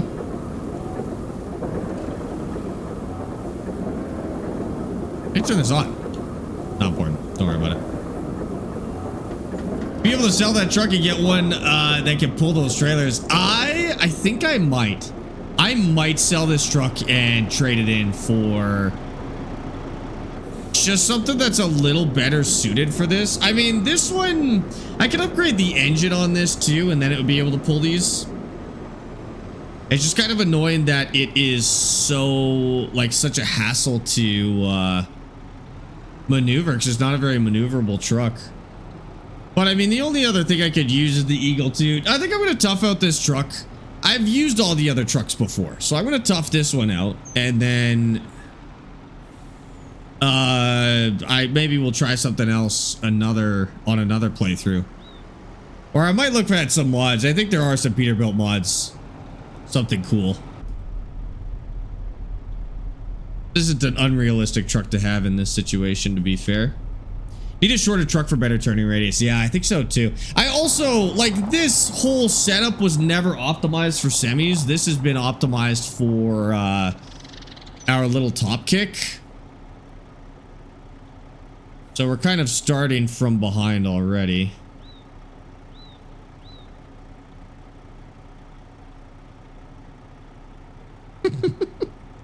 I'll get rid of this silo after this season. I think we'll buy the neighbor's land and put up new silos and have an actual fill area for trucks. In the right order here. I love other countries, including my own, but I want to know more about other countries and how they run. How would you say Canada works? Does that make sense? I mean, pretty similar to the US, but we have a prime minister instead of a president, which has less power. So, like, prime ministers can't do, like, they can't do, like, executive orders like American presidents can. So that means, like, everything's a little more, I don't want to say stable, but it's a lot less turbulent when, like, a new prime minister gets into office, because, like, that's the first thing the Americans do is they sign a bunch of, like, executive orders, getting rid of, like, the last president's executive orders and making stuff happen. But, like, a prime minister doesn't have that much power in Canada, which is good. We don't have Congress. We have something kind of like Congress, but it's a different system. It's closer to what the Brits have. And then we don't have governors. We have premiers, which is kind of like a governor, but again, they have less power than like a governor does. I guess the main difference between Canadian politics and American politics is the individual politicians have less power in general, which is a good thing in a lot of ways. It does mean stuff happens slower, which can be kind of frustrating, but you don't have like one person changing a bunch of stuff kind of out of nowhere. So it's a little more chill over here. So it's very much in the UK. Yeah, I'd say the UK is actually even slower. The UK tends to do stuff even slower and with even more like bureaucracy and bloat, I would say. Which I think anyone living in the UK would agree with. That nothing really happens out of UK politicians. They don't make a lot of decisions very quickly. And they're widely considered to be quite useless probably. Ours aren't quite that slow, but kind of in between the two. We hate it here. Our government is pants and the prime ministers resign every 5 minutes. Yeah, the rest of us make fun of you guys for that one. We do make fun of you for that one. That's actually a really good thing. I agree. I mean, I've never lived in a country where the figurehead has that much power. So I don't know. I think it could be good in the sense that the country can react faster to certain things. So like the president can make what do you call it again? An order that basically makes something happen immediately, and then the courts can kind of decide if that was the right thing to do or not later, and they can either like overturn it or maintain it or sign it into like official law or something like that. But so it lets you react to things quite quickly. Not that Canada couldn't do that in an emergency, but they would like have to declare an emergency. They can't just do it when they get into office, you know. I know this is gonna seem weird, but can I see a Canadian dollar on stream? I don't have any. I don't have any money. I don't have any cash. I'm actually not really big on cash. It's kind of rare to see cash around here. We do a lot of digital. Some like older people are still big into cash, but I will go weeks without ever seeing physical money here. If I find a dollar, I'll find you one. I'm sure there's one in the house somewhere. They're gold. They're a little gold coin like this. And then we have a $2 coin, and it's a gold coin wrapped in like a silver coin, basically. Like it's got a silver ring around the outside. I'm still trying to learn these keybinds. Yeah, it's called a loonie. We call it a loonie. Yeah, that's right. We don't have dollar bills. Our smallest bill is a 5. So yeah, that always weirds out the Americans. Timmy's is the only thing that sees my cash. I wouldn't give Timmy's my bank card either. They can't even make donuts, dude. I'm not giving them access to my bank account. It's made from chocolate? It's not, but we have those. Yeah. This is like a common kids candy here. Is chocolate loonies. I forgot about those, dude. That's so funny.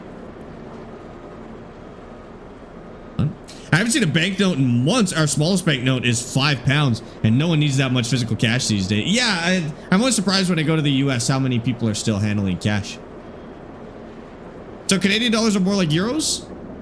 In what sense? In terms of design? Yeah, I guess closer to euros than American dollars in terms of design. Why can I not? Did I forget? No, I still have it.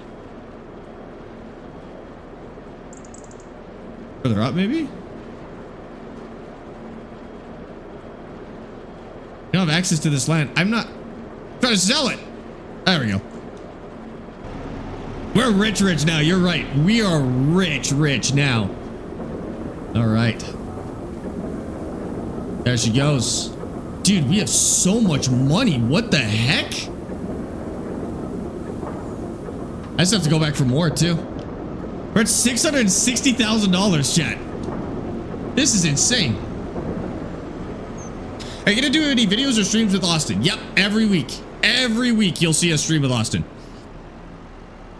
There's an Edison Motors on ModHub. That's sick, dude. I have no Canadian $20 styled like an American bill.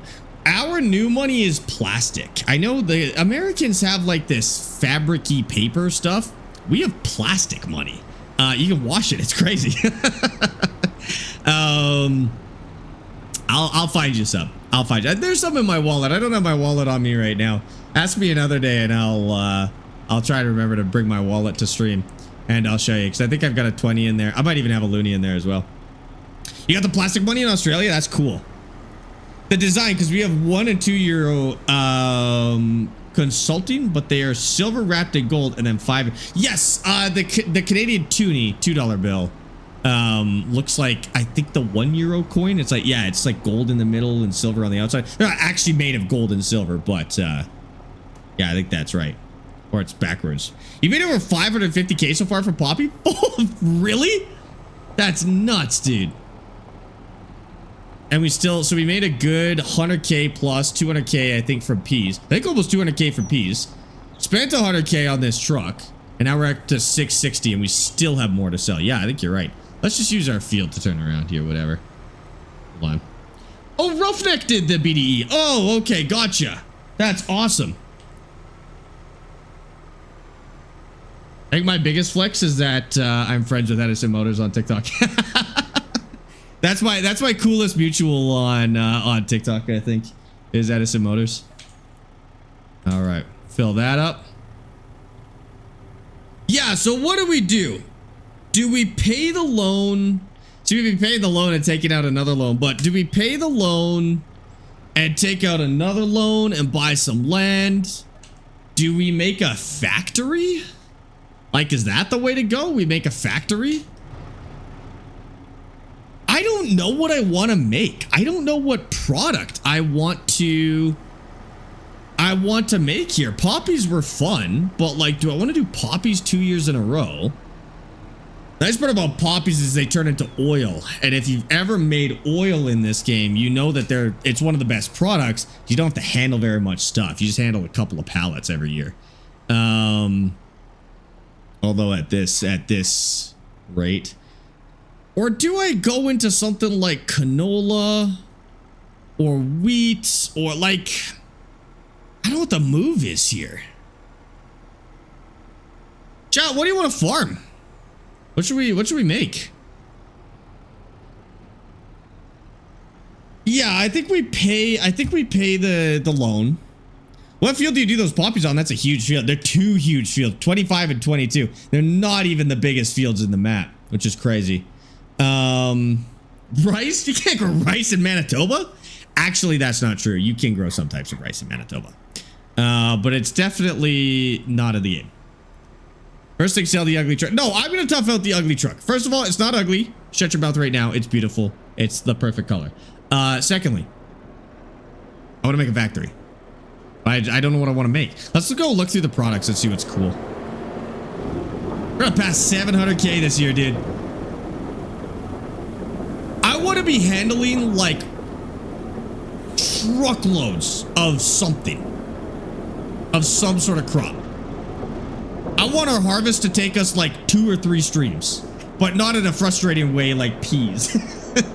I want it to be 2 or 3 streams, but like, it's just because we're doing so much. There we go. 734K, dude. You think we keep doing poppies? And do we sell poppies and buy bigger and bigger fields and bigger equipment and just keep selling poppy seed? Or do we start making it into something now? Kind of like the idea of maxing out our other equipment first. Animals? I don't really feel like feeding animals yet. I like doing that at the end of playthroughs just because I don't want to feed animals every single month. They're so high maintenance. Potatoes kind of high maintenance. I want to do a grain. I've never done a grain at scale. Corn? I did corn in my last one.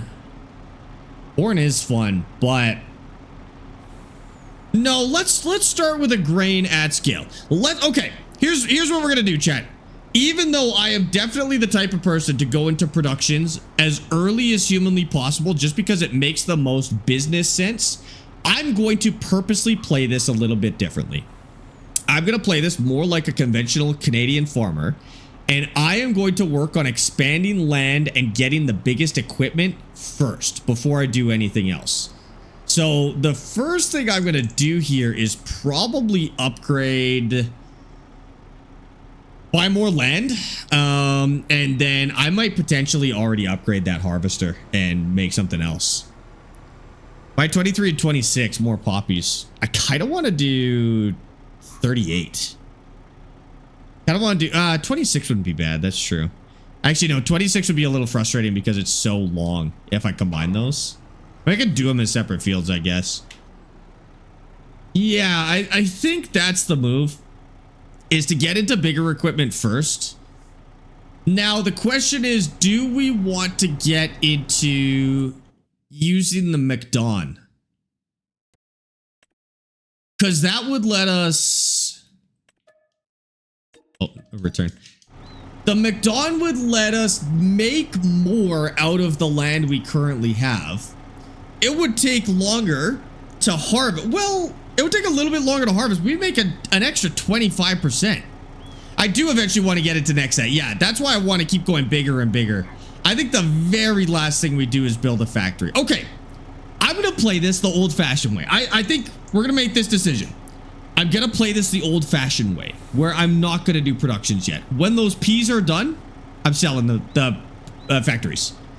And we're going to go and play like a normal, a little more like a real-life farmer. And I know that real-life farmers are now doing more production. I realize that. Pretend it's 10 years ago, all right? 20 years ago. Pretend it's 20 years ago. Oh, that's 2008. No. Don't pretend it's 20 years ago. That's bad. That's worst possible time. Okay, pretend it's 25 years ago. And we're going to do more conventional style farming. How did I even do that?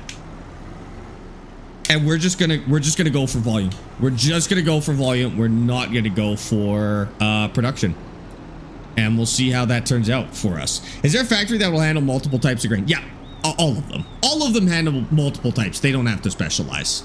So you're right. Like we could do, you know, if we were making flour, then we could do sorghum and oats and wheat and all sorts of fun stuff. But we won't do that yet. I'm gonna park this. Just for now, I'm going to park this here. Then as I use these, I will organize them a little bit better. The Edison BDE, you can do 3 attachments from the Volvo. The X3 attachments? Do you mean 3 attachments or is X3 something else? I'm not familiar with those. Oh, I'm going to drive on my ladder. It's fine. I don't need it. That's why it's sitting there. You should do a save where you only do fish. I did. That was my last save. That was a fun save. The fish save was so much fun. But I think like one where we just buy fish food might be kind of cool too. Although you wouldn't do any farming. You just do pallets. Okay. So it's February. We can't put a cover crop in, unfortunately. We have $734,000 and we want to go for volume. So I think first thing we do is we pay back this loan, and then we're probably going to end up taking out another loan. But I have this policy on this save where I have to pay back the loan before I can take out another. We have to treat it like real finances, and the bank won't give us another loan until we pay back the current one. So that's what we're going to do first. Loan paid back, which probably means we're not upgrading the combine this year, but that's okay. And we're left with $180,000 and we're out of debt. I have pallets to sell, really? I do? Like a lot? Oh, I got mushrooms to sell. May as well. Let's see how much we're at. Okay. Chat, do we go for land? How much is our neighbor's house? I don't want to tear it down. 23. We break even on that. We basically get that one for free. Get a little more land. Put some, like, big silos there. And honey. Oh my god, I actually have honey to sell. I like that you spelled that the Winnie the Pooh way. Enjoy, Red. I see you beat my lap times every lap. Wait. Oh, I may not even do this Forza event. We'll see. But I appreciate your confidence that I will be able to drive. Oh yeah, it's just these. It's just what's out right now. Oh, it's only 3. Okay. All the beds for the Volvo pack you can use on the Edison BDE. Oh, that's cool. Drop that right there. 20 years ago was 2006, not 2008. You know what I mean. You get where I'm coming from. 2006 was getting into it, though. We went further back. 2000. I don't know what the golden year of farming was, to be fair. I really like Farm Sim 23. Have you ever played it? Yeah. I've streamed Farm Sim 23, actually. I don't like it as much as the PC and console versions of the game, but for a mobile game, it's one of the best mobile games out there in general. For sure. Your ghost is shown on all your friends' games? What? Really? I didn't know that. Turn that nonsense off, dude. I always turn the ghosts off because they're distracting and I can't drive while looking at them. That's funny. Okay. Yeah, you know what? 2,000 bucks? Oh, it's almost a good 10 grand. Okay. So here's our option. Chat, we have to make a proposal to the bank. We have to make a proposal to the bank. We can either buy land for planting. We would make about... So let's say I buy 26 for 550,000. Holy. We would make about $250,000 on 26. Same with 23. I'd make about $250,000. It looks like 23 is actually a better buy as well. It's got better stats. So we can make $250,000 in poppies by buying another piece of land. We could go into a factory now, but I'm not really big into factories. We could upgrade gear, but we're still not really at the size level where we need that really, really big stuff like the air cart. Like, we're still okay with our current planting and stuff. What else could we do? What's another way we could spend our money?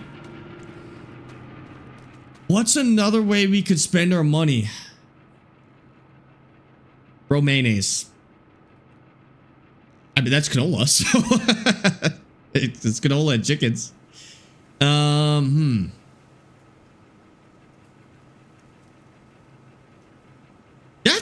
That's kind of what we have to do, right? You have the patience of a saint with that current harvester? I do? Did it take that long? It took us like 2 hours to harvest everything. What are you talking about? Cows. We actually don't really have enough land to get into cows, surprisingly. It would be a big flip. I think we ride the poppy train here a little. Okay, I'm pretty sure that means something else. I think we continue to farm poppies for a little bit. I'm pretty sure ride the poppy train is a euphemism for doing heroin. Don't say that. These fields don't have anything planted, do they? Dad says you cannot say that. Okay. Hi, Dad. How's it going? Fish. We did fish last time. I think it's land. I think it's land, and I think we combine it. Like, I think we combine 22. That's such a huge field, though. Combining 22 and 23. Look at the size of this, dude. What about 38? 755K. I could take out a 755K loan. That would be nearly $500,000 in... Oh, it's planted. It's already planted, which is kind of nice. What's it planted with? Wheat? Walter's wheat? Wheat is harvested in... July. Could I get a late poppy plant? Oh, I could. This might be an insane money strat. I wouldn't be able to put a... Oh, but I don't know what stage this is on. Ooh. How do I know what stage of wheat this is? I also don't know the yield. It looks good. He doesn't have any weeds in here. It might need a fertilize, but we could do that. Get a bunch of wheat and just sell it. Just sell it as wheat. Think Walter will sell this to us? 755K, dude. And then we can combine these later. We can combine 25 and 38 later. They would be wicked huge. That'd be a wickedly huge field. But we would make so much money off of this. Free crops. I mean, it's not free. It's $750,000. Loamy sand. Is loamy sand good? I don't have any loamy sand. Okay, I'm taking out a $755,000 loan, and then I'm gonna do that. I'm gonna farm that wheat. And now the nice part is, after the wheat, I might be able to upgrade the harvester. Okay, so 755K loan. I think the bank would be pretty happy with that. as a loan. We have a good business plan for this. Best budget farms for 25 setup? That Simtask farming bundle. 755. That's a lot of net, chat. We're gonna be paying like 3,800 bucks a month. That's not bad. I can take that. I should have taken out the loan later in the year though and bought this before it was ready to harvest. This is now going to cost me about 30 grand more than it would, but you know what though? I may need to fertilize it, so we're gonna buy it. We're gonna buy the soil information because it's already planted, so I can't survey it. Look at that. Oh, terrible score. Get that off my screen real quick. No yield data. That sucks. Oh, chat, it's bad. It's bad, dude. This field sucks. No wonder Walter sold it to us. This is crap. Okay, well this is silty clay. So the clay maxes out at 89. Junk, dude. It does have a strip of loam in there. 125% max yield. This guy doesn't know what he's doing. This is awful. Not the SciTech one, the Simtask one. Don't go with the SciTech one. Sandy loam. It's not bad. Sandy loam is 100% maximum yield potential.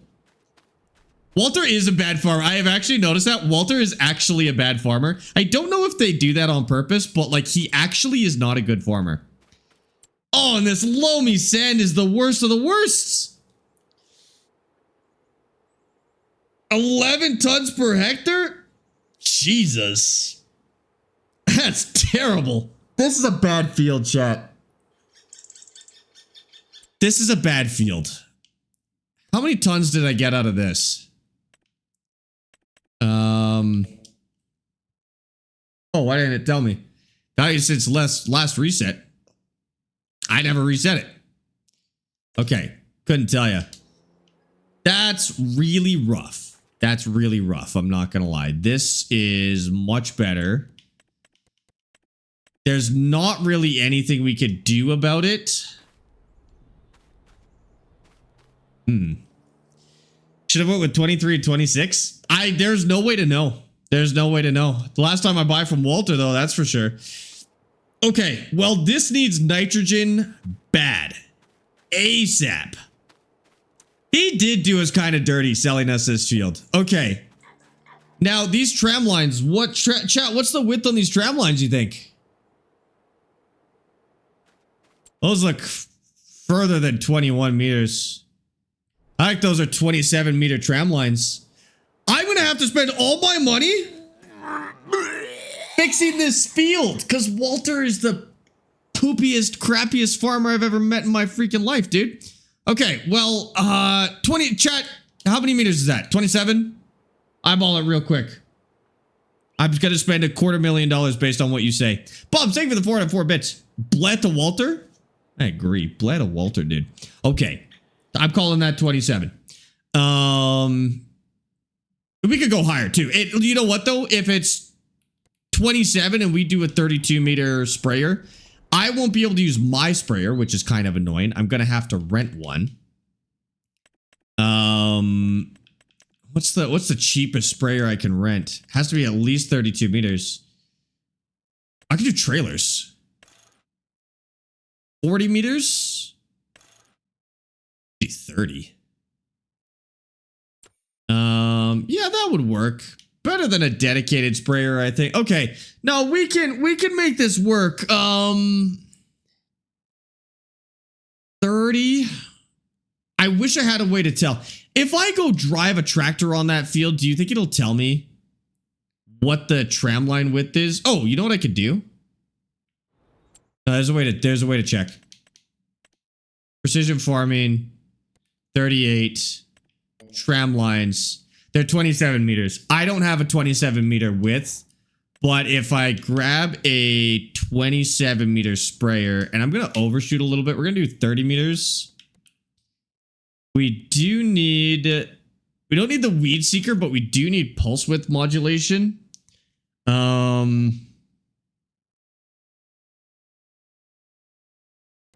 And yeah, we don't need the detector. So that's going to cost us 5K, but you know what?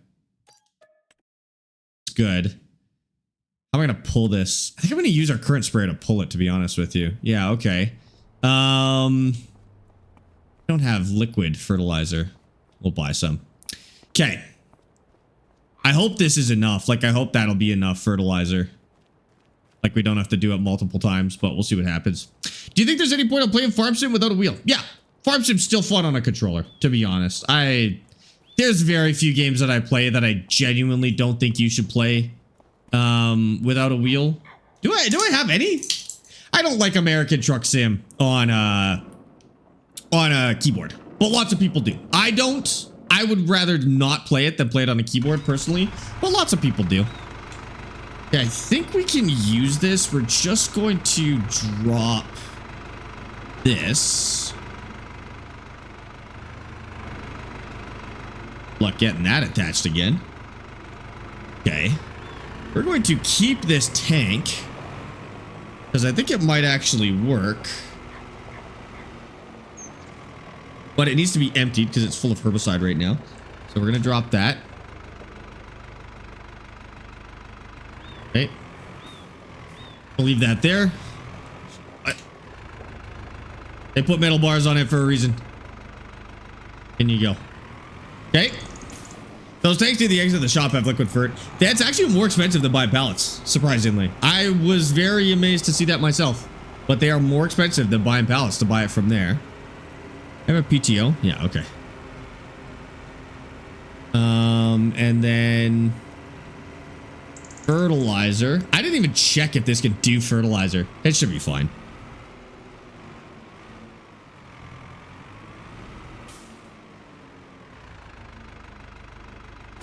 Okay. We seem to have the power for that. And I am just going to do, because liquid fertilizer is very expensive. It's like the most expensive consumable in the game. Let's start with one pallet. That'll bring our total cost of refixing this field to just under 10K. Which isn't bad. I mean, 10K to get another 100K yield out of this. I am doubtful that that's going to be enough fertilizer. But we're going to try. Okay. Now let's get over to Walter's stupid field, which is now my stupid field because I made a bad purchase, but that's okay. Jackson, thank you for the follow. What's in the pallets by the storage shed? Oh, those are decorative. I don't actually own those. Here's what I have. 5? 6? 6. All right. Gotta have our hazards on. Okay, so I think we could get in over here. Luckily, there is tram lines, which does save me some headaches. Question for all the farmers: what's harder to do, cattle or any sort of harvesting? Cattle. Cattle. Real life and in game. Cattle. All right.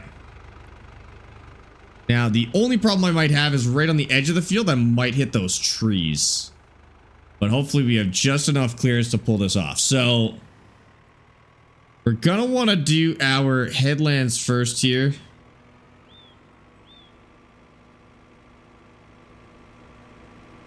That is not spraying. Because all my fertilizer's in the front tank. Hold on.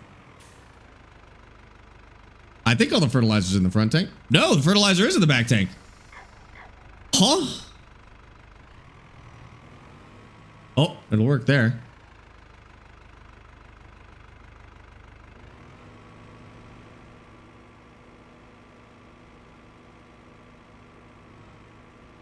Why are we not spraying?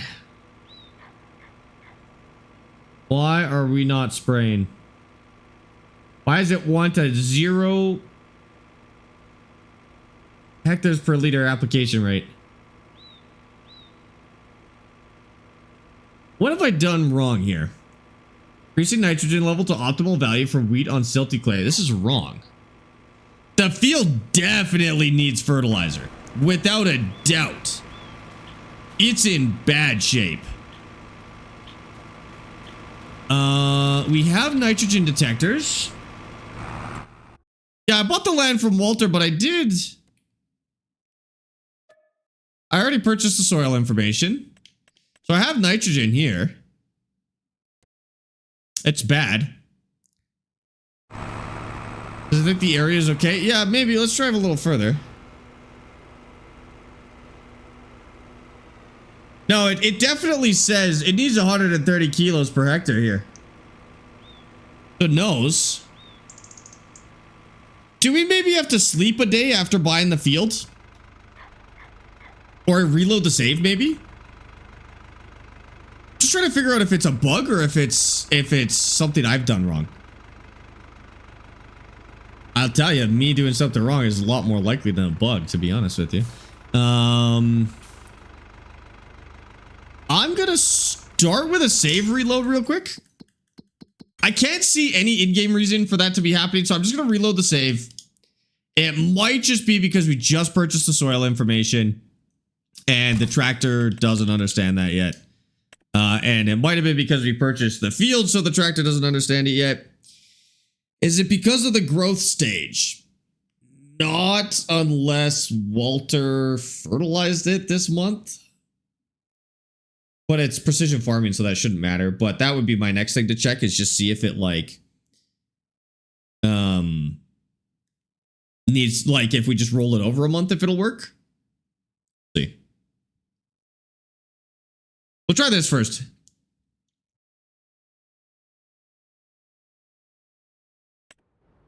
Okay. Whoa. That was weird.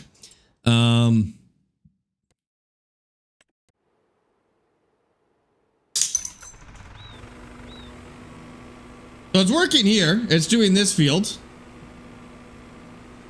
which is great.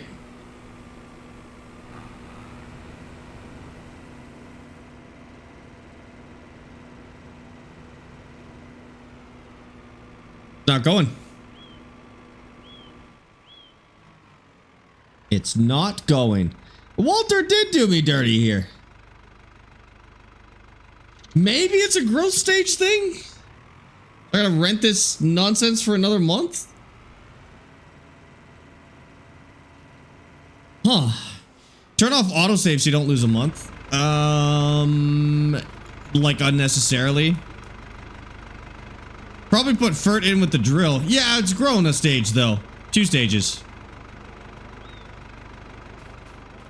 It's so low on nitrogen. It's down 140 kilos per hectare of nitrogen, which is bad.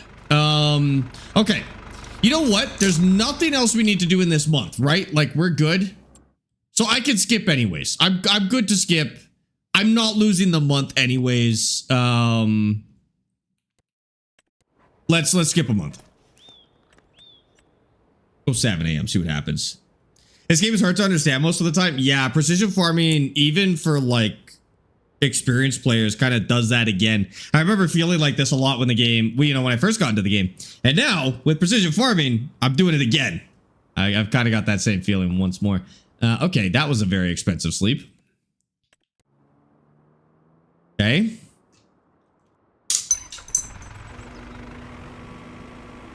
That's for sure working on this field.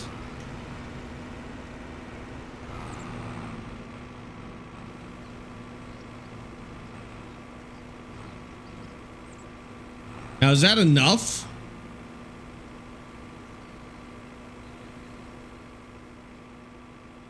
How much does it need? It's still going. Is that enough nitrogen? Yeah. Let's just pull that nitrogen graph there. Yeah, that's good. That's good. Whether we have enough spray for this whole field, I'm not sure. Let's do the headlands. And then we'll see where we're at for spray. Okay.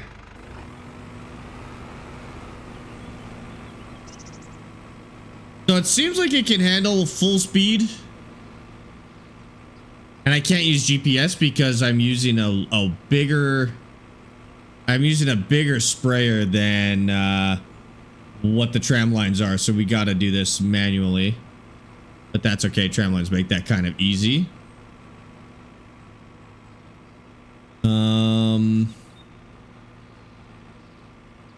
And then we'll just check our graph after that pass, make sure we're all good. Tram lines are going to be a little on the rough side, I'm not going to lie.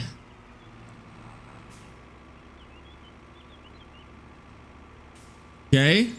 Now, how was that? You get it worse than us because we watch you we watch you to learn. Well, no, because I mean in some ways I do, like you guys teach me to. So it works out. Okay, I mean that seems to be good. Yeah, we're coming in at the right nitrogen level. Man, this field might not be very good, to be honest with you. But let's do, I don't want to do this. We'll see where the tram lines go. Kind of wanted to do this in the straightest lines possible, so I might just go all the way across. GPS can keep track of where it needs to go. Or the map can. GPS cannot. What's the best map? There's so many good maps. I don't think there is one best map because at the end of the day, you're going to play the best map and you're going to need another map. There's plenty of good maps out there, dude. You're never going to pick a map that you stay on forever. Just pick a map that you think is interesting and play it. And then you'll be done with it and you'll have to find a new map. We're going to go all the way across and then back down and around. And then I'll just pick a different line to go all the way across with. Again, instead. And then hopefully this fixes Walter's nightmare field. And we can get something good. 175 kilos per hectare? Dude. It's going to cost us a lot more than 10 grand to fertilize this. This is missing thousands of dollars worth of fertilizer. Walter really is a bad farmer. I am surprised that we don't have any weeds on here. So I'm a little bit thankful for that, at least. But dang, Walter's a bad farmer. We've used almost a quarter of our fertilizer already. I filled this with 2,000 liters of fertilizer. We've used almost a quarter. Oh. Is it bad that I'm still learning how to farm? No, of course. Why would that be bad? Of course not, dude. Take your time. You don't have to be good at this game. It's just a game. Okay, so I did this a little funny. I should have gone one more over. Or maybe I go... Yeah, okay, I actually have a better idea.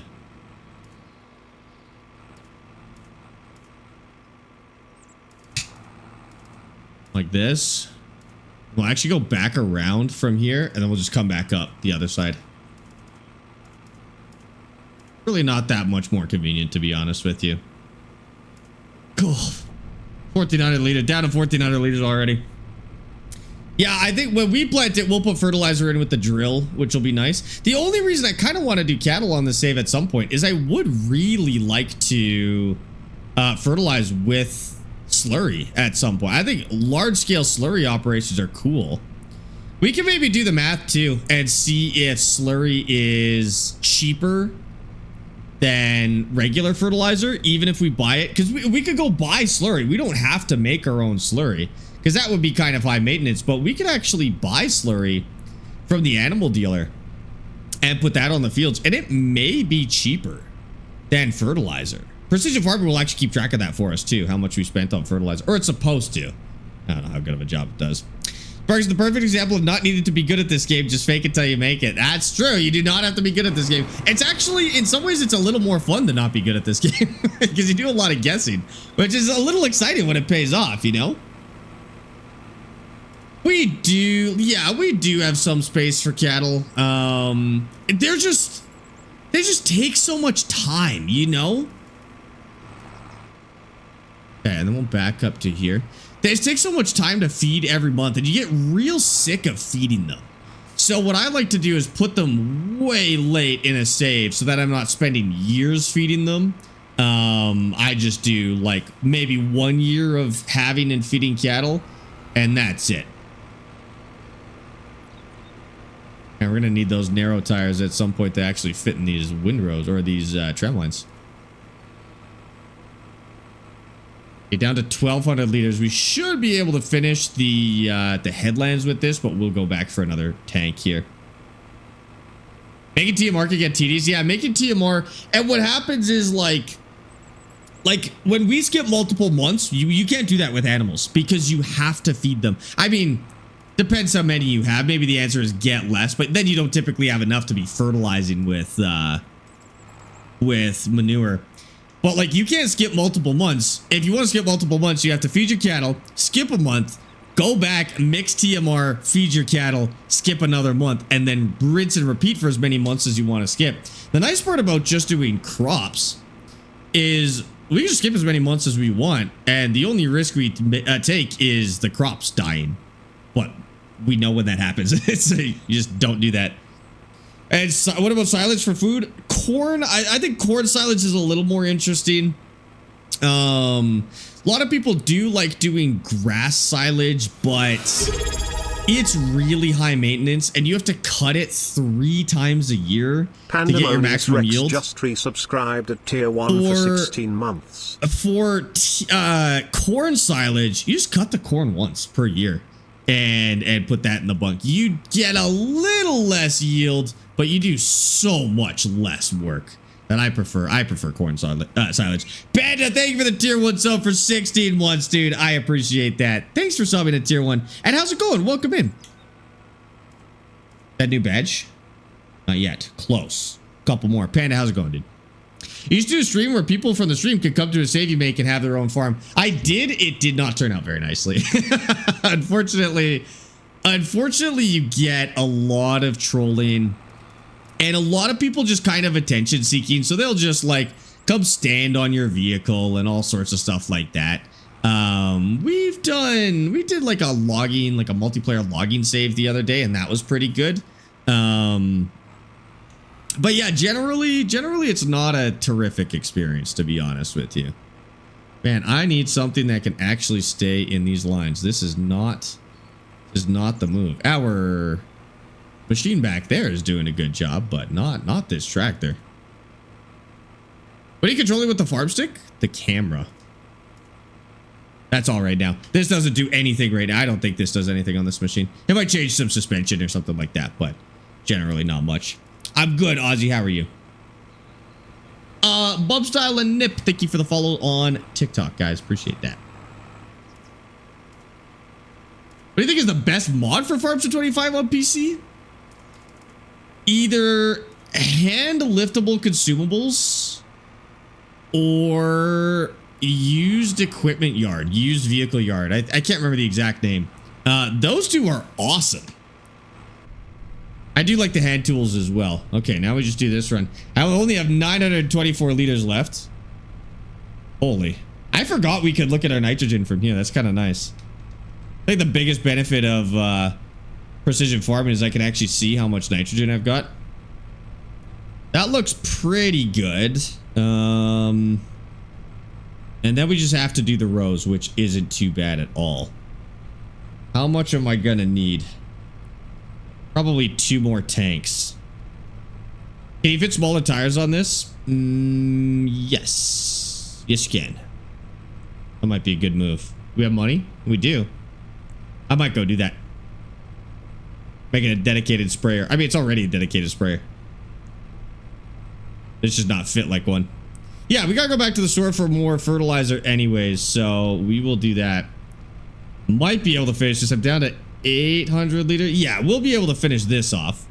I might be able to do this on just 1 more tank then. Kind of hard to tell based on that. Anything is liftable on PC with super strength? Yeah, that's why I actually like hand liftable consumables, because I don't use super strength. I think super strength is basically, it's not quite as egregious, but honestly, super strength is just as bad, maybe not quite as bad as government subsidies. I don't like it. It feels super unrealistic. It lets you cheat so much in this game.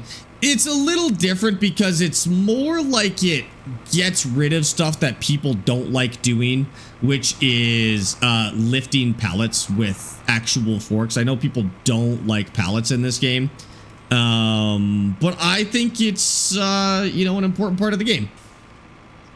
And so I don't like doing super strength. I like to keep it relatively realistic. What's the new DLC? The Sky Pack. I only use super strength for pallets to load them on a truck. I struggle with the forklift. I think a lot of people say that, and it's a little different if you're playing on mouse and keyboard or controller. Like, I've got the joysticks, and the joysticks do make pallets way easier than they are otherwise. So I do kind of get it, but I'll go real pallet handling any day. Yeah, we'll be okay. We'll finish this line off. And I'll just go get maybe just one more tank. We'll get one more tank and I think we'll be all right. With whatever's left in here, plus one, I think we'll be good. T-Gear, thanks for the follow on TikTok. Appreciate that. And Rupert, thank you for the roses. I'm pretty new to Farmstead 25 with realism mods. What should I know? What realism mods? Which one specifically? LT, thanks for that follow too. Just a bunch of some sky agriculture machines. Honestly, I'm not a big fan of the new DLC. It's pretty mediocre. I was talking to Giants Software yesterday, by the way, and apparently it's not a bug. The whole thing about the seeders not cultivating is not a bug. They don't cultivate. Apparently they can't cultivate. What they do, it just basically exactly what we said when we were testing it. They're meant to break up like the furrows and, you know, the results of rougher forms of cultivating to make it easier to put the seeds in. They were never meant to cultivate like harvested ground, for example. The weird part is that the cultivators do on their own, but that's actually the part that doesn't make sense. So it's kind of backwards from what we thought. It doesn't make sense that those cultivators could actually cultivate this ground because in real life, they don't. That's not what a power harrow does. They just put that in so that it does something in the game, basically. I don't know how I feel about that. It's a little bit better than what we thought, because what I thought was happening was that this was a bug in the game and they just hadn't fixed it for years. This does make more sense. It does align with what's realistic. It just doesn't align with what's actually in the game, which is power arrows can cultivate. So that's the only weird part. Giants Inside Man, do you have a word on pumps and hoses? No, there's nothing. For real, there's nothing on pumps and hoses that I've seen. I don't think it's happening personally. But yeah, I mean, it's slightly better. At the end of the day, though, because there is no mechanic that enforces like needing a specific seedbed state, they're still kind of a useless mod. Like then in best case scenario, they're just a couple of seeders. And it's still not that good. You know, it's still mostly just reskin stuff that we already have. So still not personally a big fan, but it's less egregious than if it was actually broken, in my opinion. I don't think it makes me want to buy that DLC anymore. It's still not a very good or interesting DLC. But you know, it's better. Wheel setup. Narrow tires. That's good. Rupert and Ruben, thanks for the follows on TikTok. She's realistic GPS or whatever it's called. That's actually already in the game. You don't have to mod that at all. The GPS is just in Farming Sim. Is there any chance shaders would be added to console? Zero. Zero chance shaders would be added to console. The reason stuff like shaders aren't on console is actually a restriction that the console makers put on modding on console. So they've got kind of a hard limit on mods in the sense that you're not allowed to put scripts into your mods. Basically things that modify how the game actually works. You can't run those on console.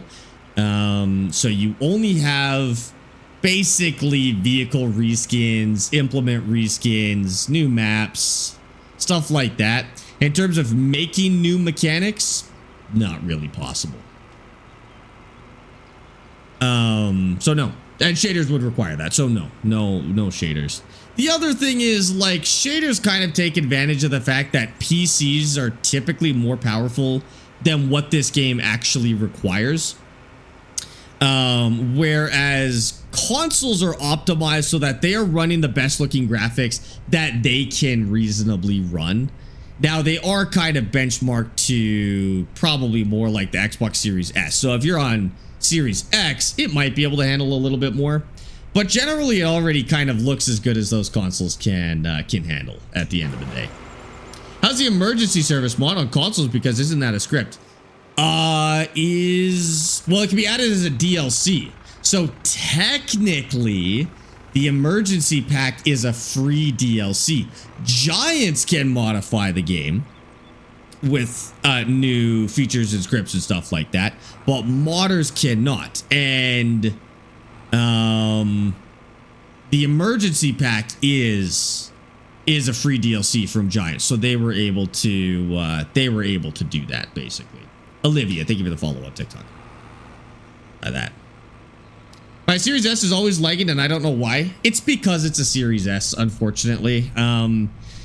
The Series S is designed to be a cheap console that kind of just offers the bare minimum experience of current gen, or at the time, next gen. It's kind of a controversial console because it isn't really next gen. It's almost last gen. It just barely runs current gen games. But it was just kind of like a way for people to get into the current gen very cheaply. And it's just laggy. It's just slow. It's got like a 30 FPS max on most games. I think it's 1080p capped for resolution. Might do 4K, I don't know. But like, it's got all of these restrictions. It's got a much slower GPU. It's just a cheap console at the end of the day. Unfortunately. Do I have to enable GPU? Yeah, you just press and hold the B button or the circle button on PlayStation. And that's not a problem. Like, it's okay to have a Series S. It's kind of a nice way. Like, otherwise you wouldn't be able to play Farm Sim 25. So it's kind of a nice way to get into games like that. But ultimately, it's like a half current gen console.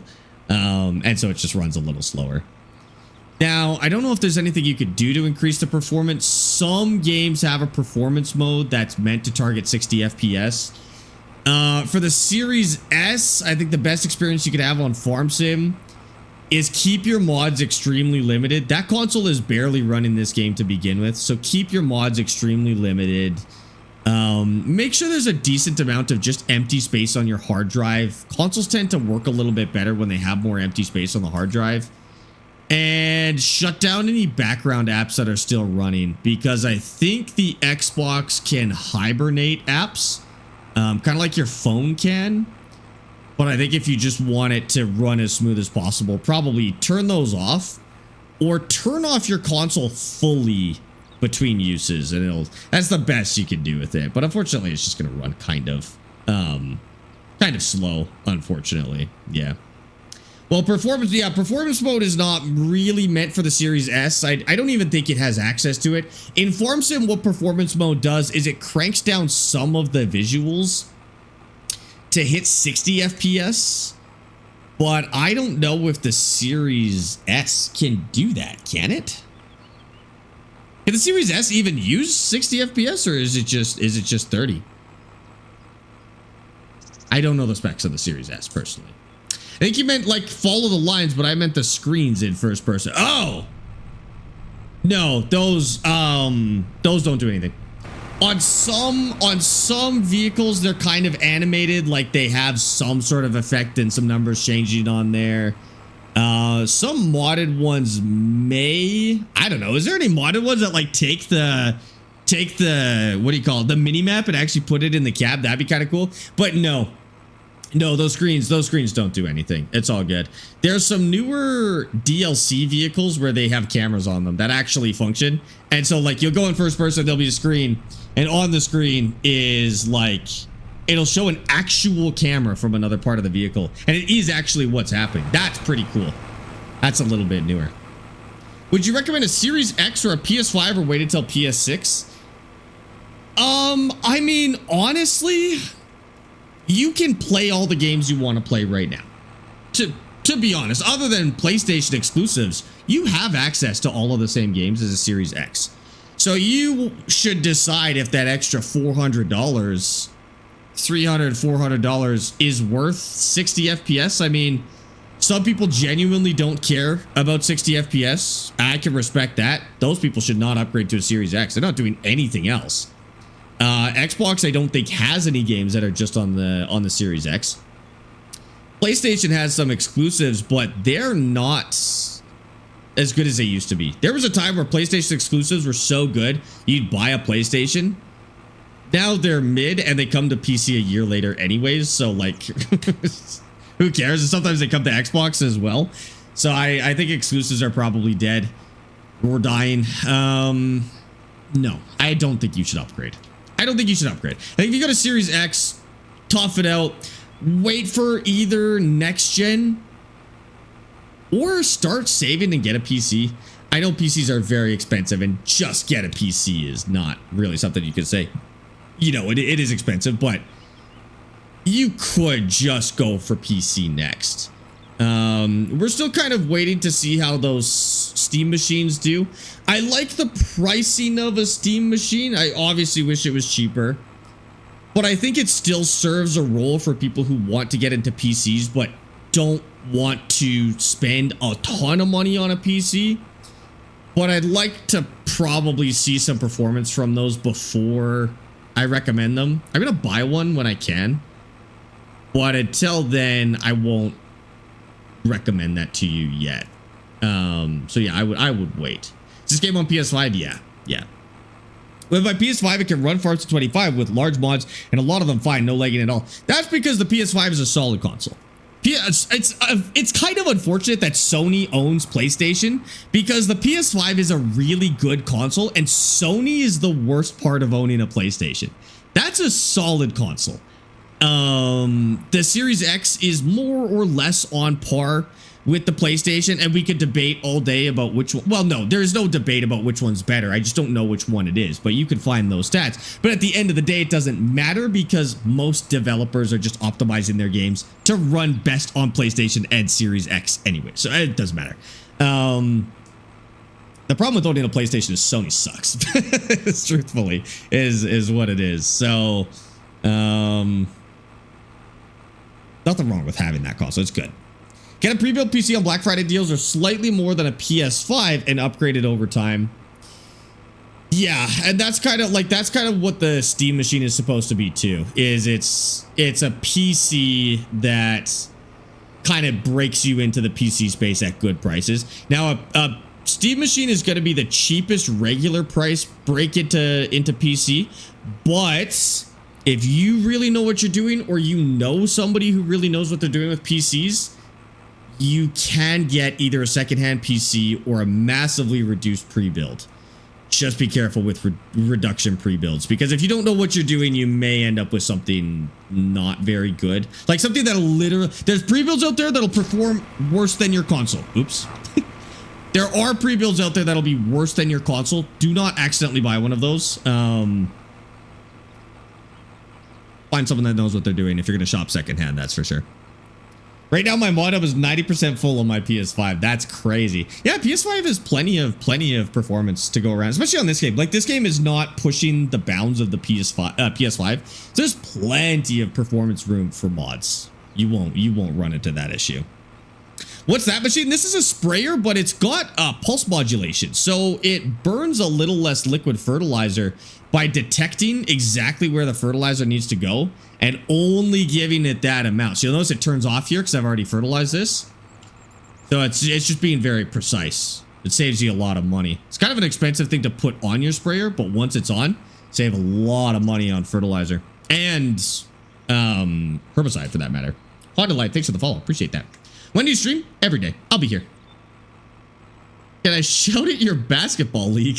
What good would this do for your basketball league, Wyatt? What is the point of me shouting out your basketball league? No, what if they're weird? What if you're tricking me? What if this is some like gooner nonsense? I'm not getting involved.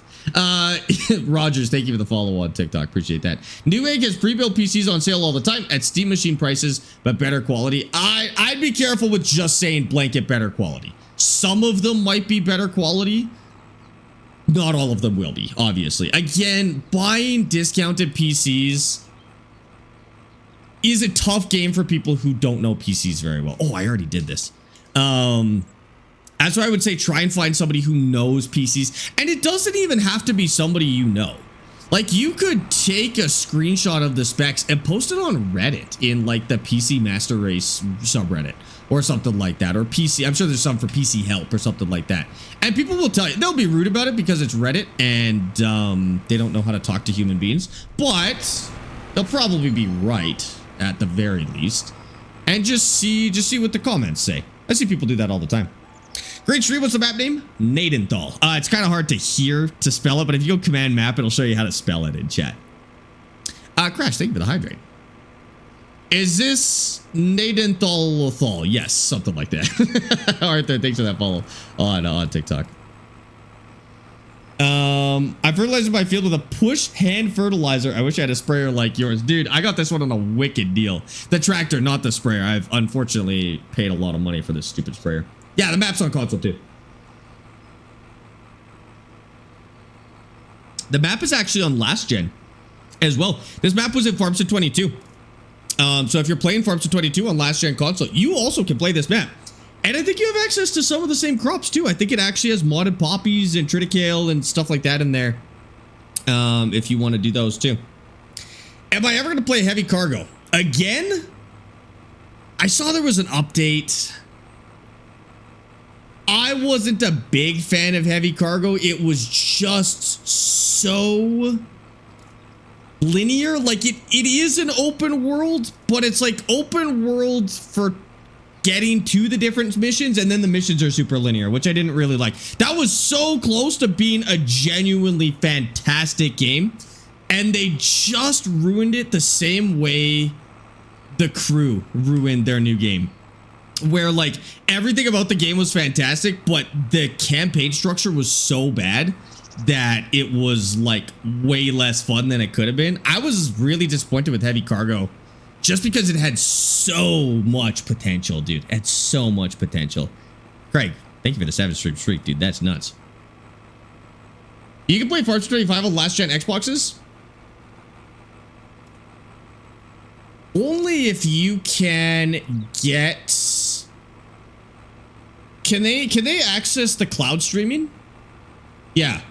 And are they now able to do Xbox's cloud streaming, or do you still have to spoof the Nvidia one? They could do Xbox cloud streaming, right? There was a time there where you had to use the Nvidia one, but I think Microsoft shut that down. And now they've just got their own. Is the PWM sprayer specific or precision farming? You could use this on regular farm sim. You just do it a little differently. So this like, oh, you're asking about pulse width modulation. No, that's a precision farming thing. The base game just sprays willy-nilly. No precision to that one.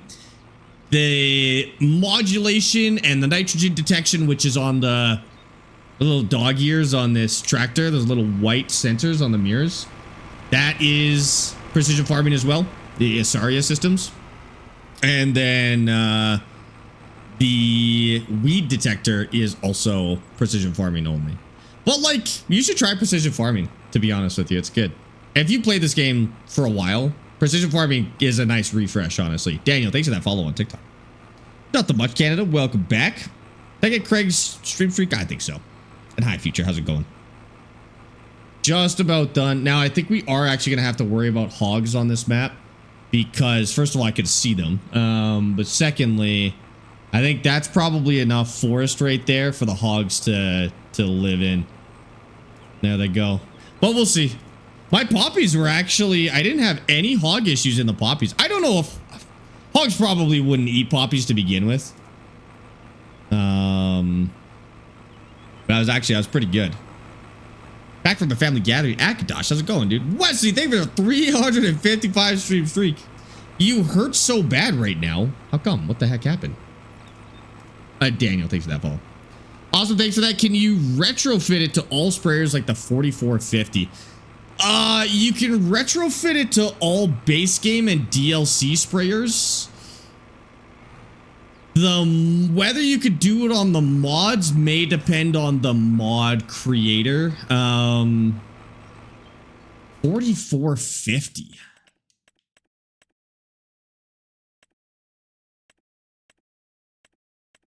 It'd be up to the mod. It'd be up to the mod creator, whether or not you could do it. It does bring in these two power sprays. So it does actually add some sprayers. You will have sprayers that could do it either way, which is nice. Oh, that's way cheaper. Oh, it's 28 meters though. Well, that definitely would have been perfect. That's exactly what we should have. I didn't see it. I didn't scroll down far enough to see it, dude. Oh, same with this one. Oh, it also would have done it. Oh, I spent too much money. Holy. Look at that thing. That's awesome. 42 meters. What's the biggest sprayer? Might be that one. 42 meters. 36, 36, 54. No, it's the Condor. Well, no wonder they call it the Condor. Name holds up. Holy dude. I want one of those. Stereo compact, weed spot spraying, and pulse width modulation. Oh yeah. $600,000. That's the Rolls Royce of spraying, dude. That's sick.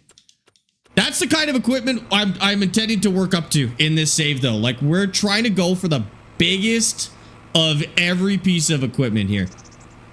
I want to be running like 2 combines per field. And although it might be kind of annoying to unload those. Anyways, 2 combines per field and the biggest sprayers. I want to do the air cart seeder with the Seed Hawk. Like we're going big, dude. You never look far enough. Well, I always forget that it's organized like that. Like that it's organized where the mods and the DLCs are at the end. So yeah, you're right. I do that all the time because I forget that they're down there. I wish it'd organize them by price instead. What map is this? Native Doll. Native Doll. Fretstiotis, thank you for the follow on Twitch. Welcome in. Yeah, sorry. I saw somebody ask on TikTok earlier and I totally missed it. We are on Twitch as well. Yes, that is where you see the big screen. The Twitch is in my bio or just search up Sparx TV on Twitch. You'll find us over here too. I'm responding to both chats, but I'm a little bit better at the Twitch chat because TikTok chat tends to have a lot of spammers in it. Looking at you, Jack. Probably gone already. Usually they just ask the map and dip, to be honest. You spent several hours doing yard work. That'd do me in too. Physical work? Gross. Twitch is cooler. Twitch is cooler. I agree. I agree. This last pass. We nailed that amount of spray, by the way. That was perfect. 600 liters left. Which hopefully we never need again. But we'll see. Just about done. And then we can get off the field on this side here. Actually, no. We'll just go through the field. That's all good. Mine's organized by price somehow. Maybe a mod. Mine's organized by price, except all the mod stuff is at the end. All the mod and DLC stuff is at the end. Otherwise, it is. The name of the game is Farm Sim 25. Okay. We'll go this way. We're going to fold that. So how do we do? Yep, that's perfect. That's perfect. Okay. Have we saved? Yeah. Yeah. It's maxed out on its potential yields. Loamy sand here still. Sandy loam. Yeah, okay. We're pretty well maxed out on potential yield, so we did save Walter's Field here. I hate how close those tram lines are. How much do you think we actually lose to tram lines? I wish it kind of kept track of that. We spent $4,000 on fertilizer, $5,000 on soil samples, $5,000 on rentals. So we've poured $15,000 into this already. That's rough. How about this one? I wish this one told us, but I guess it only tells you until you harvest it. Yeah, that's okay. Not so bad. Your mods are mixed in. Dang, I want that. Yeah, I wonder if you've got a mod that does that. Cleaned the lawn, mowed the grass, graded the driveway. Graded the driveway. Holy crazy chores over there. That 54-meter sprayer is cool, but the capacity sucks. It only holds 8,000 liters, which might be okay in precision farming with modulation. That is not very much for regular farm sim, but you might be able to pull that off with the pulse width stuff. I'm just gonna go back through my my tram lines anyways.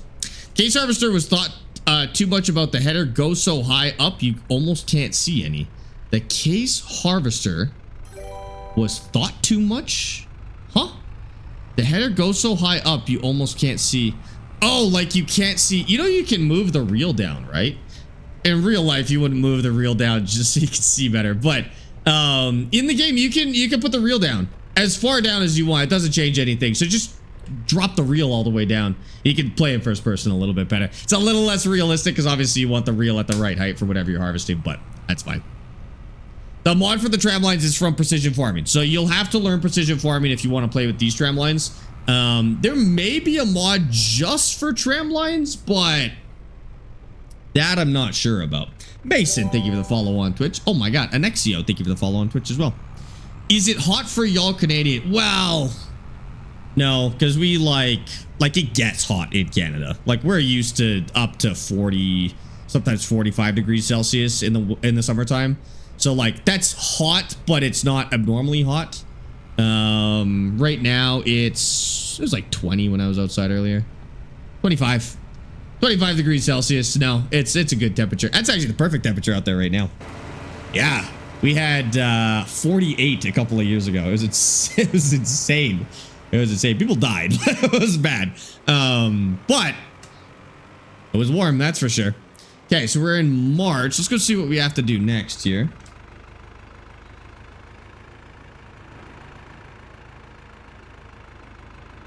And I might keep this fertilizer thing just for a couple extra minutes while I figure out what I have to do.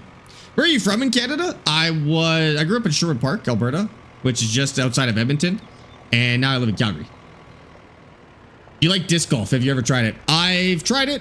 It's okay.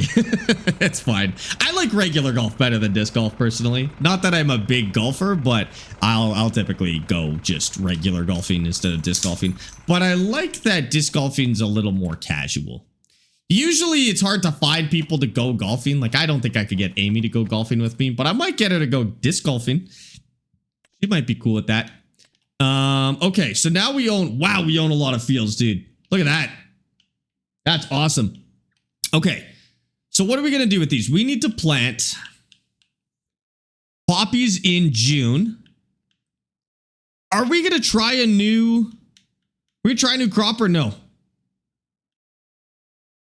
The wheat kind of, no, the wheat we can. We're going to be able to harvest the wheat and then put poppies in. It will just miss the cover crop. Okay, so we do maybe poppies here. Poppies here, poppies here, poppies here. Harvest the wheat, then poppies, then cover crop, cover crop, cover crop. Skip the cover crop, so unfortunately we won't be able to fix the environmental score on that one just yet, but we'll get there. By next year, it should be nearly 100, if not actually 100. Merge all the fields. This is probably not going to be a field for much longer.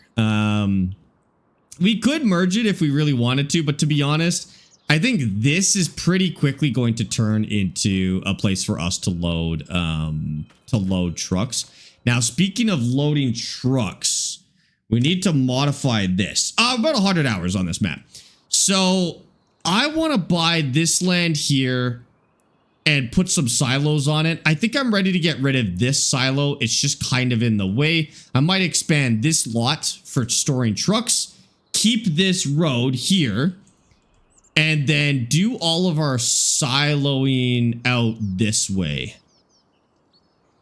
Yeah, that's probably the move. How do I get trucks in and out of there efficiently? Probably through here. And then we'll just open it up on the side. Okay, let's buy that. Because we can buy that for super cheap. We'll actually basically buy it for free. So we'll buy 14. 23,000. And then what we're going to do, we're going to delete the house. We get 18K out of that. We're going to delete this fence. We're going to sell this fence. Oh, nice. Okay. I'm going to leave that tree. Sell that. Okay. Now, does this have anything in it? I want to sell it if it has something, but I do want to get rid of it finally. Besides the Island DLC, what DLC gets you your money worth? Probably either, yeah, that's ready to go.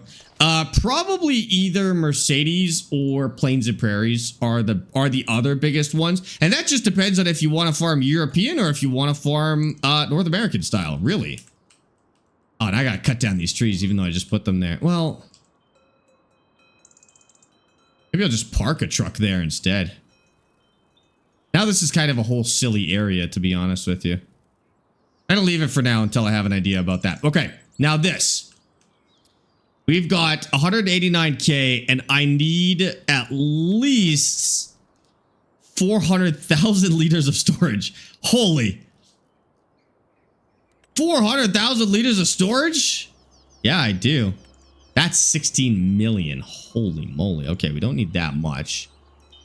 These are expensive. That's 2 million. 1.1 million. See, these ones where you fill them yourself, these are better. These are cheaper. How do you fill from these, though? In an auger or conveyor for this silo. How do you get stuff out of these, though? Can you auger out? Because, like, this is really cheap storage. But how do I get stuff out? 200,000. Auger out. Oh! Out the spigot. Yeah, okay. That makes sense. So if I do one for poppy seed. Now, here's the only problem. Can it hold poppies? Because poppies are modded and sometimes you can't store modded crops in base game silos.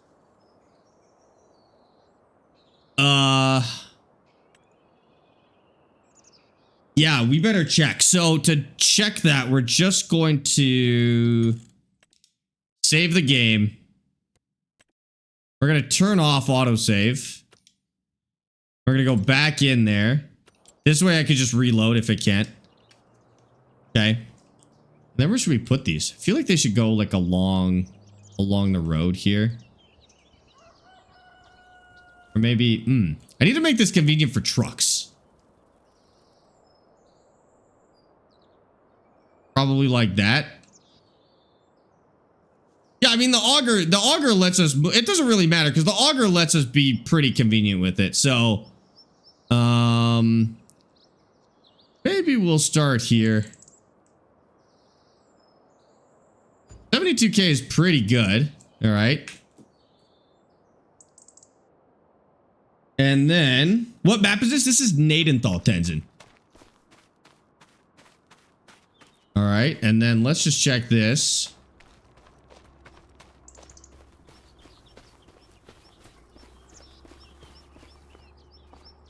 The silo is empty. Ah, can I not check it until I have it?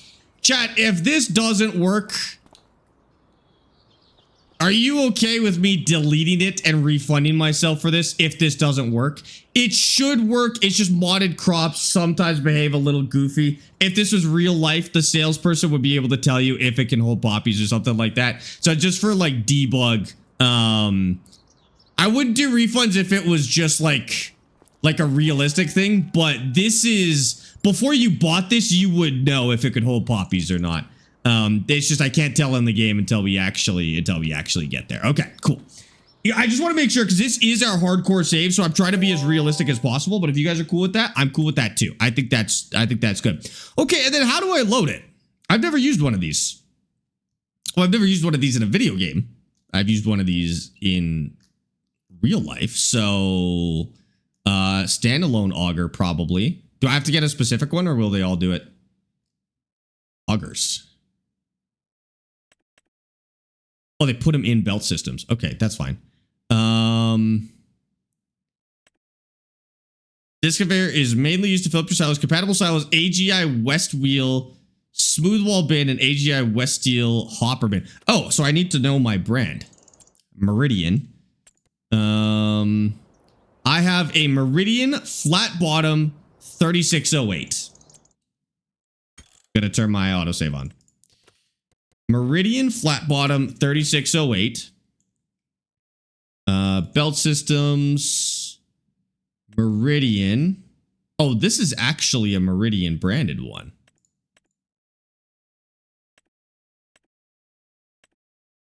Okay, maybe it's just that one. These must be for modded ones, maybe. Okay. I think that Meridian was... Does that look tall enough to you guys?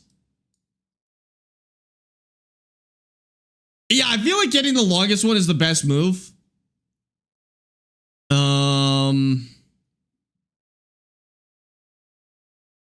That doesn't look long enough unless it extends, though. See, how would you know?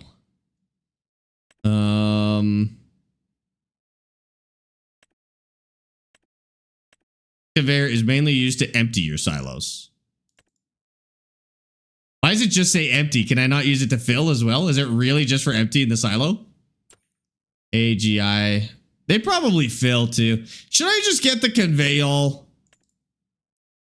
Whoa! Holy. I mean, you know what the nice part about this one is? That roller on the bottom will fit under my big grain trailers. Yeah, with the drive over one. Yeah. That's what I was thinking too. That's huge, but it's not like we don't have the space. Yeah, you're right. We want the swing out thing. I mean, we could convey it over. It's not a big deal, but that's insane. Should I rent it? It's only 25K. Maybe we'll rent this around harvest time and then we'll test it. I've really never done this before. We'll rent it around harvest time and we'll see if it works, and then if it works, we'll just buy it. It might be a little finicky, but that's okay. All right, so we're just going to... I'm pretty much just thinking this could be a big gravel lot, hey?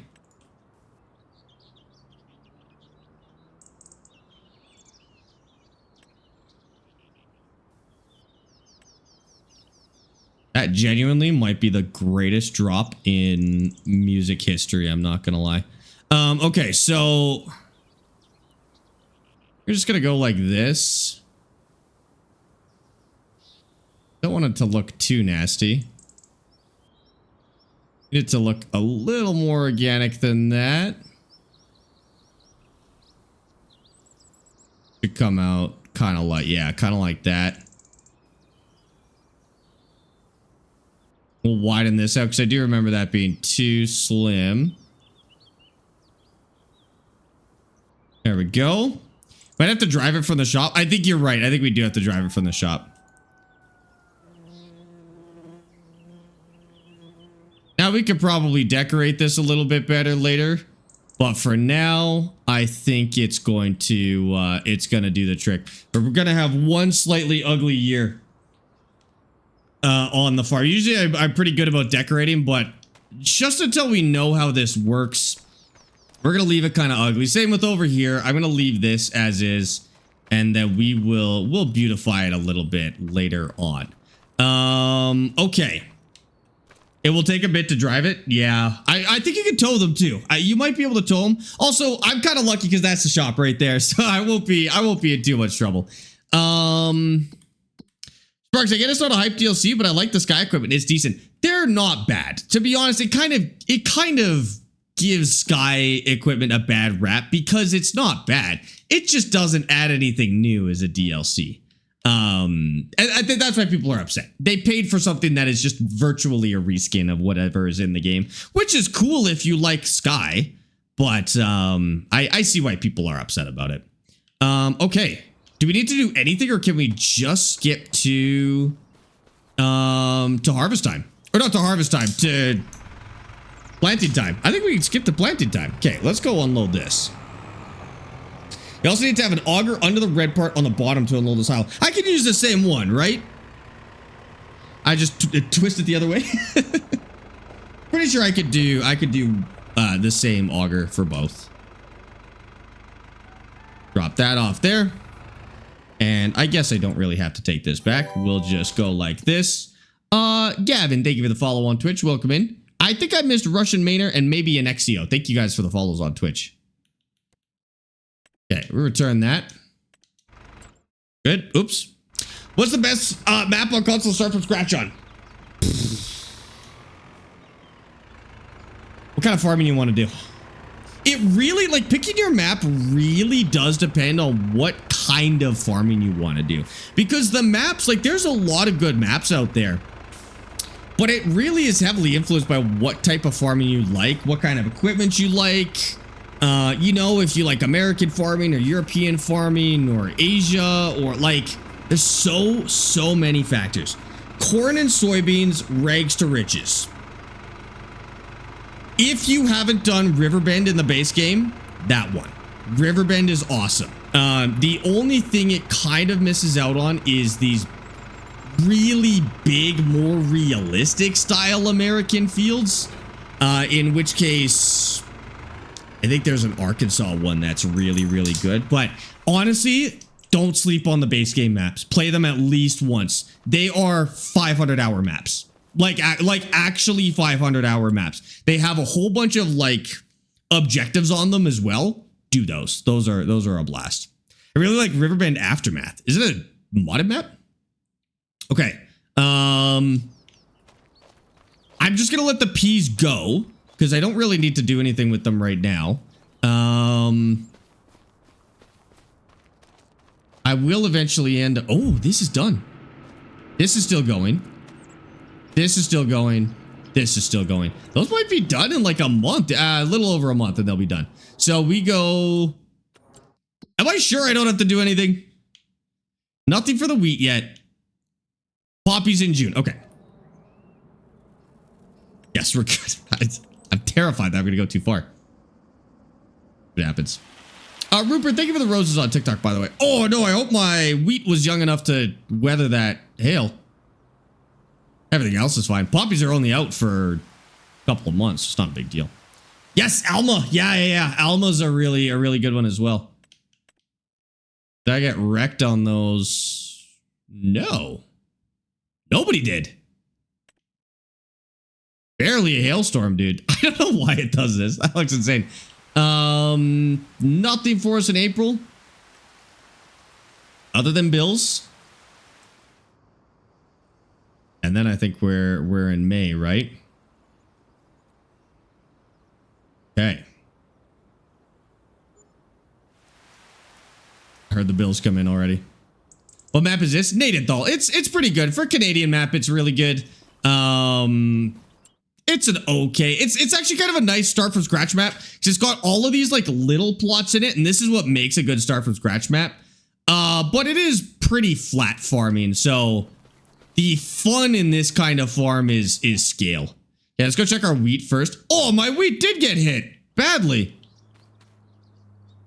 It's looking lush though. Looking good. I did get hit by some, yeah, I got hit by some hail. Is this hail or boars? That's hail. Couple of hits. Man, this field cannot catch a break, dude. This one's bad. Okay. Precision farming is giving all that extra information. Yeah. Okay. May is when we're planting? No, June. Oh. Straight to June, hey? Okay. Little bit further. And then we're good. And we'll go 5 a.m. in June because the sun is pretty low. Have you run much actual machinery in real life? Yes. Yeah.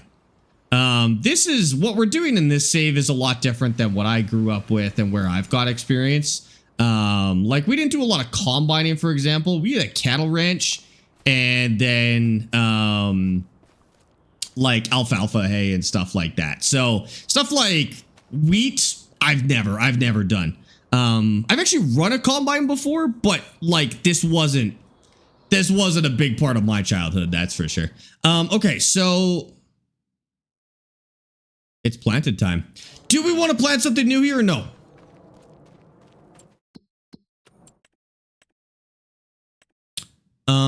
What could we do here? Anything new? Or do we just lean into this whole poppy thing? I don't know. We're too late for mustard. We're actually too late for everything. Okay, no. Fun fact, if you wait this long. Oh, we can do buckwheat. Buckwheat's new.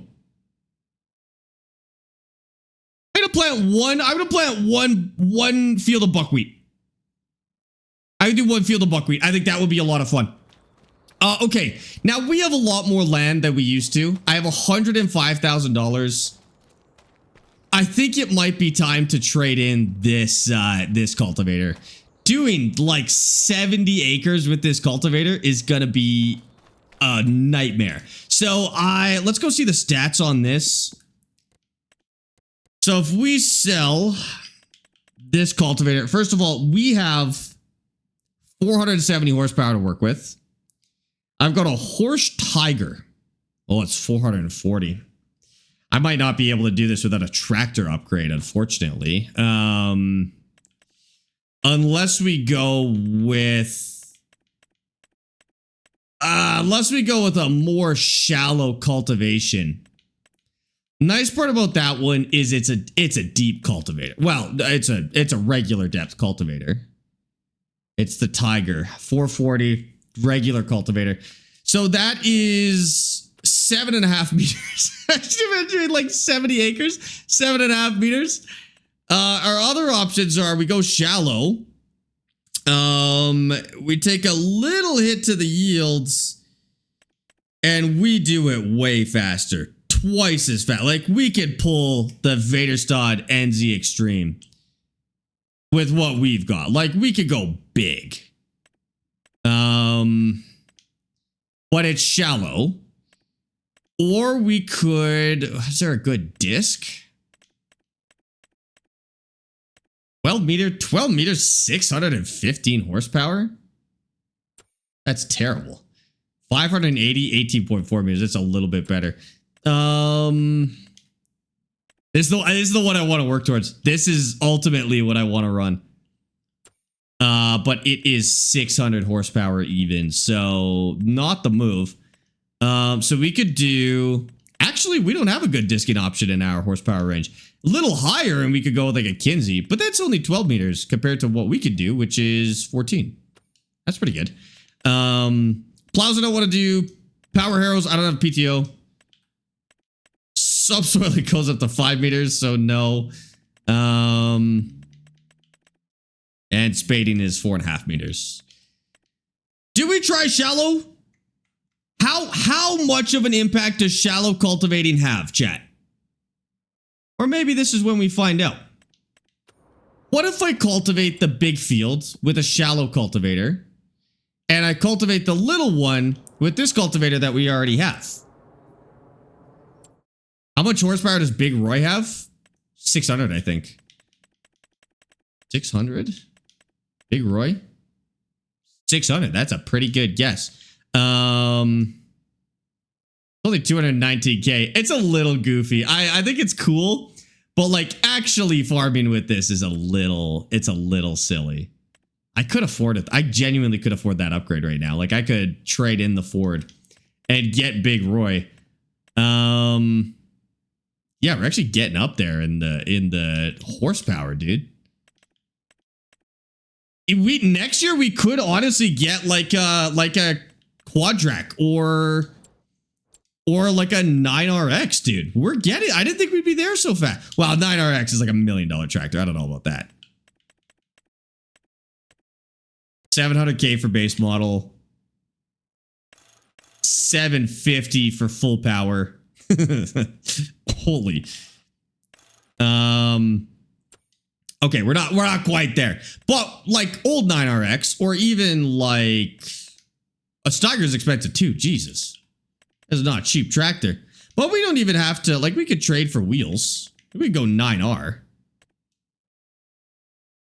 That's not bad. We could do that. Yeah, I was just speaking to Emperor Palpatine. He said do it. I don't think I can quite pull it off. Okay, I want to find out what the difference between deep and shallow cultivation is. See, I don't want to do it because I don't want to lose all of that yield. But I do want to do it, A, because this is an insane amount of space to have to cultivate, and B, what if there isn't much of a difference? Like, what if it's like a 5% difference? I'm not going to care. And we're planting poppies. How deep do poppies even root? Not that deep. Well, poppies, they're a little heavy, so they might actually go kind of deep. I'm going to do it. I'm going to go half and half. I'm going to rent it though. I'm not going to buy the shallow cultivator. I'm going to rent it. And we're going to see how it goes. We're going to start with that too. So we're going to lease that. And then I'm going to go get our big tractor. When do you stream? Every day. Every day except Mondays.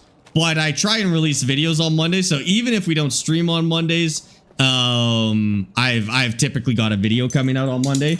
So you'll have something to watch even on Mondays. Also, all of our streams are recorded. So if I'm ever not streaming, but you want to watch the stream, go to the YouTube. Oh, here's the VODs YouTube. One sec. If you go to that YouTube channel in the Twitch chat, you can watch full streams there. And then tomorrow, what time was it for you? 5 hours and 7 minutes ago. It's just easiest to say every day and then tell people not Mondays. But whatever time it was for you about 5 hours ago, that's when we go live. Whatever he feels like, because he's a part-time streamer. I've had to skip so many streams this week, dude. I've had to skip a lot of streams this week. All right, let's go check this thing out. Also, do I need my European adapter for this? Oh, that thing is huge, dude. Look at that. Oh, that looks like way more fun.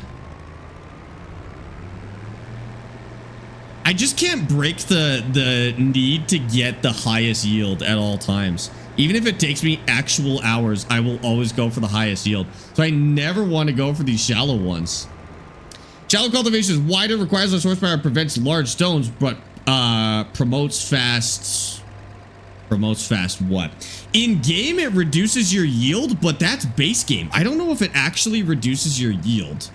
It would reduce your yield on deep rooting crops like corn. In game. In real life, it just genuinely may be a much bigger problem than that, but adapter needed. But I don't know if it does for something like poppies. We're gonna see. Whoa, look at that thing, dude. This is the biggest equipment we've run so far. Let's go see what that looks like folded out on the field. Eric, thank you for the follow on Twitch. How much streaming did it take you to get to this level? What level? What do you mean? What does that mean? Have I played the Quebec countryside? No, I heard the Quebec maps are actually really good though. This is a big tractor. Ford 1156. This thing rocks. You only dislike this tractor because of its speed. Its speed. Oh, it maxed out at 24 kilometers an hour. I didn't even notice that. I honestly, I don't spend a lot of time driving it around the map, so it's not really an issue. It folds out one more time, too. It's not even done. That's already bigger than what we've got going on now. Look at that, dude. Can't you harvest wheat in June? No. The first chance we have to harvest wheat is in July. And I'm really hoping that's a July crop, because it could be a later crop, and then I can't plant poppies in it, which will be a little bit of an issue. I'm kind of relying on it being a July crop, or yeah, July crop, in order to. Ew, man, why can't I see the lines? Kind of relied on it being a July crop in order to recoup the money that I spent on it this year, and the fact that I bought a field from Walter in general. Let's see how this goes.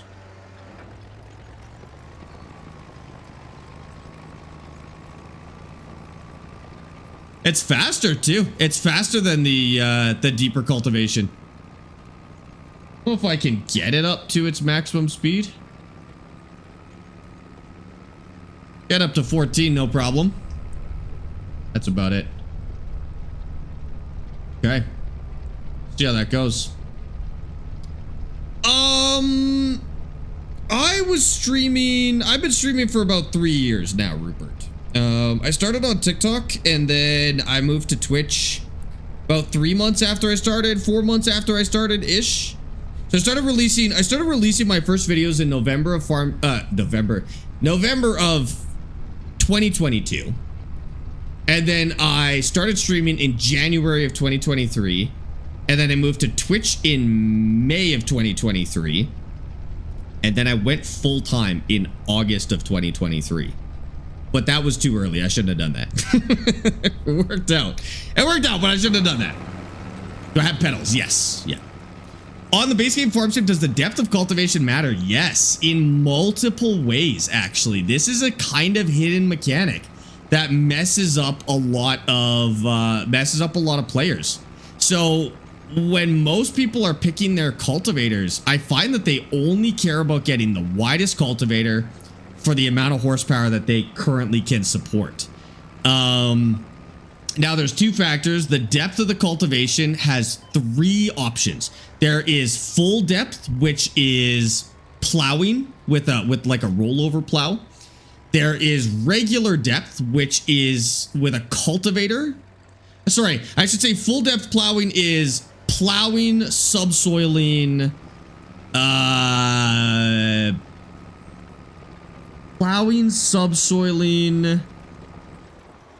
one second. Plowing, subsoiling, spading, and I think the power harrows actually might. Nope. Plowing, subsoiling, and spading. Then cultivators are regular depth, and then some cultivators are shallow depth. So full depth plowing has to be done every 3 years to get a bonus, or to get your full yield. If you don't plow every 3 years, you take a 10 or 15% hit to your yield. So that you have to do every 3 years by base game mechanics. Full depth will pull up a good amount of rocks, but you'll never get any weeds with full depth plowing. Are there any other bonuses? Oh, and then some crops that grow deep require full depth plowing every year. So think of anything that's big or deep. So corn, for example. Corn is really big, so the roots go really deep. It needs a full depth plow to get the full yield, basically. Sunflowers, same thing. You need to go full depth to get the full yield. And then any root crops, so onions, potatoes, beets, carrots, those need full depth for the full yield as well. Regular depth is good for grasses and stuff like that, grasses and grains, because they don't need to root very deep, and so you'll still get your full yield. You'll still need to plow every 3 years, but you still get your full yield with grains. But you will get weeds. You'll get smaller rocks, which is nice, but you will get weeds. You will get rocks, and yeah, some crops they just won't get their actual yield with those. And then shallow is the fastest and the easiest. It's the lowest horsepower. That's what we're doing now, is shallow. This will give a debuff to every crop type. You will get less yield on everything with shallow, but it's faster. You just, you don't spend so much time on the field messing around with it. You're gonna get big weeds. You actually won't get, I don't even know if you will get rocks. I'm not getting any rocks, which is nice. You will get weeds fast. And then of course they'll really, really negatively impact those deep growing crops.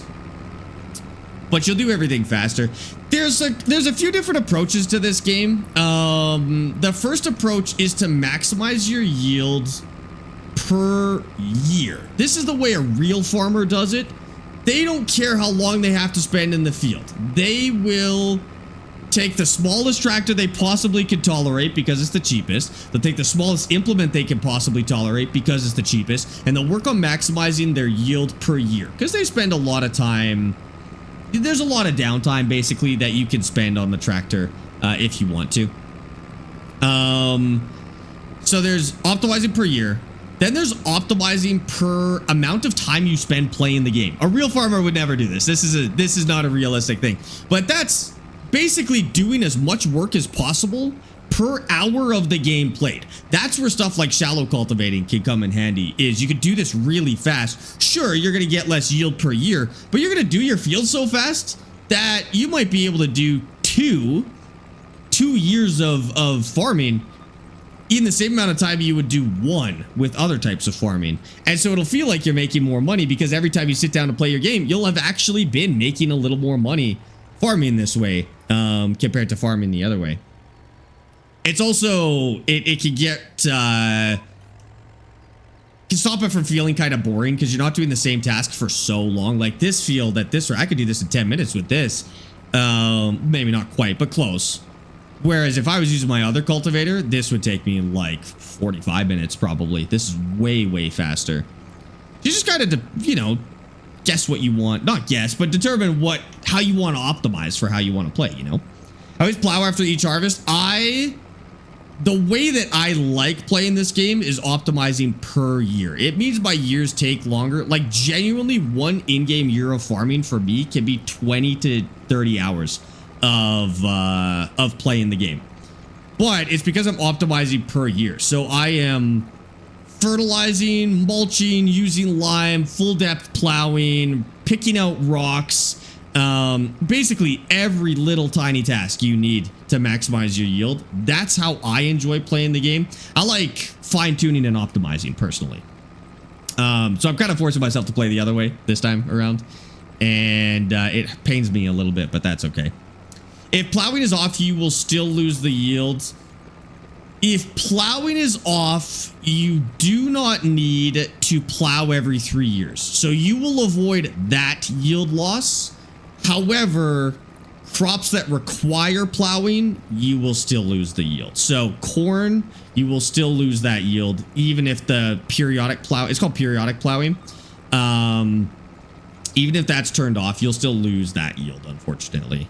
Now, precision farming changes that to make it more realistic. So if you don't do a lot of farming in real life, you may not know that farming has changed a lot over the last 30 years or so. Most farmers no longer full depth plow.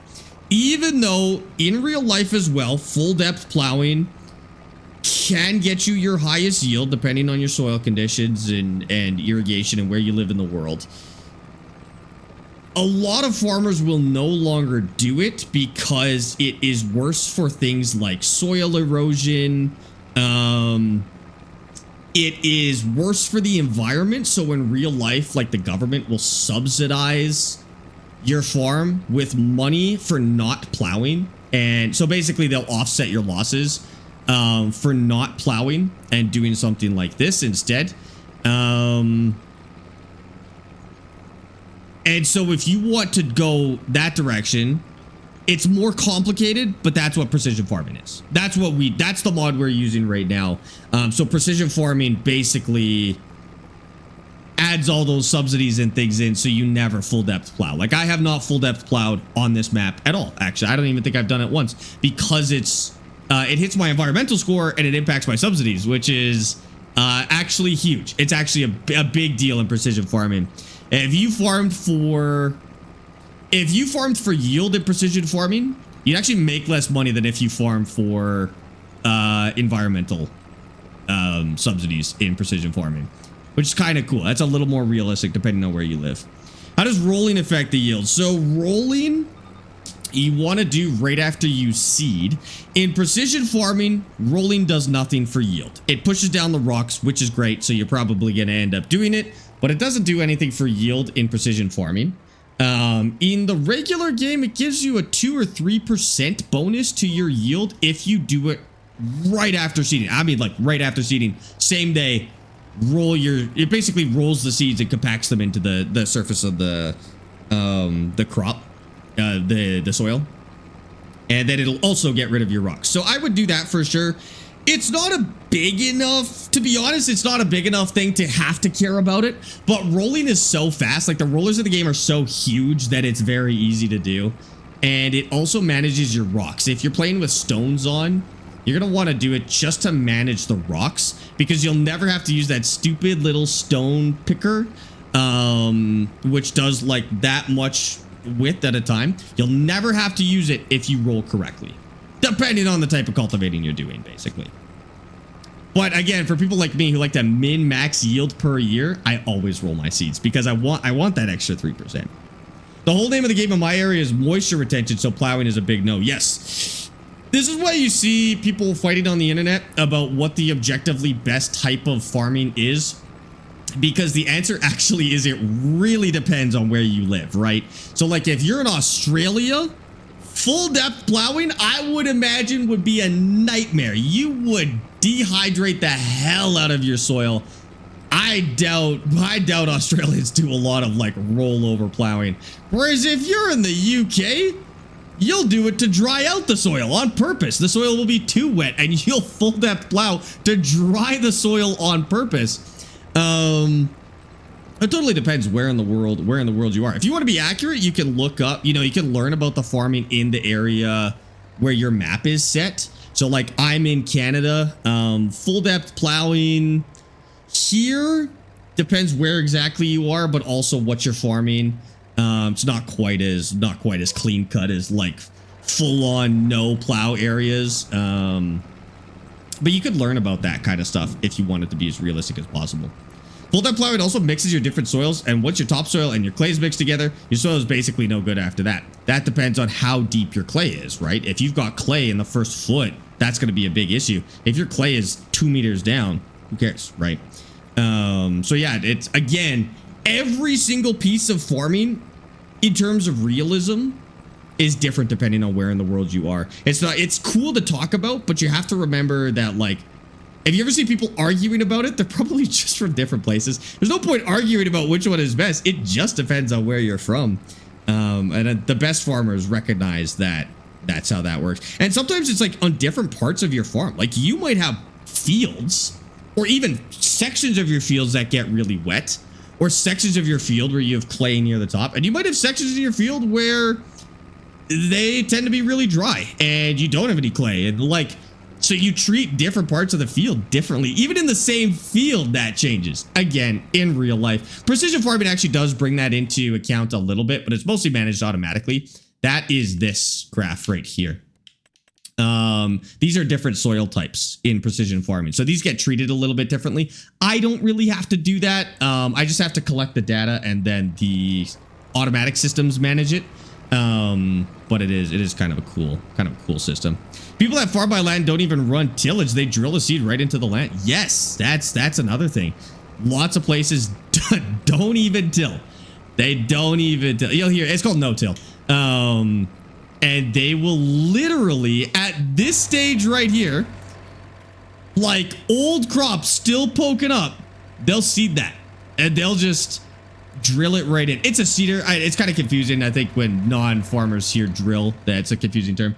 But it basically just spits the seeds in at the proper depth. And it can cut through all of that stuff. So you don't till at all. You don't cultivate at all. You just put it back on top. You can do that in this game. if you want to. I'm not really sure how that affects the yield. I think I'd like to get a little scientific with it over the next few. Oh, what if we do one of our fields is no-till? Okay, I want to science this. This field, shallow cultivator, because it's our biggest field and I want to cultivate it the least. We're going to shallow cultivate this field. We're going to no-till 19, 20, 21. We'll just drill those with poppies. And then 22, we will regular depth cultivate. And we'll just see where the yield comes out. And just see what happens. Yeah, I'm curious to see how precision farming changes that. No-till and regular farm sim will come with quite a hefty hit to your yield. So you can do that in regular farm sim. That's probably another 10-15% that you'll take to your yield with a drill. So again, it depends how fast you want to farm, but it'll make it faster, right? How we were talking about where you optimize for game time, so you do more work per hour of farming sim played. No-till is way faster. You'll farm really fast, especially if you drill with something that puts fertilizer in with it. And the fastest way to play this game, if you're optimizing for game time, is use a drill with fertilizer. And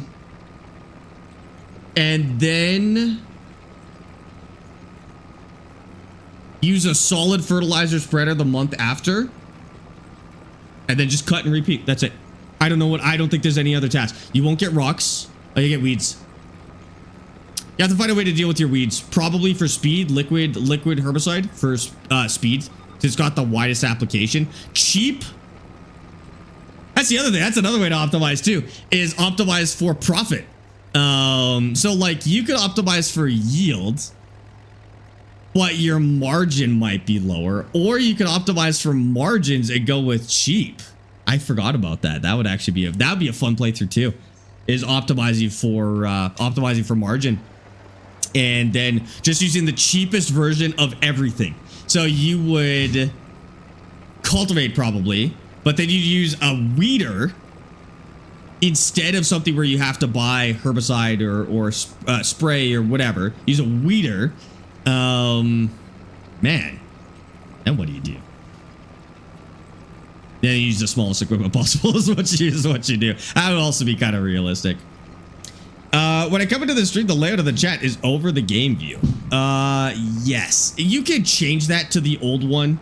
That's the new, basically that's the new way Twitch can do it. It's kind of TikTok style. You can switch it back to the old one, whatever you like. Yeah, we'll do a little bit of research. I like that. Farming sim is so cozy at night. I agree. Yeah, I think we do a little bit of our own science. Now, we do have to remember that we are accounting for different soil types. So in my comparison, do I have? Yeah, so the only thing I'll have to make sure I do is I'll have to compare like loam to loam, silty clay to silty clay, sandy loam to sandy loam. I can't do sandy loam actually. I'll have to compare to silty clay or loam because I don't have sandy loam in this field. So we just have to account for those soil types when we do these comparisons and make sure we're comparing the same soil types. Look at that. 99, 98, 98, 100, 95. And then we're fixing Walters. He's 57 right now. But we're getting that fixed up.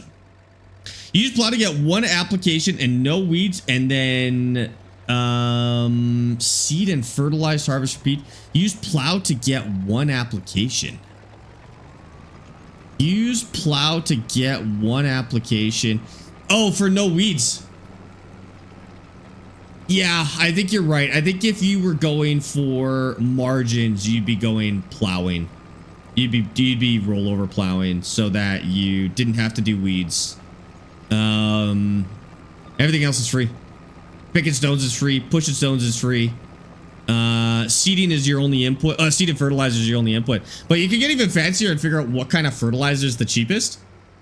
And if you got really smart about it, you could actually get enough animals so that you're never buying fertilizer and you're only using manure from your animals. Your only cost at that point would be seeds, but to be honest with you, seeds are not expensive. Seeds are actually insanely cheap. So you could get it to the point where the only thing you are buying every year is seeds. Is there a way around that? No. Because you can't reseed what you've got. Yeah, so that would be the cheapest way to do it. That would actually be so fun to have like a self-sustaining farm like that where it produces its own fertilizer. Then whatever you're growing feeds the animals. I don't know what your product would be. The easiest way to do it would be dairy cattle, I think, where you grow the stuff you need for TMR. You fertilize with cattle manure and slurry, and then you sell milk. That would be the easy. Is it the easiest way? No, the easiest way is to do goats. Goats or sheep, so you can feed them just grass, and then you fertilize the grass because they only need one stage of fertilizer. That's the easiest way to do it. Most fun way would be cattle. The hardest one would be pigs, because you have to grow 4 different foods for pigs to balance them out. The best. Not that it really matters actually, but that's what you'd have to do for pigs. I think there's a mod of that for seeding. Yeah, you'd have to. I don't think there's a way to do it base game. I've done that cows, plows, seed, harvest, repeat. Yeah, I think that would be a really fun playthrough. Slurry to the biogas plant and digestate for fertilizer. That would be the end game of that playthrough. Yeah, so you don't lose very much to digestate production. You lose a little bit of your volume. But it's worth it. We did the math on Kinlog. We did the math on that. It was without a doubt worth it. You didn't lose very much. In fact, it was so worth it. We were actually buying extra manure from the animal dealer, and we were feeding that into our biogas plant because that was also worth it. We were turning it over at such a good rate that between what we made in power production and the digestate we received from that process, we were actually positive on that interaction, which was good. There is a farm down by me that does their own slurry with dairy cows, and they usually grow corn. Super common. Super common around here too. Yeah, and sometimes it's like neighboring farms. Like you may not grow crops and use your own slurry, but you'll just sell it or hand it off to nearby farmers or something like that. Farmers do a lot of trading, a lot of like just helping each other out when it works. So I don't know. Depending on how good of friends you were with your neighbors, you might just give them your slurry. I mean, it might be just convenient. If you don't have a way to use your slurry, it might just be convenient to have someone come pick it up and take it, to be honest with you. There is so there is auto feed for cows. That mixes the TMR for you. It's a very expensive building in game, but it really gets rid of that horrible task of mixing feed every month. The only problem is that it's, I don't think it holds very much. So you could set it and forget it for a little bit, but I think you still, like, it just kind of saves you the mixing process. I don't think it keeps them fed for very long, but still definitely a step up, that's for sure. Kevin and Neil, thanks for the follows on TikTok. How much of an impact do bees have when you place them next to the field? So bees are kind of a hidden mechanic. You can't see it. Bees being near your field is not represented in the yield number. It only comes out if you were to calculate the yield with and without bees, like if you were to actually check your volume with and without bees. It is a 3% bonus to flowering crops, 3 to 5% bonus to flowering crops. So that would be peas, beans, potatoes, sunflowers. I don't know if it would do poppies. Technically, it should do poppies, but because it's a mod crop, it may or may not. But it should do poppies. Mustard, flowers, canola flowers. Those flowers. Canola flower? It does, but does it need to be... Canola may or may not get a benefit from bees. Should. It should get a benefit from bees. I'm not sure. Headlands first? No. No. Inside first. Faded Kratos, thank you for the follow on Twitch. Appreciate that. Is this Nathal? Yes, it is. Yeah. Sparx, you go to the Stampede? Probably not, to be honest with you. I was going to go if my family was going to go, but like, it's less fun than you think it is. I want to bring Amy at some point, but it really is just a massive crowd of people. Mediocre bands this year, to be honest with you. I think the coolest performer at Stampede this year, I think they've got Steve Aoki out there tonight. They've got Youngblood at some point. It's probably the biggest performer this year. Nothing super crazy, to be honest with you. Unless you're really big in the country music scene, which I am not. Harry, thank you for that follow on Twitch, by the way. Stampede, so many people. Yeah, it's packed. Calgary's already a packed place to begin with. Stampede is just, you're just swimming through people. What I like about Stampede is the rodeo part of it, because to be honest, most of those people are going for rides and food and Instagram pictures. They're not going to the rodeo. But I actually like going to the rodeo. It's just that you have to wade through all the other things to get to the rodeo, which kind of sucks, honestly.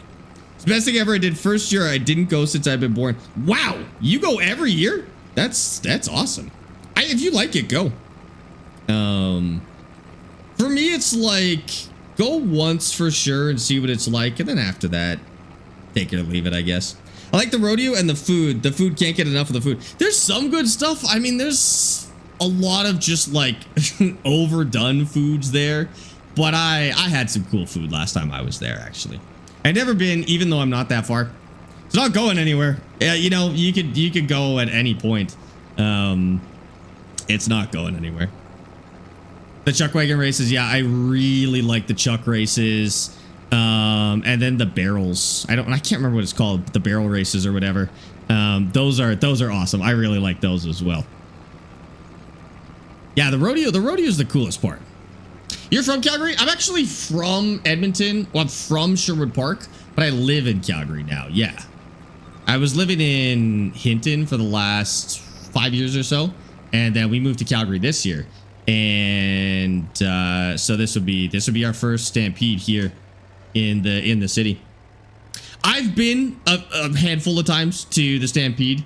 I want to take Amy at some point. I just genuinely don't know if she'll actually like it, to be honest with you. I might just have to accept that it's something she would hate. And that's okay. Then you're turning around on what you already did, so you're compacting the soil. No. Oh, you're backwards. You're talking to Jack.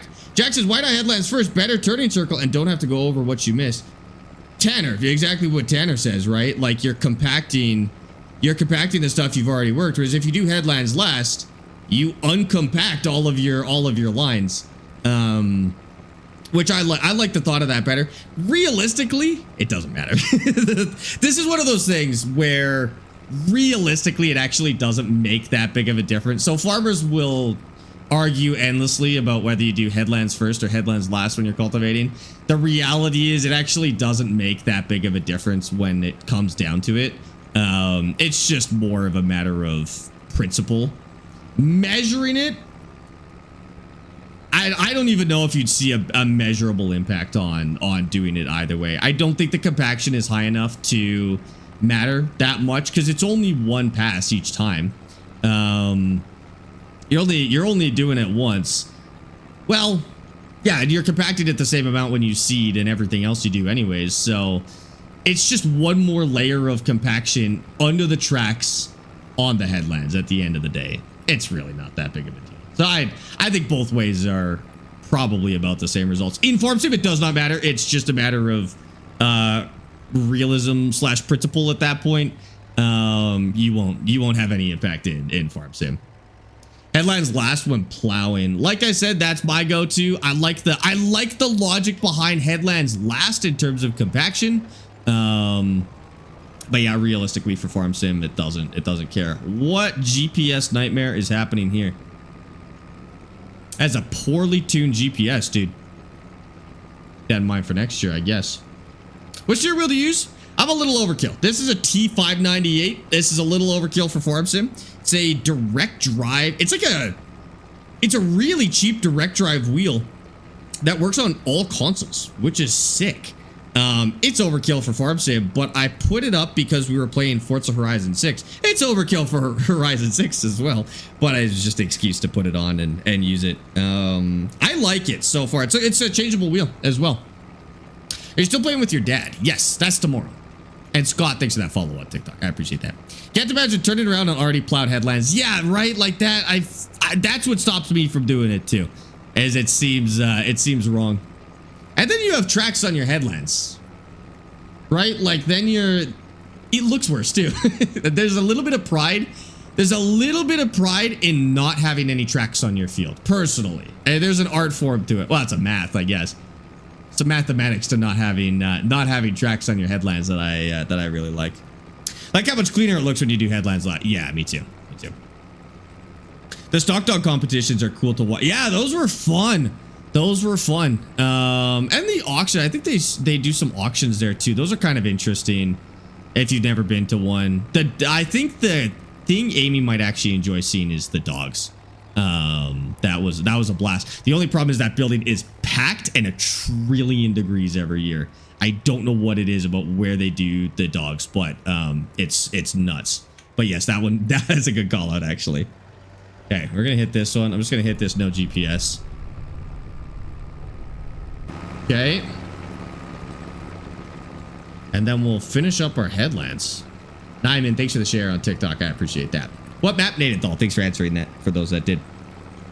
And it stinks. I'm gonna be honest. I don't know if I smell farm. I don't know if I smell farm anymore. I think that whatever receptor was smelling that died decades ago, dude.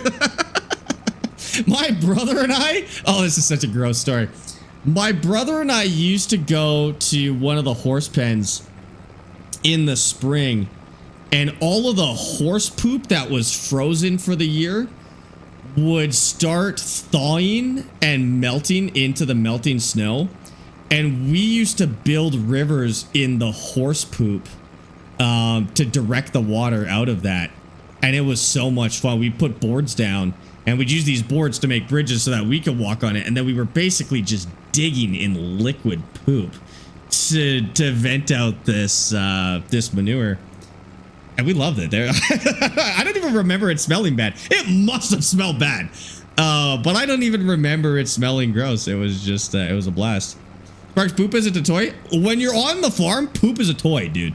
It's so many ways. In that way, the poop rivers, those are fun. The other thing that's fun is shooting frozen piles of horse poop because they explode. If you've never shot at piles of horse poop, frozen, it has to be the frozen stuff. You've never lived. If it got really hot, they would dry out. They'd explode that way too in the summertime. There's always poop to shoot, dude. Is that where shooting the shit came from? Is that literally what that phrase is about? Oh, that makes so much sense. I can smell that story. That's fair. That's right. Is that where that phrase comes from? Because that's 100%. That makes so much sense, dude. No, I don't think farm kids can smell farm smells. The only problem is I went to school with some farm kids and they smelled bad because they couldn't smell it. And that was a little bit of a problem. Yeah. I wonder if that's where that comes. Oh man, shooting poop with 22s. That and those hollow point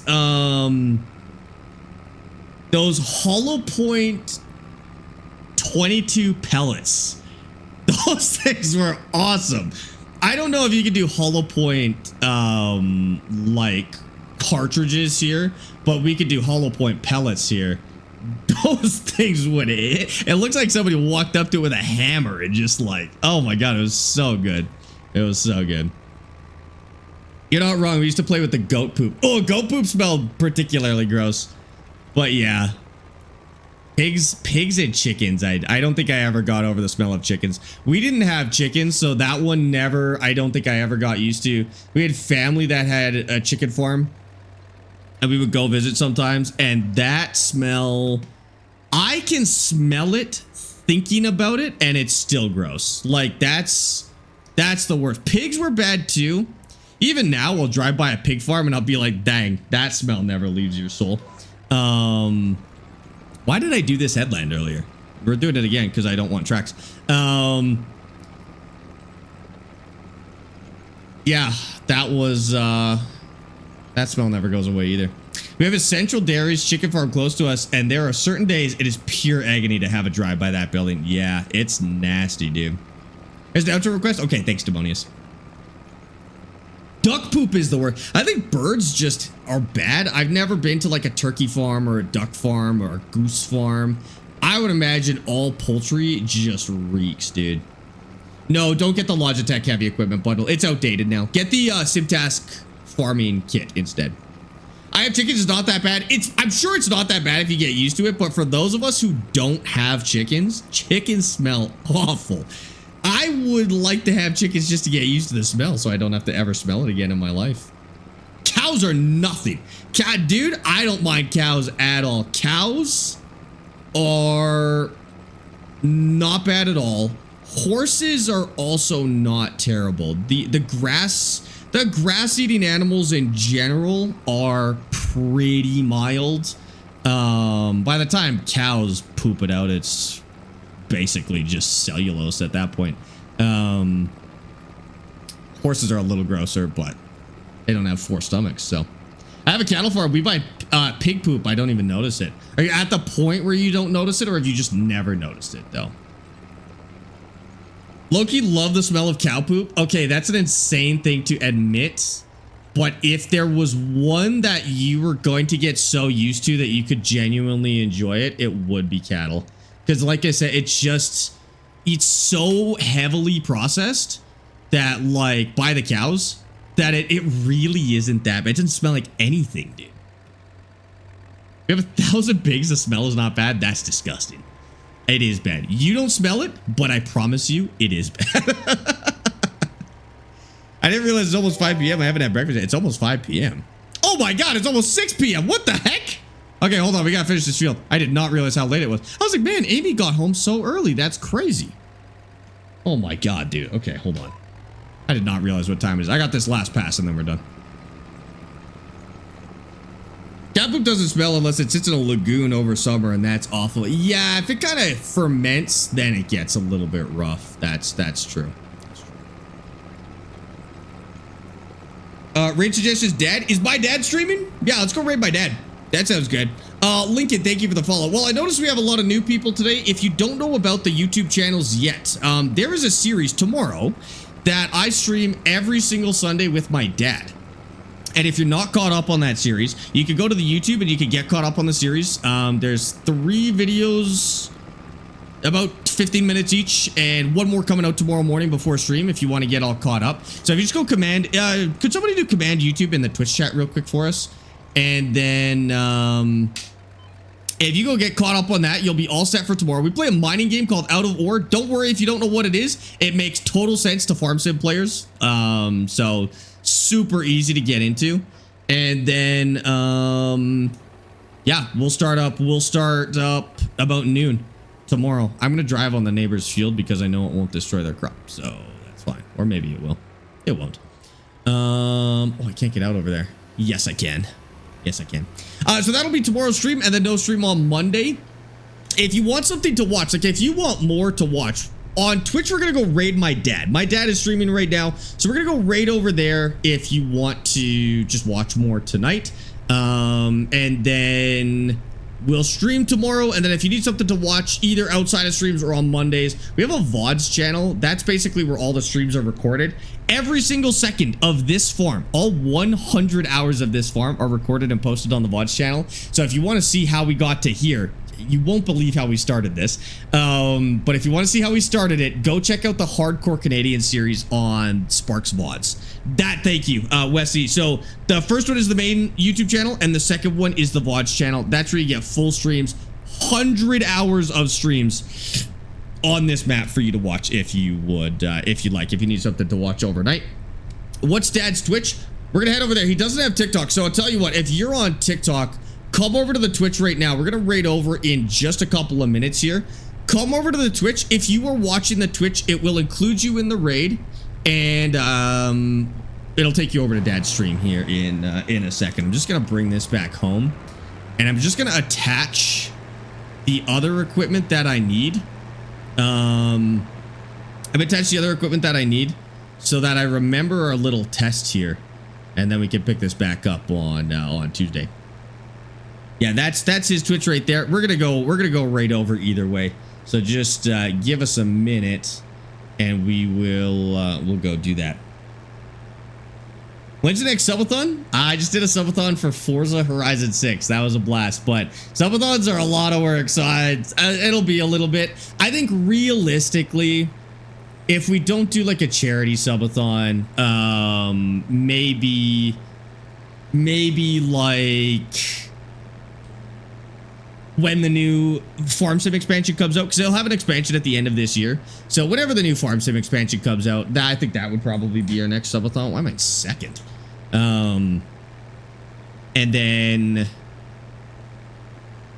yeah, that's the next one I want to do. There is a construction sim coming out in November. There is a Farm Sim expansion coming out in November. GTA 6 is coming out in November. We're not going to play a lot of GTA 6. I'll probably do a couple of days of it just to try it.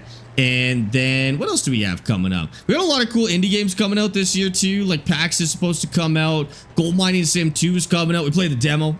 Stellar game. Dead Stick should be coming out this year. There's a lot of good stuff coming on. Yeah, and then any American Truck or Euro Truck DLCs, we'll make sure we play these too. Oh, I need an adapter for that. Okay, that's good enough. That's good enough. Let's send this thing back before I forget. How do you connect a steering wheel to Farm Sim? It's just plug and play. You just plug it in, you're good to go.